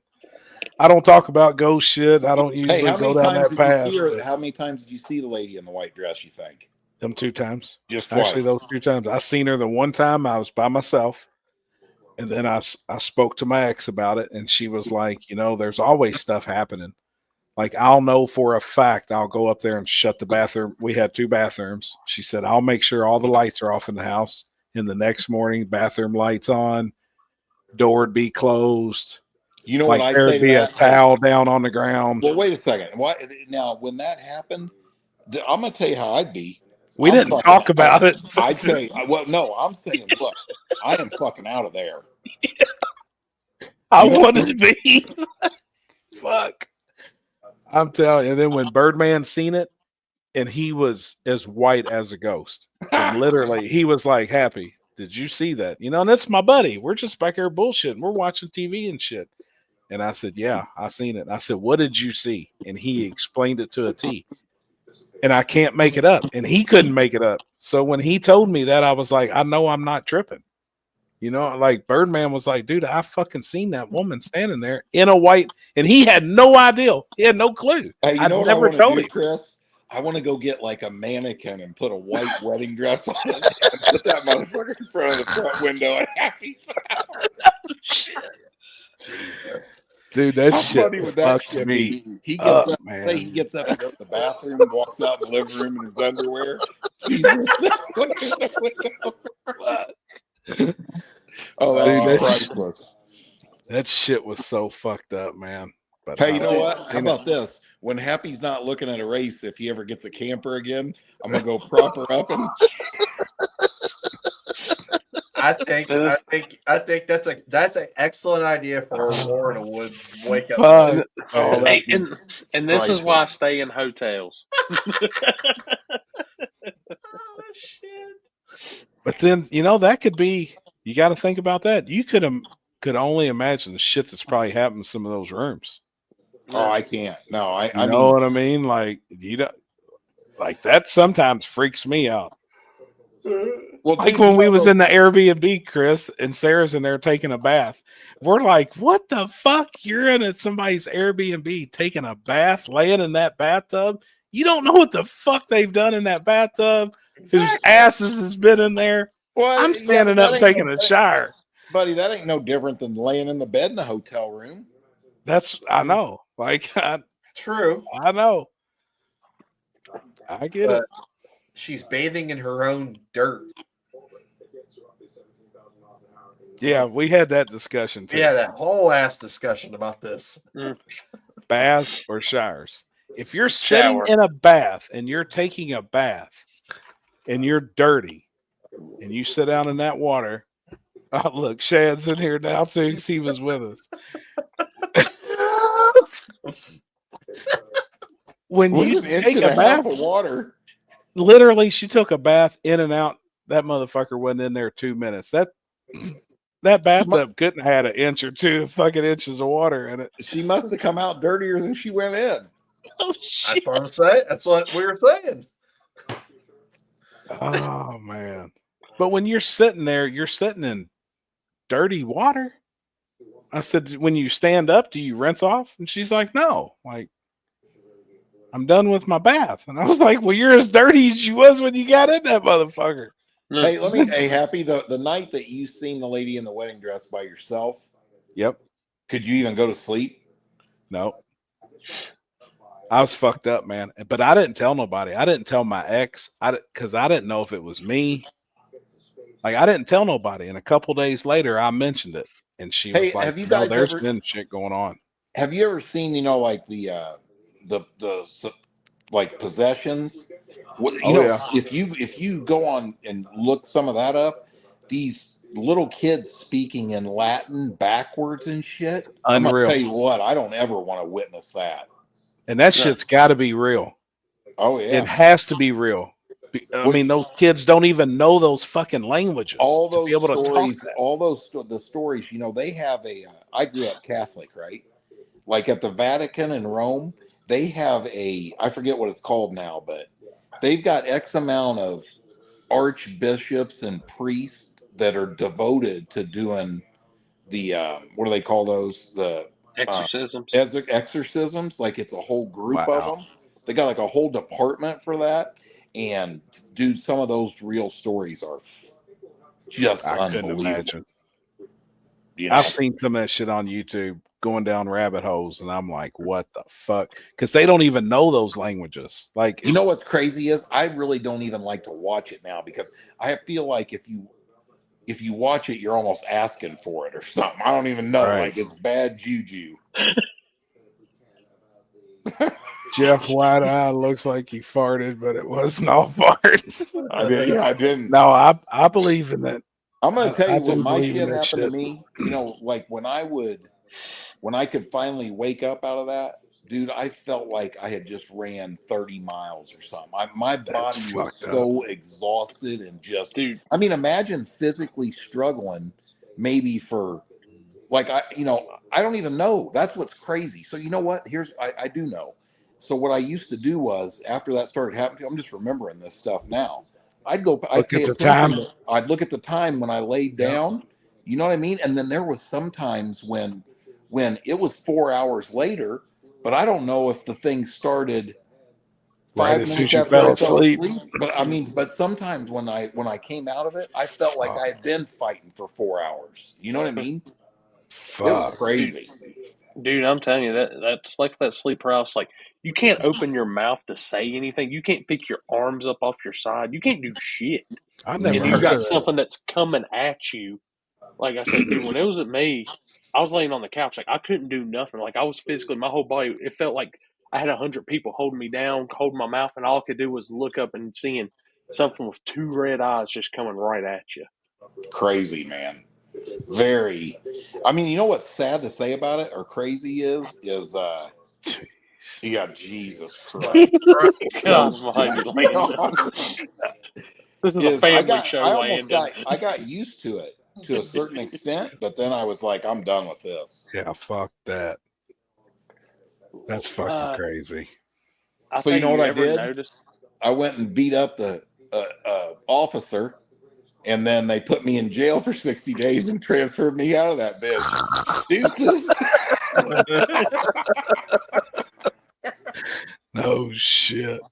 Yep. Like, Happy, you ever notice like the dogs or something just like staring off into something? Like I've always been told like animals can see shit too, like that. Oh yeah, I agree, dude. That's why I'm like. Now, Happy, how long was it after the time you saw her by yourself that you and Birdman seen her? Probably a month, 6 weeks. Now, did it freak Birdman out? Oh, freaked him the fuck out. I'm telling you right now, if I called him, told him to get on here, he'd fucking talk about it. And he'll still talk about it today like it just happened. He's better at remembering shit, and he's seen everything. He could make her out fucking perfect. Like, it was crazy as fuck, man. And when he told me, I was like, I'm really glad that you fucking seen that. Like, I thought I was fucking nuts. I haven't talked about it. He had no fucking clue. None. Dude, that place would have been for sale the next day. I'm out. No shit. I never told people about that shit. Birdman likes talking about it, but I never, after I seen it, I didn't want to tell people. I was like, man, I may be fucked up. You know, like, I don't know. I didn't want to talk about it. And then when he seen it, it blew me away. I was like, holy fuck, man. And I seen it that night too, clear as day. Like right now, it's just looking over and looking at somebody standing there. I look around the room even now and make sure she's not. Yeah, no shit. Would you if you thought she wasn't fake, would you marry her? She's pretty, motherfucker. Oh, she was pretty. She was like a pretty lady, and you could, I mean, blonde hair in this beautiful white wedding dress. Hey, how them titties look though?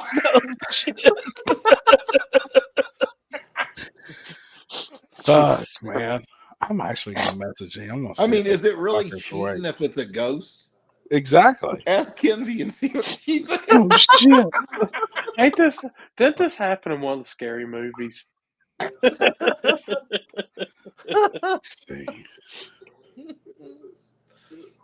That shit's crazy. Chris, have you ever seen anything like that? Do you believe in ghosts and shit? I do. I've never seen anything like that. The only thing I ever seen was there was this abandoned house that when I lived in Tennessee, and there was nobody living in it, and there was no electricity. It was nothing. Like, it was just abandoned fucking ruins of a old cabin. And I remember we'd drive by and the lights would come on. Very really? Yep. That's the only thing I vaguely remember. It was down some dirt road. No shit. I see. That's enough, like, to make you think. Yeah. Oh yeah.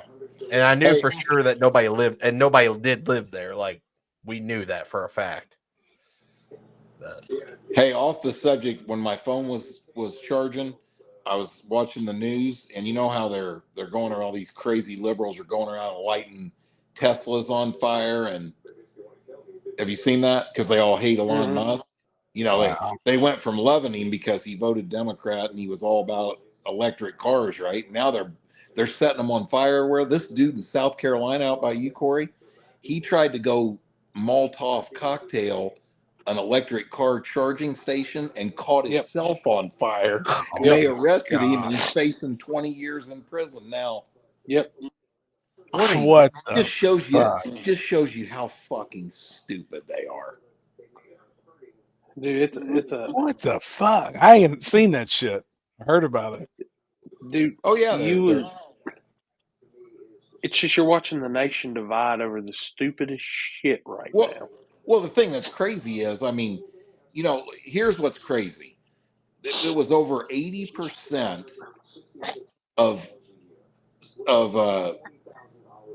civilians of people in this country are against men and women's sports. They go vote on it in Congress, and not one Democrat votes for it. They simply refuse to vote for anything that Donald Trump's about, even when 80% of the whole country agrees with it. You know what I mean? Like, it's like you just said. I mean, it's so crazy to even try to wrap your head around. You know, just like the whole Doge thing. Who doesn't want to save taxpayer money? You know what I mean? Like, I don't care if you're far left liberal. You want the tax money that you pay the government getting wasted? You know, I mean, there's people mad about that whole thing they brought up. If you make under 150,000 a year, they're trying to get this where you don't have to pay income tax. Yeah. And all this. I'm like, these guys are doing everything they can to try to make our country better, and you guys are hating it. It's so, I mean, it comes down, it's real simple. They just hate him so much. And, you know, here's the other thing most people don't realize. When you see them put on TV that they spent, you know, they sent $20 billion to Kazakhstan for a transgender drag show, right? Understand what's happening there is they're misappropriating funds. And then the kickback is coming back to the politicians here. So they send 20 million to Kazakhstan, and then 19 million of it comes back here through shell companies and offshore accounts and gets stuck in dirty liberal politicians' pockets. You know, so of course that's the reason they don't want it to stop. They want the money just flying everywhere, you know. I mean, I think you know, it's crazy. And you know that they all say that Elon Musk is benefiting from it. He's not getting paid, and that motherfucker couldn't spend his money if he had 10 people helping him. Okay. He needs to make another dollar like me and you need a hole in the head. You know, or another car. Yeah. I mean, seriously. It's so ridiculous. But I think Elon it's funny Musk when could they have walked up and give us 500 million each, and it still wouldn't affect anything for him. No. But I mean, I think it's hilarious now that, like, and you know, here's the other thing, which thank God Trump's in there. These people that are doing that is domestic terrorism. That's not vandalism. You know what I'm saying? They need to, what needs to happen now, this is where I'll really judge Trump. You need to start holding these fucking people accountable. Look right there. Birdman. So I'm behind, but I remember sitting in the back room of Happy's house and seeing a lady in a white dress walk into the kitchen and disappear. There it is. I mean, and he's seen it. I just messaged him. I said, "Hey, are you awake? We're talking about the ghost of my old house." You guys were smoking some shit that I'm night. telling you. I said something, and he said, "I didn't know if you saw that or not." Freaked me the fuck out. See, I didn't want to tell him. Like, is it a coincidence that we have somebody named Ghost? Ghost. I've seen that shit, man. I've seen it. His name in here is Ghost. Exactly, Ghost. That's exactly right. Did you have you guys read into the JFK files? No, but they just released it, right? What give us the highlights? Something's tied up with Biden in it, ain't it? Yeah, there's one tied up with Biden, and the one is talking about the CIA agent that basically booked it out of Washington right after the assassination happened, and he basically he was in the reserve, I think, and then he worked for the CIA, and he was one of those take care of problems people where he's not associated with any people, like basically doing something dirty. And that same company that I'm trying to remember what exactly I'm trying to find the post, but basically the same company that is associated with Oswald is associated with him too. Do they think the government killed him? Yes. Yeah. They said that Biden. How's Biden involved? I don't understand. They said that Biden was a traitor to the U.S. Oswald was in Mexico. Oswald was in Mexico trying to get citizenship to the USSR like a week or two before the assassination. Huh. Yeah, he tried he was calling Biden out and said Biden was a traitor to the U.S. Jeez. when he was a senator. When is the Epstein files coming out? That was supposed to happen, and then Some did. So there was some type of list or something. I know I did see that a little bit ago, not that long, a week or two ago. Something come out with names and stuff on it, but they said like the names was still already names that we'd all heard of. yeah, It wasn't nothing like really. I want the real news. Yeah, I know. But my thing is, like I just said a second ago, not to go on a political rave here, but you know, if you expose this stuff, you're required to hold these people accountable. If you don't, what's the point? You know what I mean? It's no different than the shoplifting deal in California. If you can steal up to $900 and not go to jail, everybody's going to do Everybody's doing it. it. You know? Everybody forgets that Biden been in politics since the Civil War. That's true. Yeah, 50 years. God, he's a booger-eating retard, though. I mean, you know what's funny? He is going to go down in history as the worst president ever. You know what I saw the other day that blew me away? In his 4 years as president, he spent 57% of the days vacationing. Really? 57% of 4 years. So that's No shit. 12. That's like 1,500 days. 800 of them. 2 years. 2 years he was Over 2 years. I mean, how the fuck can you run the biggest country in the world and be on vacation half the time? I mean, I'm not even a politician or a college graduate. I don't see. I mean, Trump works like 20 hours a day. You know what's funny? The Democrats were saying the other day, he's been in office now for almost 2 months, and they're keeping track of how many times he's went on the golf course. You ready to die laughing? They were raving. I saw it on TV. He's played golf 13 times in his first, 57 days in office, right? If you break that down, that's 7 weeks. Saturday and Sunday, that's 14 days. That means he played a round of golf on Saturday and Sunday. So fucking what? Let him. Oh fuck, man. Yeah, it's fun. Some of the stuff's funny, but really funny. Birdman, and who would have thought someone would have been worse than Jimmy Carter? Boy, exactly, but he somehow he outdid him, didn't he? He outperformed him. Holy shit, man. I mean, I would much rather have never been president of the United States than to have his legacy when he's done. You know what I'm saying? Like, think what they'll be saying about him. I mean, look at Jimmy Carter. People love to thrash on him, and Biden's going to be way worse. I haven't seen much. I'm trying to find that where that JFK files. Yeah. Hey, what percentage of drag racers do you think are Democrats? Drag racers? I'm hoping it's a pretty small percentage. I don't know if you can read that or not. Oh fuck. No. Put No, that that's in what I the group read chat. earlier. Chris.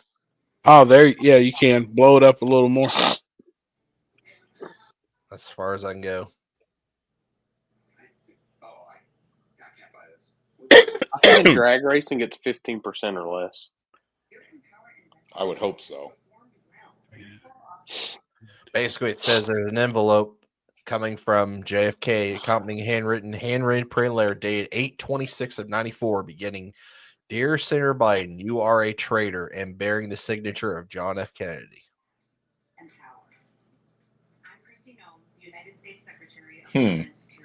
Now let's see. Where's the other one? There's one person, Jeff, that's like an OG in the drag racing stuff.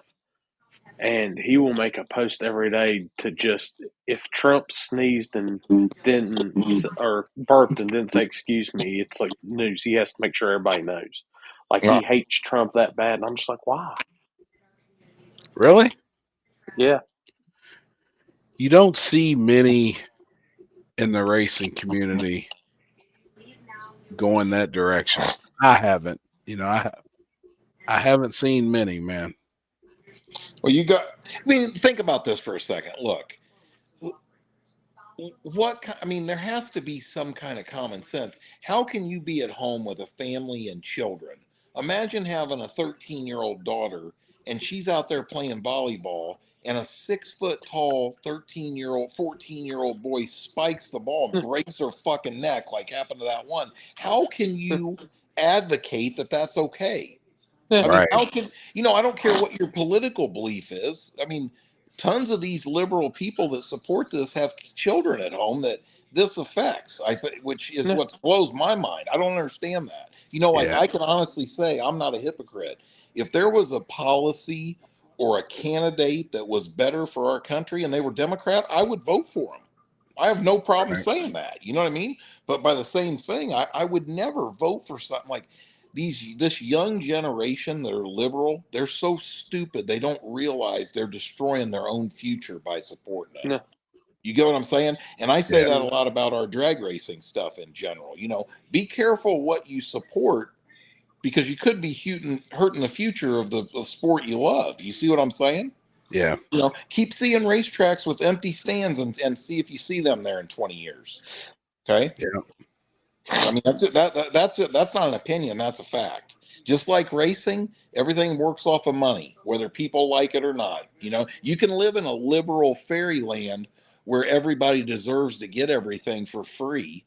You know what I'm saying?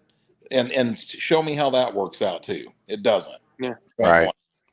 That don't pay electric bills and property insurance and property taxes. And, you know what I mean? It just doesn't.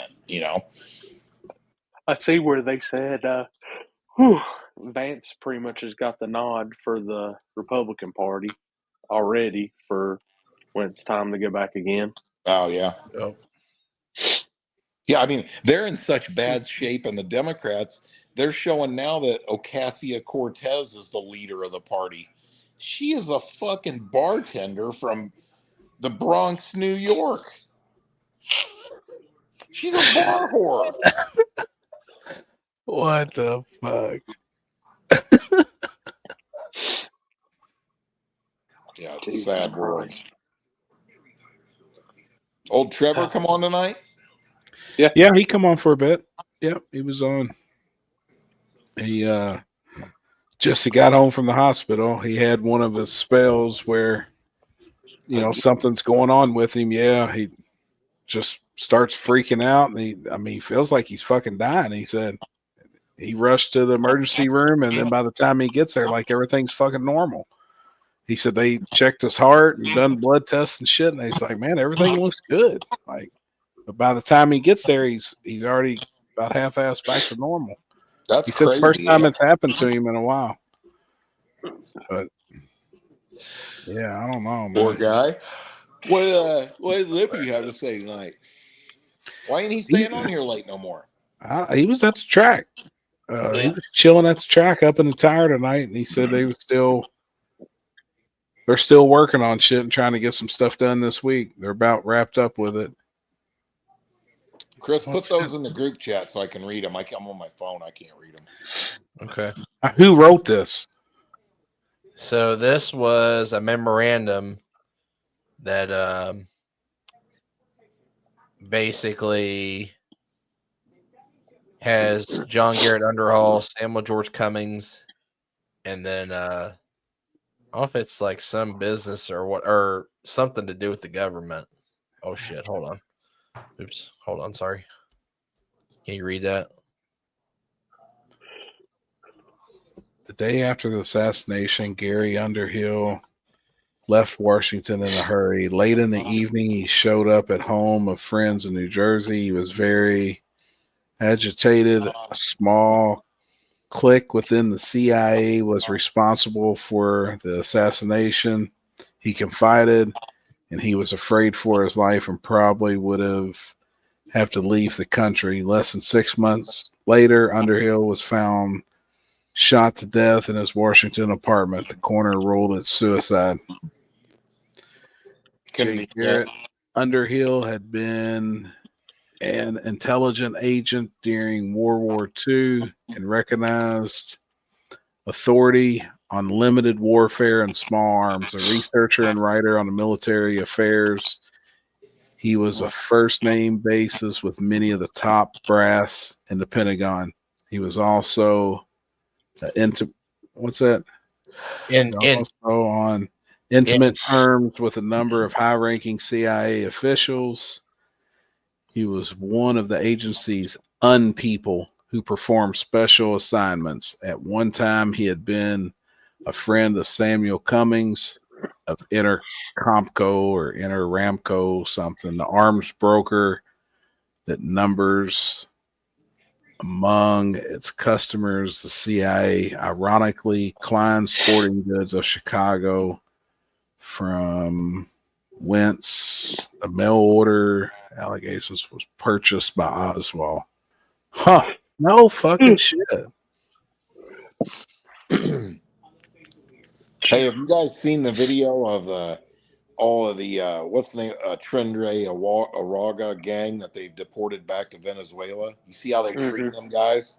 No. Awesome. Dude, Pretty rough. You ever seen the prison in what's that country? It begins with a S. Salva. I can't even remember the name of it now. Salvador. Maybe it is El Salvador. That's it. Where they have all the MS-13. They got the worst. Oh, I've seen that members. Shit. Okay, they make them be hunched over. Have you seen that? Yep. If they ever move them, they have to be completely bent at the waist when they walk. Yeah, like face the ass with the guy in front of them. Face the ass, and then they keep them in these cells. The lights never turn off. They don't have beds, and nobody talks. Wow. And they basically treated them. The Americans treated these guys the same way. Really? Do you see them cutting their hair? Corey, do you see the video of that? I'd like they took them in and buzzed all their heads, got them chained at the ankles, chained at the feet. Damn. Well, good. Where'd they get the majority of them from? Oh, I've gotten them all over the place. From all over? New York City. They're getting them everywhere. Yeah. Happy should do a new version of Reading Rainbow. Keep reading for the class, jackass. Fuck. Jeff can't see it. He couldn't read it. I don't know if the CIA was involved. George Bush was head of the CIA. You know what I think that was? I'm watching it on TV right now. I think that's when they unloaded them off the plane in Venezuela. I think that was their people doing that. Well, when good. They took them into custody. Yeah. YouTube have crazy documentaries on that place. They don't eat meat, no blankets, lights never off, no outside contact. Their families don't even know if they're alive. Yep. I just watched the other day. Crazy. If we had more prisons like that, people wouldn't want to fucking go. Yeah. You ain't shit. They wouldn't be out there doing the shit they're doing today if we had places like that. All them little Mexicans don't look real tough in there. Yeah, exactly. And they make them sit around in their underwear all day.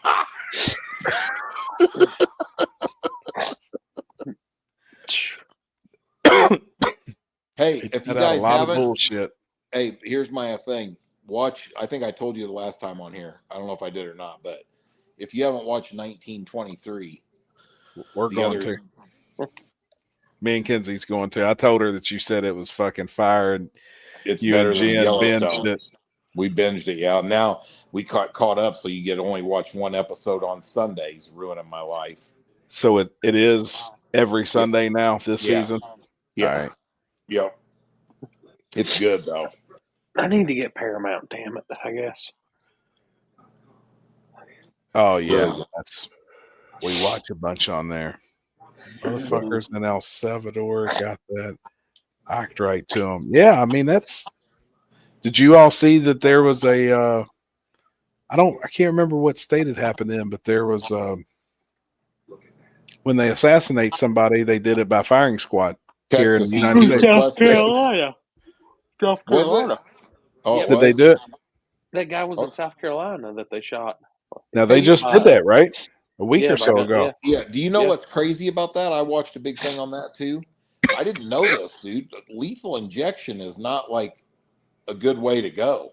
No, they said this shit could be brutal and be a couple hours. And then if it don't work, So this guy, he's like, he's the only smart one. The easiest way to go out is a gunshot to the head. Yeah, they said shoot me. You got three of them shooting you at once. Three guns. They had a whole firing squad on him. Yeah, well, I forget what they said. Was it three guys behind three shooters? Three shooters behind a panel shooting through a hole. Yeah. You know, I think back in the day when they used to do that, I heard they would give 5 guns loaded, but only one gun had a real live round in it, and that way none of the 5 people knew who actually killed him. Now, I don't know if they do it like that now. I've heard that before, though. Yeah, Birdman, it's 2 seasons. Jeff said they binged the whole first season, then they watched 2 or 3 episodes of the next season, was already caught up with today. Yeah, it was a buzzkill.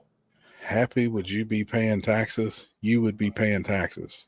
I ain't never paying taxes. I promise you that. Hey, Corey, bleep that out for the IRS. Yeah, no shit. I ain't paying no taxes. Now, hey, here's Happy in tax court. The judge says, "Now, how the fuck you got 12 G bodies and ain't paid no federal tax?" I know. The judge looks at him. Don't play with me, boy. I know them 22-inch wheels be costing lots of money. Oh fuck, man. Hey, you got. This is what you'd say. I played the 5th. Hey, let me give you an Ezra story that'll crack you guys up. So Saturday night, he goes downtown Indy with all his buddies and a bunch of girls to a bar crawl thing, like for St. Patty's Day, you know. So he was telling me all week, you know, I gotta have my drip on. I'm meeting up with this shorty, you know what I mean? All this stuff, right? And he's like, "Dad, let me borrow your gold chain." I said, "Come on over and get it." But if you lose it, it's $8,000, right? Yep. Anyway. He didn't come get it, right? So when he's downtown there, like midnight or something, I text him and he said, "I'm lit," right? And I said, "How's your little shorty doing?" And he texts back, one word, valid. Dude, I about fell off this couch in here. Oh, it's fucking awesome, man. Valid. I love it. I love it. That needs to be the new. Make a TRS shirt and on the back one word: valid. Valid. Oh yeah. shit. That shit's funny, man. That kid cracks me up sometimes. That's funny. That's awesome, man. That means wear nice clothes. Wear nice clothes. He's going to be with a nice looking young lady. Being lit means he's drunk. Valid means that's right. Birdman over here. Fucking Birdman knows the fucking slang, apparently. Fuck. That's hilarious. Oh, shit, man. So what's going on? What are you? Are you ready, going somewhere this weekend? Happy? No, chilling. Got Dig or Die this weekend. Oh, that's right. Yeah, that's this weekend. But I'm chilling. Try and get some shit caught up. Then next Wednesday, I'll fly out to meet Mike and Limpy. Go to Florida. Yeah. Thursday's that deal down there. Then hopping back on a plane Friday and coming back for Cincy Street Nights Friday night. Oh, okay. Next Friday night. Hey, you know what? Hey, you know what? I might bring that new car we built over there on that to Edgewater to test. Come on. What could we enter over there? Well, shit, you can just test if you want to. Oh, will you have testing? Yeah. Okay. Yep. We might do that. Yeah, but you can't test and enter a class, right? Mm-mm. No. But we have runs 650. Oh boy. Come And you again. can test all the index racers get hits. Come again. Yeah, no shit. Now there is that is where we're running that small tire with the rules.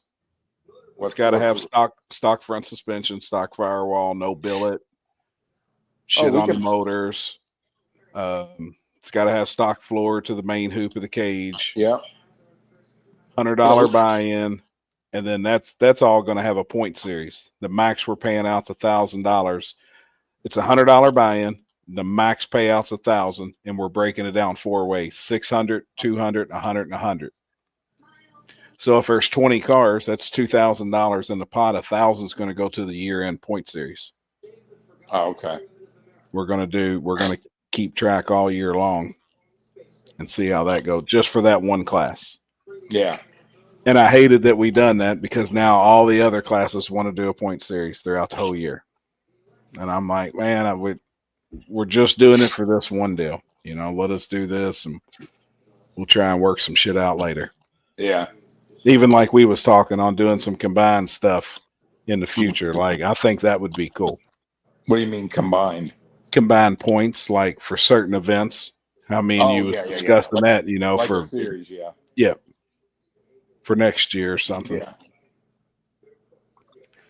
Yeah, I mean, I think a lot of people would. I mean, well, I shouldn't say that, because our last experience wasn't as good. But I mean, I don't think the guys are going to bitch that have to pay 20 or 25 for a tech card. That was how we did it, and that money all went into a pot for the class points. winners, right?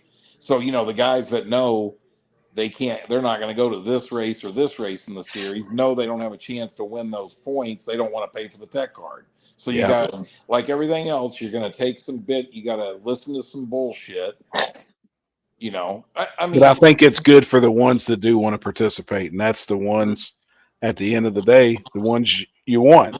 I agree, yeah. The guys that want to be there, that want to support, that's the ones you want. And it's going to benefit them in the end. And yeah, I mean, I care about all of them, but fuck, man, at the end of the day, you got to think, hey, $25 ain't gonna fucking break you, brother. Yeah. If you're here racing at this event, $25 ain't gonna kill you. Yeah, I promise you. No, I think that's cool. I mean, I think it is, but I mean, I do too. Once again, I think unfortunately, I think that there's probably close to 50% that don't like it, and simply don't like it because they don't want to pay the $25. Exactly. Yep, exactly. Yeah, I don't know. It's hard to ever.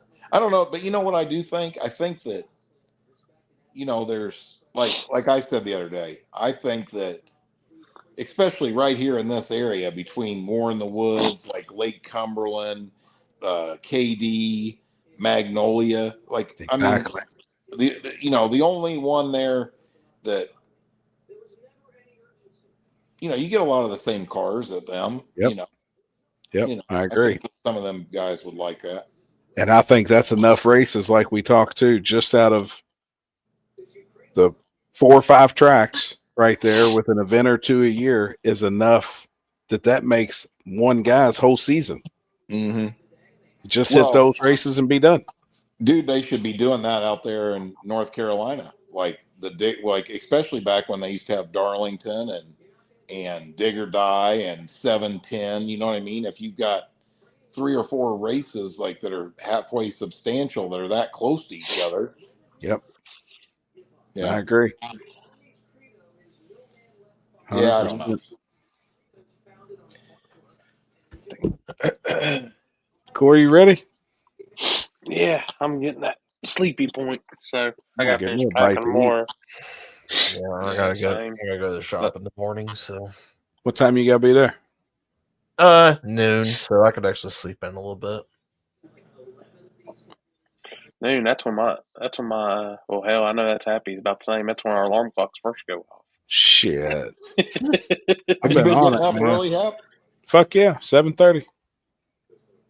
God damn. The Earth rotate off its axis? Nah, I did sleep another day. It was about 9:30. Every once in a while. Hey, was Billy glad to get the car moved, Chris? I actually really haven't talked to him, so I figured he was probably pretty excited, man, seeing it going to the next step. yeah. Yeah, I haven't seen him since Friday when we took all the cars out and stuff like that Friday night and fucked around, but Did Eric go up and get the car? Did he go pick it up? Do you know? I would assume so, yeah, because Billy hasn't had time. Gotcha. Yep. That's cool. I'm glad that it's I mean, all I used to do is wire it, and that shit's ready to go. Yeah, but man, fun. I know dude, his wiring is fucking spectacular. But I think he'll have that. A lot of people probably think it's crazy. It takes 2 weeks to wire a car like that, but that's really not, I bet he'll have it done in probably 12, 13, 14 days and be ready to hit the dyno. Hey, you know that guy that does all the pro mods? Michael Kurt Button or something? Yeah. Oh, yeah. He bangs them things out in 3 days. Oh, I know. The highest end wiring jobs on the planet. You see He is killing it. Yeah. Burton, I think's his last name. Michael Burton. Button. Is that it? B-U-N-T-O-N. Button a baseball. Button and O-N. Yeah, I have seen his stuff. Yeah, I wasn't even saying that. I'm sure what's his name does beautiful wiring too. I was just kind of blown away at how fast I follow him on Facebook, and I've seen his posts like delivered Friday, picked up on Monday. Complete fuel tech with everything. You know what I mean? Every sensor. That's crazy, dude. I'll put it out there. Anybody that can do any sort of wiring, I don't care what the time frame is, you got my respect, because I can't do that shit. It drives me crazy. It would take me 3 months to wire it, and then it still wouldn't work. It's fucking tough. Yeah. I run one wire on my RC car, and I'm already annoyed. I can't handle that shit, man. It's too tedious. And then I want it to look good, and got fucking wire everywhere. Yeah. GMC single cab SCR on a raffle is nice. That is a nice ass truck. Have you seen it yet? Oh, you guys, yes, that is the nicest fucking truck I've ever seen. It looked nice, man. Looked like it was very professional assembled. I mean, it's got an LME 416 in it. Like, damn, that bitch is that dude put some fucking money in that truck. I'm sure. It's got fucking he took Denali seats out of a Yukon Denali for front seats. It's got the center console out of a Yukon Denali. Damn. That truck is probably the nicest fucking vehicle out of that entire fleet. Damn, man. It looked nice. Yep. I'm gonna be a little sad when that truck goes. Now, did he take possession of it, or is he doing that for that guy? Nope. He took possession of it. Did he really? Yep. Damn, man. Hell yeah. Yep. That truck is very, very, very nice. Hey, Hap, when you ready to get that new G body, get a small block slapped in there. I know. I told Kenzie today we were out there. We went out there and was looking at us. I'm gonna holler at Jeff, see what all parts he's got laying around, see if he got a crank and some rods and shit. All kinds of shit. I can't fucking see it. And that's even what Jason said last night, because he called me late last night and we were talking about it. And he's like, man, I guarantee there's stuff just laying and that you could put together pretty budget friendly and build a pretty nasty piece. Mm-hmm. I said, I'd build an 18-degree head, 406 or something bizarre, a 421 probably tops. Yeah. But it is actually ready to drop an engine in it. Oh, really? Yeah. Oh, yeah. Everything is still wired. I guarantee I could hook the battery up and everything power up. Like it's when I sold the engine, all I did was unhook the engine and pull it out and sell it. What's the trans in it? It's a BTE Glide. Oh shit. Yep, it's got a PTC converter. It's got a nice Glide in it. Dude, I gotta listen. Listen what I got up here. I'll send you a picture tomorrow. I got a drop-in ready 434 stock block, small block Chevy with No a fogger, shit. with a fogger and a plate. Good shit in it. Hold on, let me think here. Well, the bad side on it, the only thing that's bad on it is it's like an 11-to-1 motor. It's a pump gas motor, really. Right.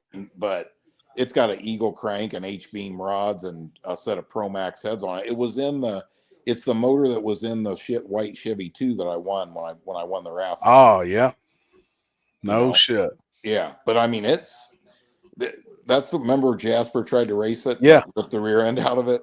Yeah. I mean it's a good sounding motor. Yep. Mm-hmm. I don't know what I'm gonna do, man.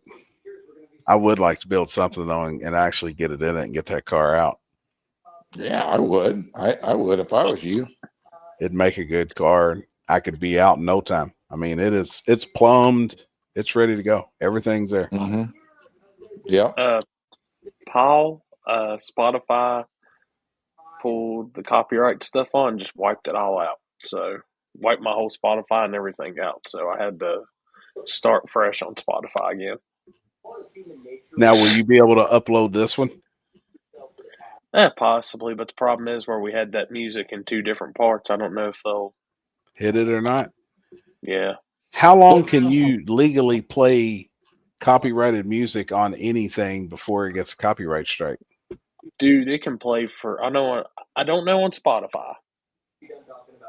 I know on YouTube it can play for a second or 2 seconds and they'll pick up on it. See, I heard guys. What music got you in trouble? There was something, I guess, in 3 of the episodes that we had just did the audio upload for podcasts, so somebody could just listen to it on their phone or just not see the video, just the audio portion of it. And dude, Spotify trashed my whole account over it. 3 copyright strikes, and then I got a nasty email from YouTube about this stuff, like with Pinata Farms and all that. So I just said, well, got to pull the plug on that stuff. Yeah. That's crazy. That's almost like the anti-First Amendment in a way. You know? Like, YouTube's not as bad on the music end. They'll give you a chance to at least erase the songs out of the context. Yep. But Spotify, they didn't play. Facebook just keeps making you shed ad revenue with. That's what it's doing me. Yep. Yeah. I'm having to share ad revenue with fucking everybody every week. I'm like, damn. People don't. You making money off Facebook, Abby? Yeah, a little bit. You know what's funny? I keep getting a message that I need to turn something on to get paid, and I can't figure out how to do it. Yeah, it's easy. Kenzie reset my phone up the other night, which it ain't nothing. Like a good month for me, it's like $250, but it just goes straight into the fucking bank account.